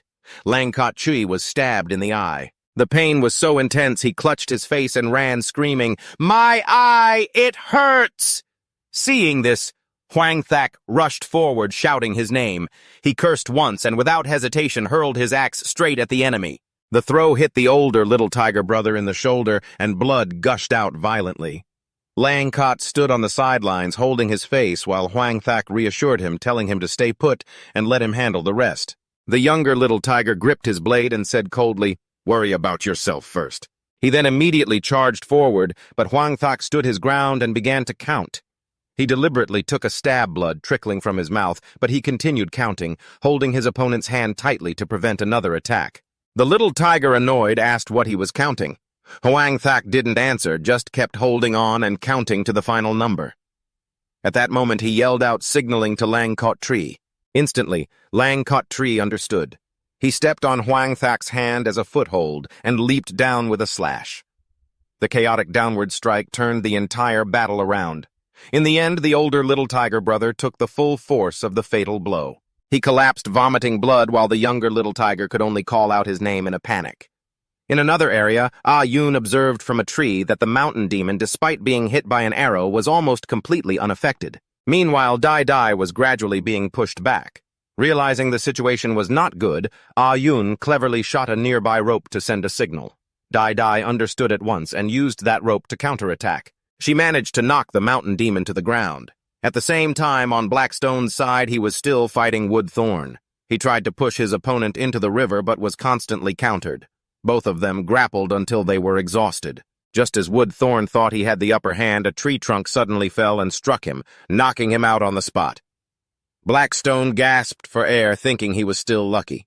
In Tranlap's area, as he was being overwhelmed by Giant Stone, a torch, and the Crimson God Herb suddenly appeared from the water monkey's direction, signaling that the enemy was about to power up. Tranlap immediately tensed up, tightening his grip on his axe, understanding that if he didn't stop this, the situation would spiral out of control and the battle would escalate even further. Giant Stone looked at the water monkey, then repeated the two words, Crimson God Herb. After a moment of silence, he said that the sorceress clearly understood his fighting style very well.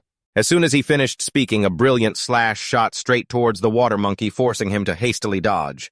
The slash missed him, but swept through a row of trees behind. It sliced through all of them cleanly. The water monkey couldn't hold back. He cursed under his breath and reached for the torch below, trying to persuade Giant Stone that if he kept hesitating, he would make the decision for him. He even stammered that he would handle this for Giant Stone. But before he could do anything more, Giant Stone stomped down forcefully, completely extinguishing the flame. Seeing the torch go out, the water monkey immediately panicked and asked why he dared to defy the sorceress's command. Giant Stone calmly replied that he didn't believe this was a real command and told the water monkey to just go back and report the truth. Seeing the situation was unfavorable, the water monkey stood up, his voice low and threatening. Then he immediately fled, saying he would report everything in full detail as he jumped into the river to retreat. Giant Stone turned to look at Tranlap and instantly sensed it. A heavy aura from his opponent made him wary, believing that Tranlap was still hiding a terrifying power. Meanwhile, Tranlap knew his own condition better than anyone. After so many consecutive battles, his stamina was nearly depleted. His vision was starting to blur, and the ancient axe in his hands no longer held the same power as before. He estimated that at most he only had enough strength for one more blow before he would collapse. Looking around, his comrades were all in a state of exhaustion. Dai was trembling and couldn't stand steadily after her fight with the mountain demon. Blackstone and Ah Lam were covered in wounds. Langcott was also injured and being supported by Huang Thok. Tranlap knew that if he didn't end this quickly, Giant Stone would finish them all. He looked back at Giant Stone, wondering why he had put out the torch. Was there some other scheme? After thinking, Tranlap decided not to hesitate any longer. He immediately charged forward to attack. He swung his axe repeatedly, but Giant Stone managed to block every strike. The two clashed back and forth, both with their strength dwindling. While blocking the blows, Giant Stone assessed the axe in his hand. Tranlap was told that he should have shown this kind of spirit from the beginning. He also began to doubt Tranlap's strength, thinking his opponent might be connected to some kind of ritual. While Tranlap didn't let his opponent rest, continuing to press the attack, Giant Stone also realized that they were both about to run out of steam. He admitted that the power the sorceress had granted him was also gradually fading, and this time he wouldn't dodge. He wanted to settle the match with all his remaining strength. Finally, Giant Stone declared that he would not dodge the next blow and would instead pour all his power into a final decisive battle. Wanting to clearly decide the winner before the battle, he even pledged that if he lost, he wouldn't touch anyone from Tranlap's tribe. Tranlap was silent for a moment, then replied that he respected his way of doing things. But the pledge wasn't necessary. He tightened his grip on the axe, his whole body tense, ready to face the battle. Kutak didn't hesitate either, roaring, "Come on!" Tranlap's aura exploded, radiating a powerful light, while Kutak was enveloped in a contrasting dark energy. The two charged at each other. An axe came chopping down but was parried, and the collision created a massive explosion. The air was thick with dust. When the smoke cleared, Kutak was on the ground, the surrounding area cratered. A deep gash ran from his shoulder to his chest, bleeding profusely. Tranlap stood on the opposite side, his face grim, but he was also exhausted. Kutak looked at him, smiled faintly, and exhaled. Then he closed his eyes. Everyone else was severely injured.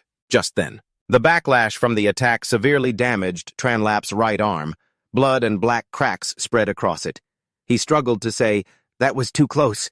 I almost didn't make it," then used his other hand to stop the bleeding. Admitting to himself that Pangu's power couldn't be used recklessly, he collapsed from exhaustion. But Yvonne was there to catch him, saying, The king of the tribe can't fall so pitifully. Despite his injuries, Tranlap remained vigilant, warning that there was still an enemy in the river. Just then, their reinforcements arrived in the distance. Avon reassured him, "Reinforcements are here."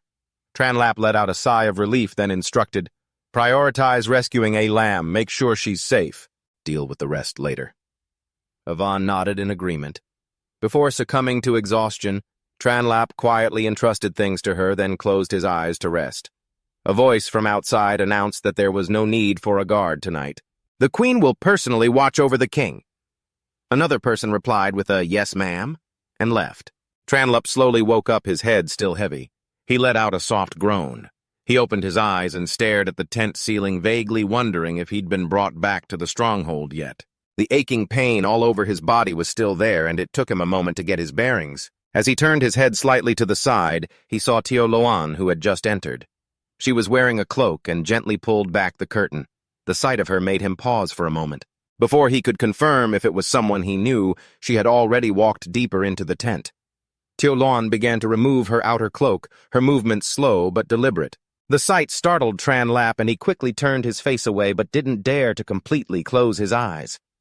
The atmosphere in the tent suddenly became strange. It left him both confused and wary, his mind racing, wondering what on earth this situation was. She continued to remove a few more outer items like straps and a jacket. Then she approached the bed. Tranlap was so tense his entire body went rigid. Sweat began to bead on his skin, but being injured, it wasn't easy to move away. He could only lie still, trying to stay calm while secretly observing her actions. Tio Loan came right to the edge of the bed and suddenly stepped one leg onto it. Placing it across his side, she leaned down, supporting herself with one hand, looking down at him. The distance between them instantly closed, making Tranlap even more tense. His heart pounded faster than usual. She reached out and lightly touched his abdomen, as if checking on his wound. Then she leaned in a little closer, making him almost hold his breath. Tranlap's mind immediately went into a panic. He couldn't understand what she wanted to do. He could only keep telling himself to stay calm. Tio Loan saw his reaction and let out a soft laugh, her voice laced with a hint of teasing. She said, "You like to pretend you're asleep, don't you? But I knew you were awake a long time ago." Then she added that she never intended to wake him up seriously in the first place. At this point, Tranlap couldn't take it anymore. He snapped his eyes open and urgently asked for confirmation about the situation outside. He asked about a lamb, about the battlefield, about the people of the Boulder tribe, and about the condition of Langkot and Huangtak. But Tio Loan just placed a hand over his mouth, saying, "None of that is important right now, and this isn't the time to ask." Just then, a system notification panel with bizarre content suddenly appeared in Tranlap's mind, asking him to accept a mission from an unknown source. The contents made him stare blankly, because the mission conditions were both ridiculous and completely unsuitable for his current state. After reading it, his entire body froze with only a single thought in his head. I'm this severely injured, and the system gives me this kind of mission. Something is clearly very wrong. Tranlap recalled the earlier scene. When he faced the faceless monster, he was gasping for breath while it was still full of desire. It felt no different from fighting a boss when you only have a sliver of health left. It was basically a suicide mission. Thinking of the system mission that just appeared, he immediately decided not to accept it. He simply told himself, if I don't accept, then that's that. He closed his eyes and let out a sigh of relief, thinking he could finally get some rest. But the system immediately warned that if any out-of-bounds behavior occurred, it would automatically be considered as accepting the mission. Tranlap had just finished reading when he cursed in his mind. Before he could react, his shirt was pulled up, making him panic. "Hey, stop!" Tio Loan just laughed teasingly. She asked if his weak actions were meant to set the mood. Tranlap's face turned red with panic, not knowing where to look, just wanting to escape the situation. Just then a loud noise echoed. A giant bear burst in, startling them both. Tranlap took the chance to back away while Tio Loan hurriedly fixed her clothes. The bear roared, then rushed forward and dragged Tranlap out of the tent. He was dragged away in a panic, yelling for help as he ran his mind, just wondering how things ended up like this. The bear took him into the forest to a cave under a cliff, then set him down. Before Tranlap could recover from his fear, 2 small bear cubs ran out from the cave, happily circling the large bear. He was stunned, realizing this was a family of bears. The system displayed a notification. The two cubs influenced by their mother could join the tribe. It asked if he would agree. Tranlap was surprised, but still chose to agree immediately. The population increased by 20, bringing the total to 98. He watched the three bears play together and chuckled. Even though the situation was chaotic, there was still progress. Afterward, he checked the system again and realized the rewards were very enticing, but the mission conditions were extremely difficult. He became serious again and started calculating a new plan. And he decided he had to speed up his plans to deal with the Boulder tribe. Dai Hung carried Tran Lap on her back with the two cubs trotting along behind their mother. The group headed back to the tribe. On the way model, Tranlup looked at the two little ones and casually named them on the spot. One he called Hung 2, and the other, because it looked rather special, was saddled with the name Hung 3. The two bear cubs looked a little dazed. Then they happily ran and jumped after their mother, whining affectionately as they went. Sitting on the bear's back, Tranlap took the opportunity to rest and think, guessing it would take another 2 or 3 days for him to recover. While there was still so much work to do, he opened the system map and looked at the area displaying the tribal boundaries. The Rock tribe's location was clearly exposed. He understood that they had been discovered. Now getting past their traps was only a matter of time. Observing the map, he analyzed the current situation. He was out in the open while the enemy was in the dark. He had never even approached the opponent's camp. Therefore, he had almost no information about their guards or traps. So he planned to spend the next 2 days teaching simple farming, and then once he recovered, he would go scout the path himself. As he was thinking this, he suddenly remembered the fish lizard from before, regretfully wondering if it had all been eaten yet. The scene of his majestic victory, followed by roasting and sharing the meat, replayed in his mind, making him chuckle. 3 days later, Dai Hung carried him back to the tribe, where someone saw them off at the gate. Tranlup said he had to leave again. A duke sadly called out, "King," while Tiulon silently watched him go. He asked Akon to temporarily look after the two bear cubs, promising to be back in 3 days at most. He also reminded them to train the stone-throwing squad and to keep an eye on Alam. The queen beside him, a bit peeved, told him he was talking too much. Aduk also volunteered for the mission to scout the Rock tribe, but he was still worried. The queen reassured him that since even Kuthak was defeated, there was no need to be afraid, especially with Dai Hung going along. Finally, Dai Hung carried Tranlup and departed. He waved goodbye, saying he would be back soon. Aduk sighed in relief. Tiolon glanced after him, then turned back inside, her expression instantly changing. She gave the order to move, and 3 masked figures appeared. Bowing to accept the command, they confirmed they would complete the mission. Tiolon waved her hand, signaling for the 3 of them to leave. All 3 of them vanished instantly without a trace. Afterwards, she lowered her head, her face darkening.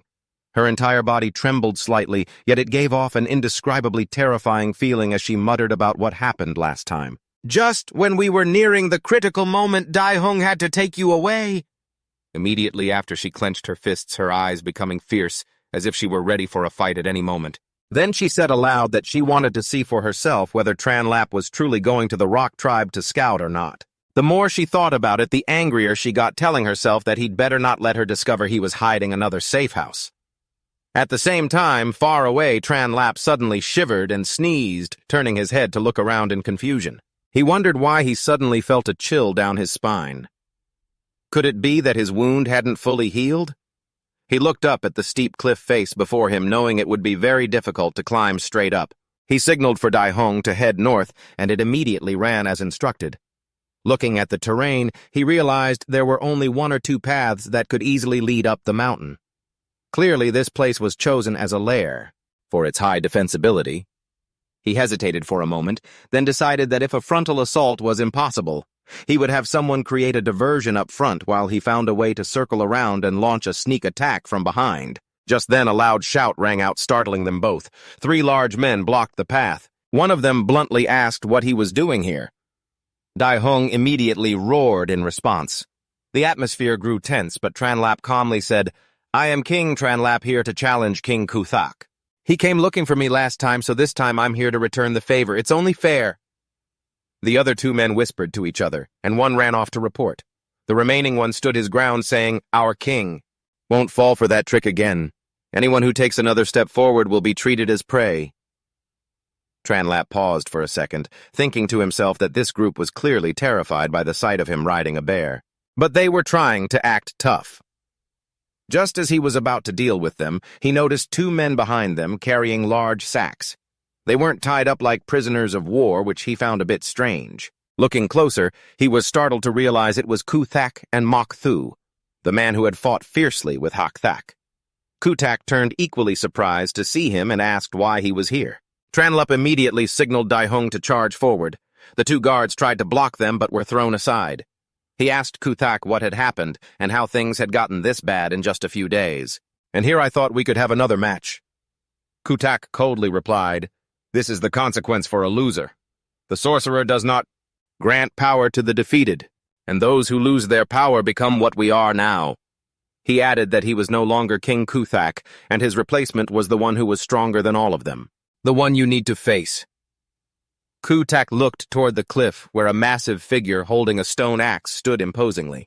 His overwhelming presence was so powerful that just the sight of him was enough to feel the danger that enveloped the entire area.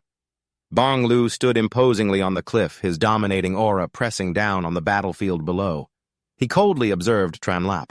Then he raised his hand and ordered the rock tribe to swarm down and attack. The entire group roared as one, their bloodlust surging violently as they charged down the steep mountainside. Tranlap was taken aback by the sight.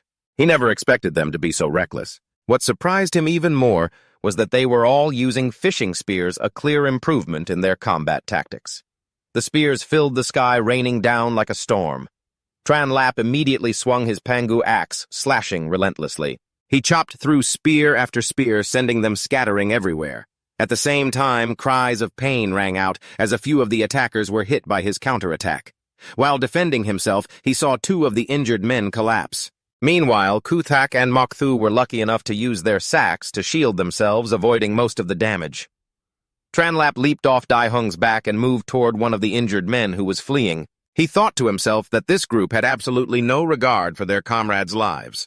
At the same time, another man shouted a warning to Kuthak that spears were heading his way, and if he stayed there, he'd become a sacrifice. The words made Kuthak and Mokthu freeze. Mokthu used his spear to prop himself up, looking toward Tranlap with hesitation. The situation was growing increasingly unfavorable. Tranlap gritted his teeth. Realizing he couldn't fight multiple fronts at once and couldn't recklessly use the Pangu power, he immediately leaped onto Daihung's back and ordered a retreat. Right after, another volley of spears flew towards them, but the two of them managed to escape the danger zone. As dusk fell, Tranlap observed from a distance, seeing that the rock tribe had lit torches and set up a tight guard along the cliff face. He knew a night attack wouldn't be easy either. He thought of Bong Lu and sensed he was like a puppet being controlled, and realized Kuthak wasn't the real leader either. Behind them was a sorcerer who had never shown their face. If he kept fighting them layer by layer like this, he would never win. The biggest problem right now was information. If only he could find the hiding place of the sorcerer, the situation would change. Just then, Daihung let out a wary growl, looking toward the forest. A chaotic scene was unfolding, the trees were shaking, and then a giant monster burst out. But it was immediately bitten on the neck by a black bat-like creature and collapsed in just a few seconds.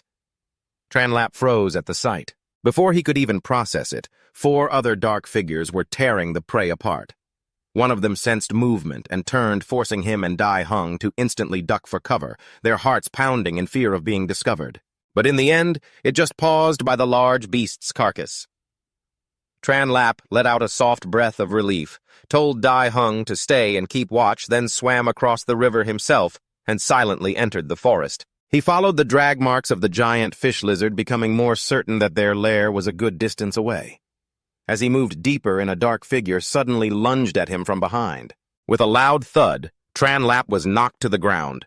When the dust settled, a pink-haired woman with razor-sharp claws stood before him, a smug look on her face like she'd just caught her prey. But a second later she froze confused, then stammered, "You're not from the werewolf tribe." The werewolf girl's face flushed red, her ears standing straight up in a panic.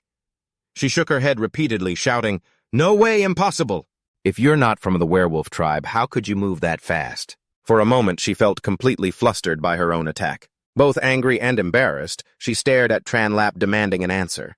Tranlap sighed, a helpless look on his face, but remained calm. I really don't know what werewolf tribe you're talking about. What werewolf tribe? My speed has nothing to do with them. It's due to some special circumstances that I can't really explain right now. As he spoke, he cautiously scanned his surroundings. Suddenly, his expression turned serious as he noticed something unusual behind the girl.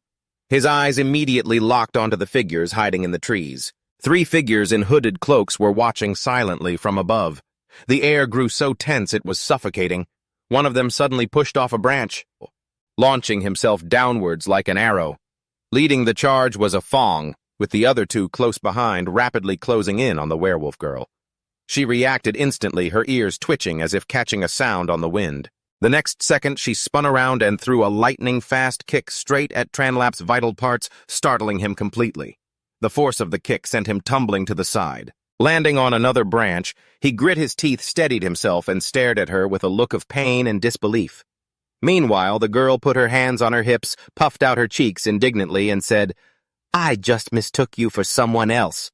Was it really necessary to be so rough? Especially with a cute, defenseless girl like me, sneaking around in someone else's territory in the middle of the night. Not only did you not apologize, you even fought back. How unreasonable. Her gaze shifted to Tranlap's group.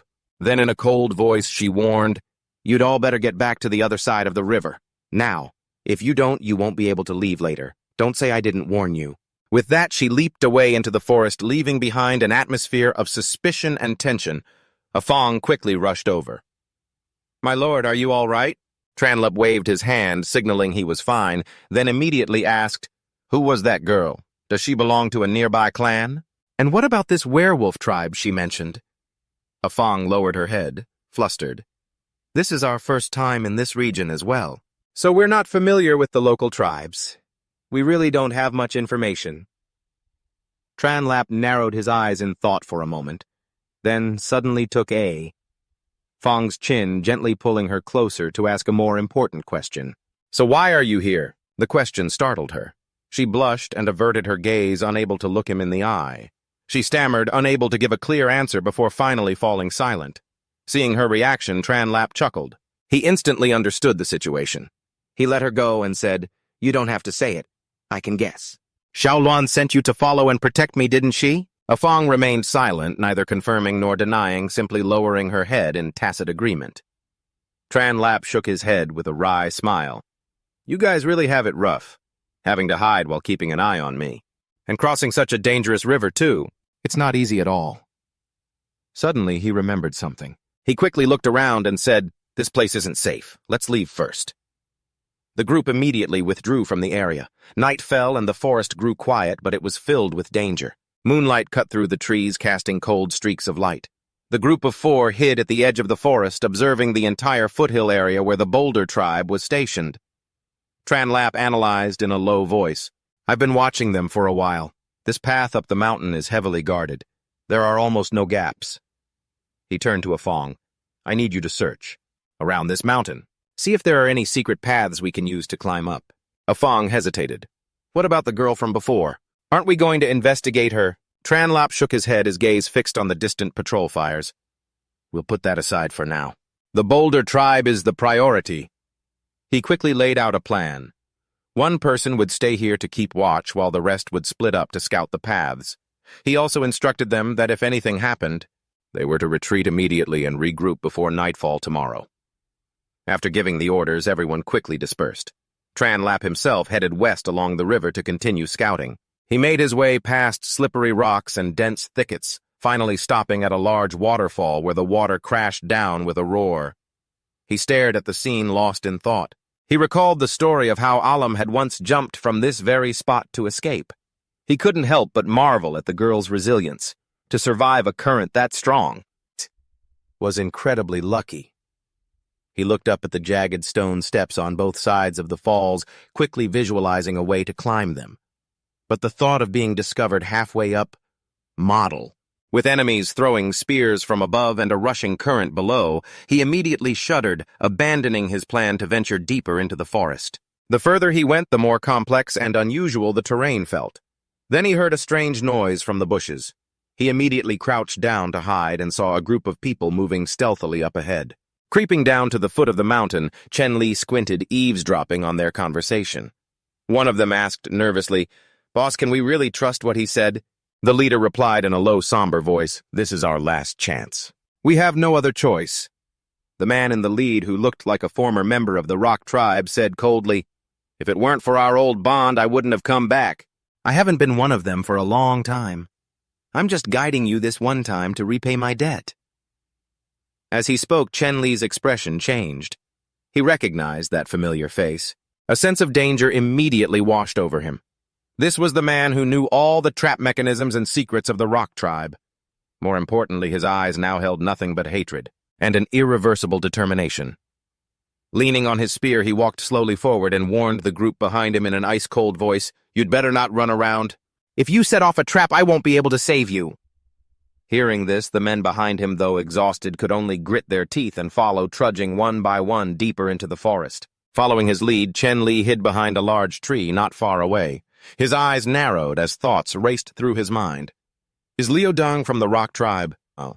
Or was he a mole planted long ago, but he immediately dismissed the idea? No, the Rock tribe isn't that sophisticated yet. He held his breath, remaining perfectly still, not daring to make a sound as he kept his eyes glued to the group's every move. But the thing he couldn't understand was, why did that man know the location of every single trap? Could he have overheard my conversation with Shegu? The thought sent a chill down his spine, so he decided not to act rashly and to keep following them.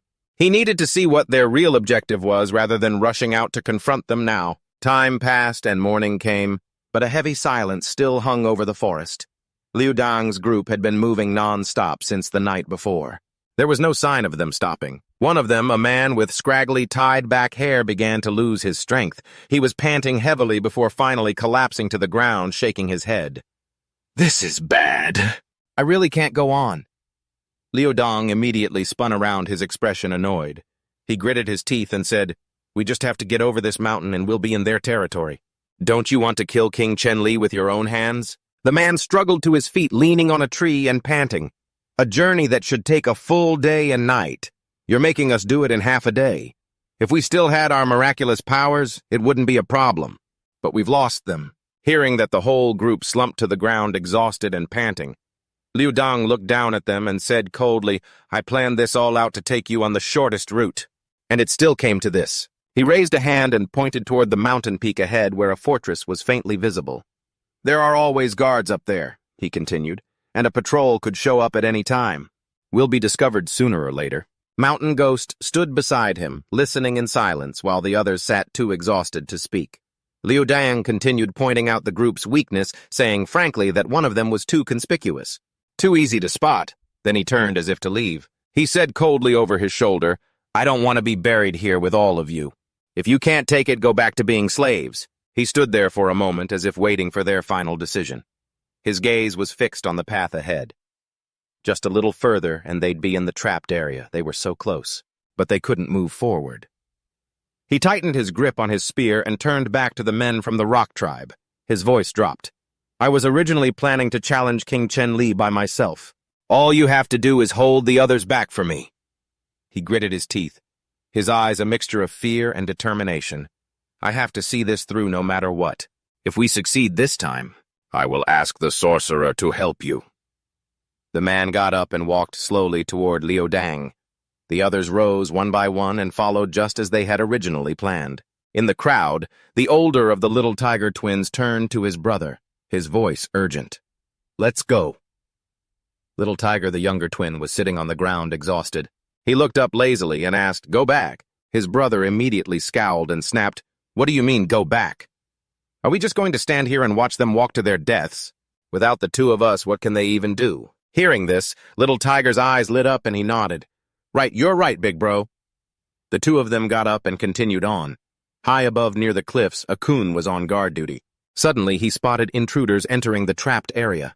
He squinted down and saw Liu Dang's group carefully making their way along the mountainside into the danger zone. He gasped in surprise. Is that those starving wanderers? But then he frowned in confusion. Liu Dang, why is he with them? He should know the safe path. Without hesitating, Akun yelled, "Liu Dang, stop, don't go any further. You're heading into the trapped area, turn back." A voice from below echoed up, causing the whole group to freeze.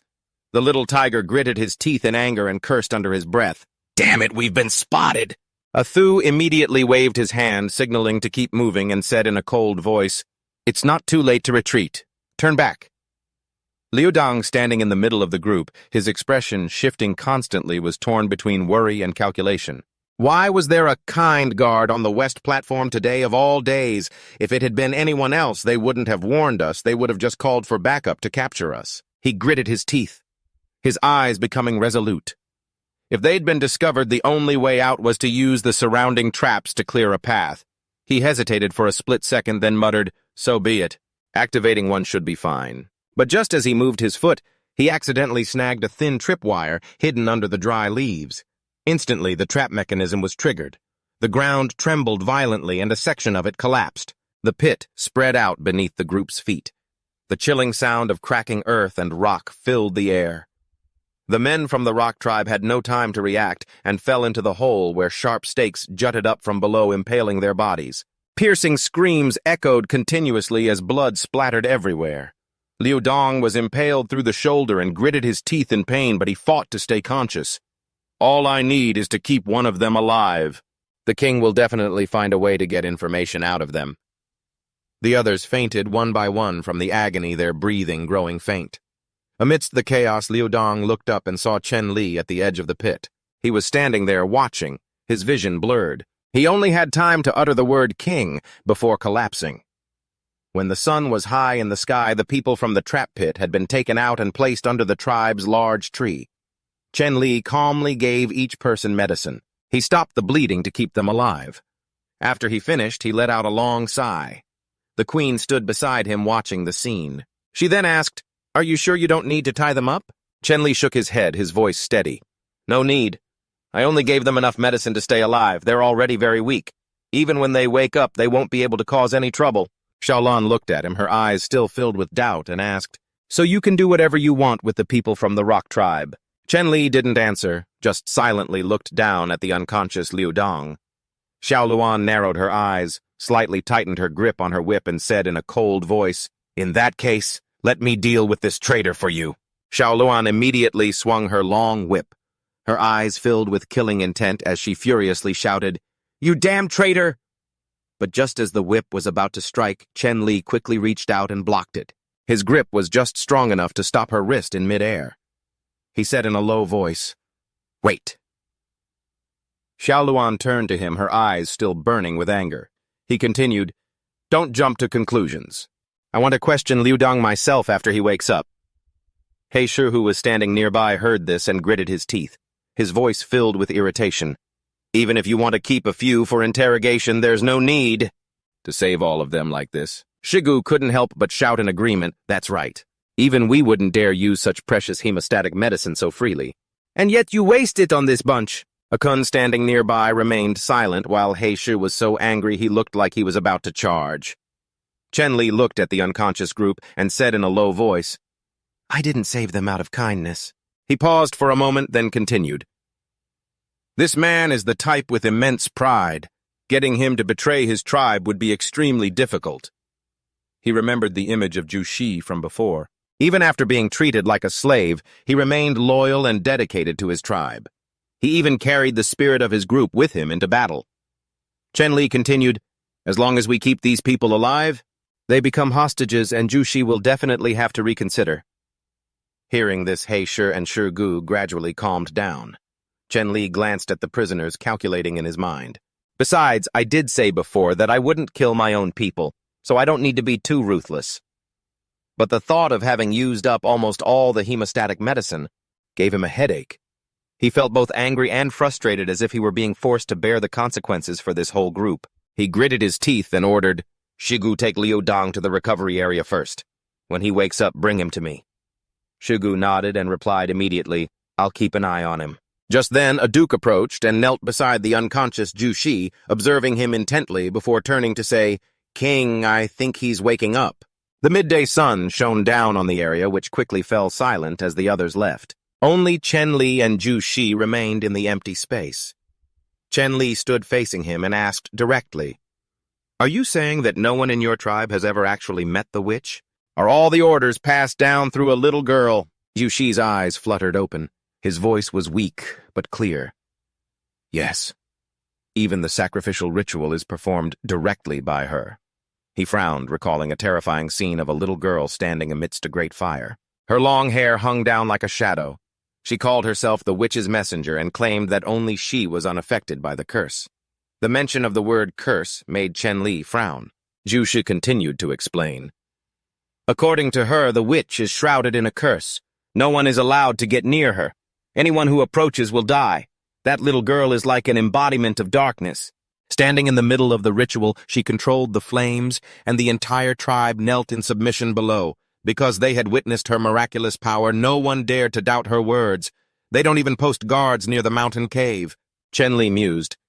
If that's true, then that might be the weakness. He asked further, so that means there's still a chance to get to the witch? Jushi looked at him, his voice lowering. Are you worried about Bing Liu? Chen Li froze and asked, Who is Bing Liu? Jushu replied. That was his old name before he became King Jushi. He is very strong, especially after receiving the miraculous power.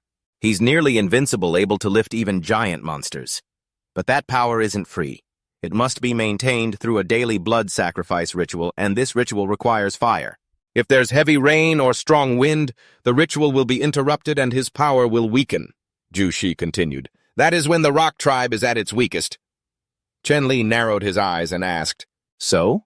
Wouldn't the other tribes easily discover this weakness? Jushi shook his head, explaining that the mountain path was too treacherous. Even the natives avoid traveling on days with bad weather, let alone other tribes, so no one has ever actually reached that area. He added that after heavy rain, the soil on the mountainside turns to mud, causing landslides and sinkholes that cut off the path. Combined with the strong winds and torrential downpours, it's no coincidence their secret has been kept for so long. Jushi nodded thoughtfully with a soft, Chen Li sighed, bending down to look at him as he held his head weighed down by it all. This was all crucial information that an outsider could never have known. He held a hand out to Jushi and said with a friendly smile, You're not a slave anymore, and you're no longer one of the rock tribe. They won't accept you. Why don't you come to my tribe? Jushi froze, looking up at him before suddenly slapping his hand away. He pushed himself off the ground and stood up, panting heavily. If anyone else had asked me these things, even if they'd used Mutzi as a hostage, I wouldn't have said a single word. He leaned against a tree, sweat pouring down his face, his voice hoarse. I don't know if it's us, or if there's something special about you. But when you ask, I can't lie. Chen Li stared at him stunned, then suddenly gave a thumbs up and a bright smile. You've fallen for me. Jushi instantly exploded, screaming like a madman.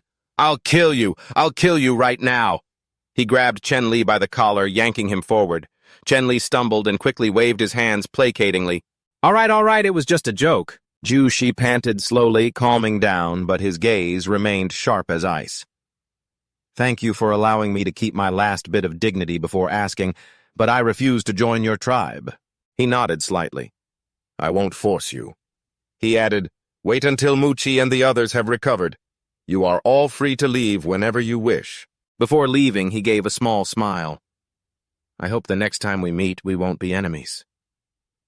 Jushi shot him another glance and growled, Stop saying such weird things. 5 days later, things had settled down. After finishing his soup, Sixdang called out softly, Chief? Chen Li nodded in approval. Good work. We have enough charcoal, sulfur, saltpeter, and bamboo tubes. Keep preparing more charcoal. It will be very useful. A Yu standing beside him asked hesitantly, Chief, are you really just going to let him go like that? Chen Li replied casually. It doesn't matter whether I let him go or not. He pretended to betray them to get us intelligence. I want to keep him around for the long term. She was still worried. What if he's deceiving you? He answered decisively, I trust him.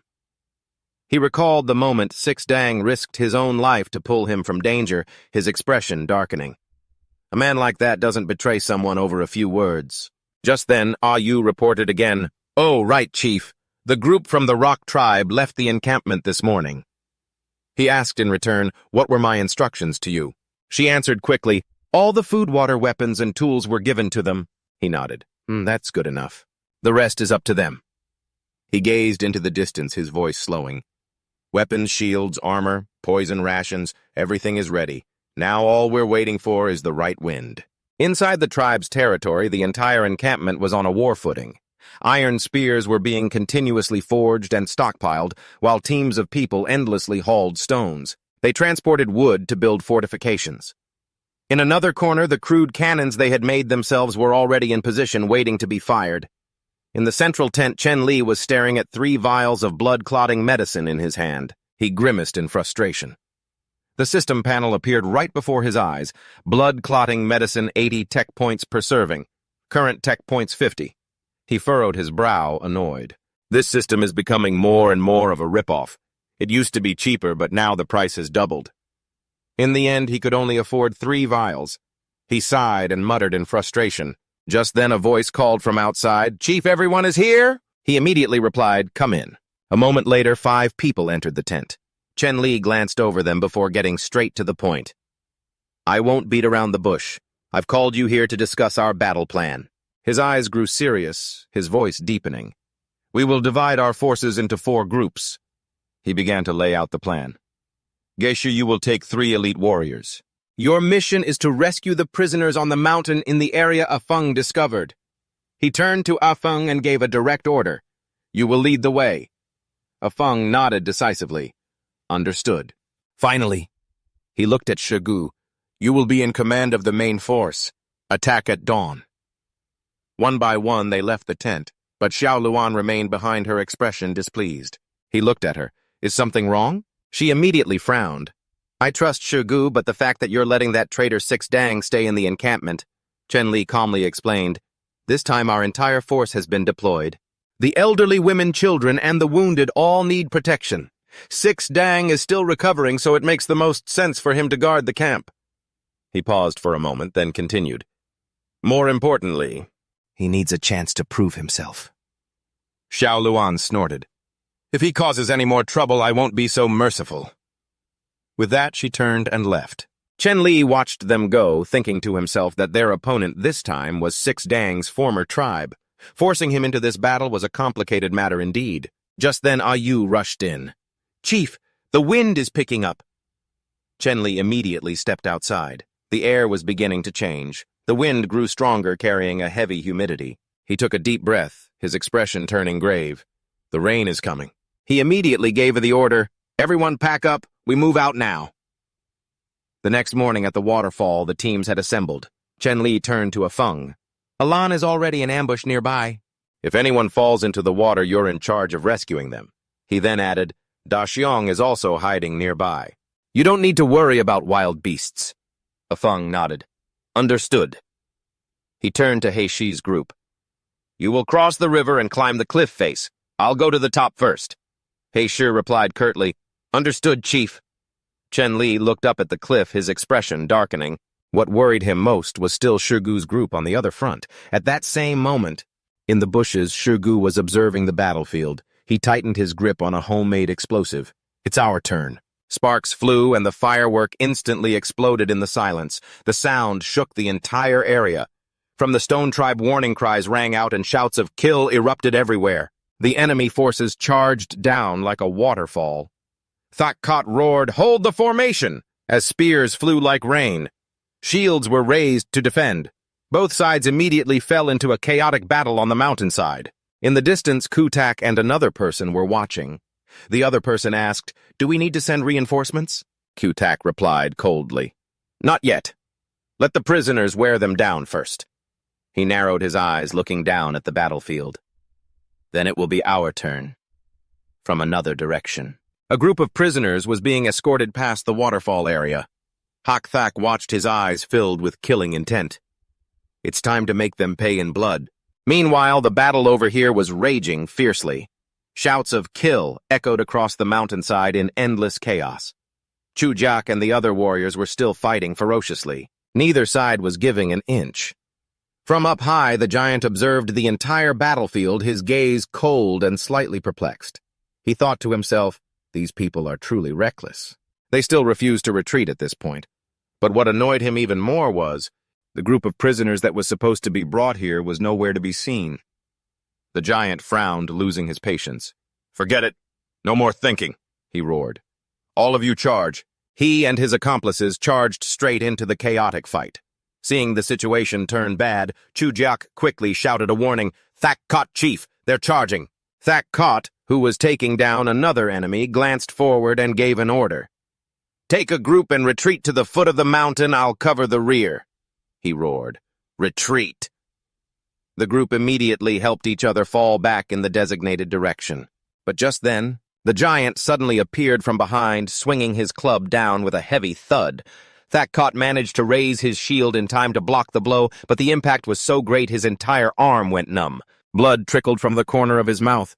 Gritting his teeth, he quickly pulled out a vial of styptic medicine, thinking, if I don't use this now, I won't make it out of here alive. Without further hesitation, he turned and fled. He ran biting down on the mouth of the vial. Behind him, the retreating group was almost safe, with only a few enemies in pursuit. The queen immediately gave a signal. It's our turn. Light them. As soon as the words were spoken, 5 fireworks were thrown out. A series of resounding explosions sent the pursuing soldiers reeling back in panic. Chujiak, panting, turned to the queen. I'm leaving the wounded in your care, he said gravely. Everyone reform the lines. The real decisive battle is still ahead. Meanwhile, in another area, Tranlup stood on a high cliff surveying the terrain. He mumbled to himself, no ambush. Just as I predicted. He looked up at the gray sky. The wind has changed. It's probably going to rain soon. But then he paused, his eyes narrowing as he caught a strange scent. This smell. He followed the scent into a large mountain cave. Inside, wooden barrels were stacked on top of each other. He frowned. Wooden barrels? Just as he was about to step forward, he heard a faint crack under his foot. The cave fell silent. From inside one of the barrels, an annoyed voice called out, Finally someone brought the honey, huh? The witch is getting tired of waiting, you know. Tranlup froze, his eyes sharpening. The voice continued, Don't come any closer, you idiot. Just leave it at the entrance. Aren't you afraid of being cursed? He remained silent, observing. The voice was clearly that of a child. Just then, a little girl suddenly appeared from behind. She was the little goblin who called herself a witch. She immediately flared up in anger. You imbecile! You're the new guy, aren't you? Who in the world sent you here? With that, she threw the mask she was holding at him. Tranlap just tilted his head slightly easily, knocking it aside. He thought to himself, could it be the witch is just this little brat in disguise? Before he could think further, the little goblin continued her angry tirade. But in the next second, Tranlap vanished. Whoosh! A precise strike landed on the back of her neck, causing her to collapse. She only managed to utter a few words before passing out. Tranlap caught her, slinging her over his shoulder. His expression darkened. Capturing the wrong mastermind? This is a failure. But then he paused, another idea flashing in his mind. If no one has ever seen the witch, perhaps I can still use this. Meanwhile, the battle outside was growing even more chaotic. The two armies were still locked in a stalemate. The giant was commanding the battlefield when he suddenly saw a group of people charging down from above. It was Hak Thak leading the rescue party. Having just freed the prisoners, he roared to boost their morale. Kill them all! The tide of the battle instantly turned. The enemy soldiers began to panic. We're surrounded. Just then, a body suddenly fell right into the middle of the battlefield. Everyone looked up in horror. On the cliff, Tranlap stood tall, his cold gaze sweeping over the scene below. A bolt of lightning tore across the sky, making his silhouette even more imposing. He spoke, his voice deep and cold. The battle is over. He paused for a beat, then continued. Your witch has been killed by me. Upon hearing this, the enemy soldiers began to stammer, What? The witch? They all turned to look at the body on the ground. Their faces went pale. One of them suddenly screamed in panic, A curse! And turned to flee for his life. As he ran, he shrieked, It's a curse! Run! The giant immediately flew into a rage, roaring, Don't run! The battle isn't over yet. Get back here. The queen, standing nearby, just let out a cold snort. What a waste of time. She cracked her whip and charged forward, her voice dripping with malice. You're about to die. The giant leaned back, dodging the blow, then immediately counterattacked with his heavy club. Seeing this, Thachkot panicked and rushed forward, raising his shield to block for her. But the blow was too powerful, and a shockwave ran through his entire body. He spat out a mouthful of blood but still gritted his teeth and held his ground. The queen immediately snapped, "Don't worry about me, go after them." Just then Tran Lap suddenly appeared. He raised a hand to stop them. "No need to pursue, let them go." Then he looked down at the battlefield littered with bodies. His voice grew somber. "There are too many wounded, and the slaves are exhausted. This battle is considered over. Stop here." At the new tribe's camp, the wounded were helped into tents for treatment. Tran Lap stood with Luke Dang checking on the situation. He let out a heavy sigh and spoke. "The last of the hemostatic medicine is finally used up. It was for the most critical emergencies. How many could be saved was up to fate. Liu Dong reports that 5 members of the tribe didn't make it, along with 4 slaves who died." He nods and says in a low voice, "I understand. This is war. Sacrifices are unavoidable. Bury them in the forest at the foot of the northern mountain." Liu Dong bows, accepting the order. At that moment, the system displayed the mission board. Expand territory 1.2 out of 10. Population 118 out of 300. Conquer tribes 1 out of 3. He looks at it for a moment, then mutters, "We gained a total of 25 people, but we also lost 5. From now on, the enemies will only get stronger." Just then, Ayu ran in to report, "King, that little girl is awake." He immediately went over and saw the little demon struggling and screaming her head off. The moment she saw him, she yelled and tried to attack him. He stood there stunned, thinking that dealing with a child was probably a job for Ayu. A moment later, Ayu returned and reported that everything was fine. But in reality, she had just stuffed leaves into the little demon's mouth, which made her even angrier. Then she started demanding honey. In the end, he compromised, saying she could have as much honey as she wanted. She immediately calmed down, climbed onto his head, and sat there playing. Looking around, she said, "This place is a bit empty, but it's acceptable, as long as I don't have to go back to my father's place." He asked who her father was, and she said he was the great shaman of the werewolf tribe. All the werewolves are transformed humans, except for a few children who were kept. After hearing this, he froze, realizing the werewolf tribe's situation was much more complicated, and he became silently vigilant. That night, the whole tribe lit a bonfire to celebrate, and everyone gathered around the campfire. They ate and drank, relaxing after the battle. Dai noticed Ayu was wearing unusual makeup. She grew suspicious and was even teased about planning something. As the atmosphere grew loud and lively, Dai suddenly charged straight for Chen Li, shouting, "My king, I'm coming for you!" This sent the whole crowd into a panic. Ayun rushed to stop her, but it was too late. Seeing this, Chen Li reflexively backed away, yelling, "Don't come over here!" Amidst the boisterous laughter of the whole tribe in the light of the campfire.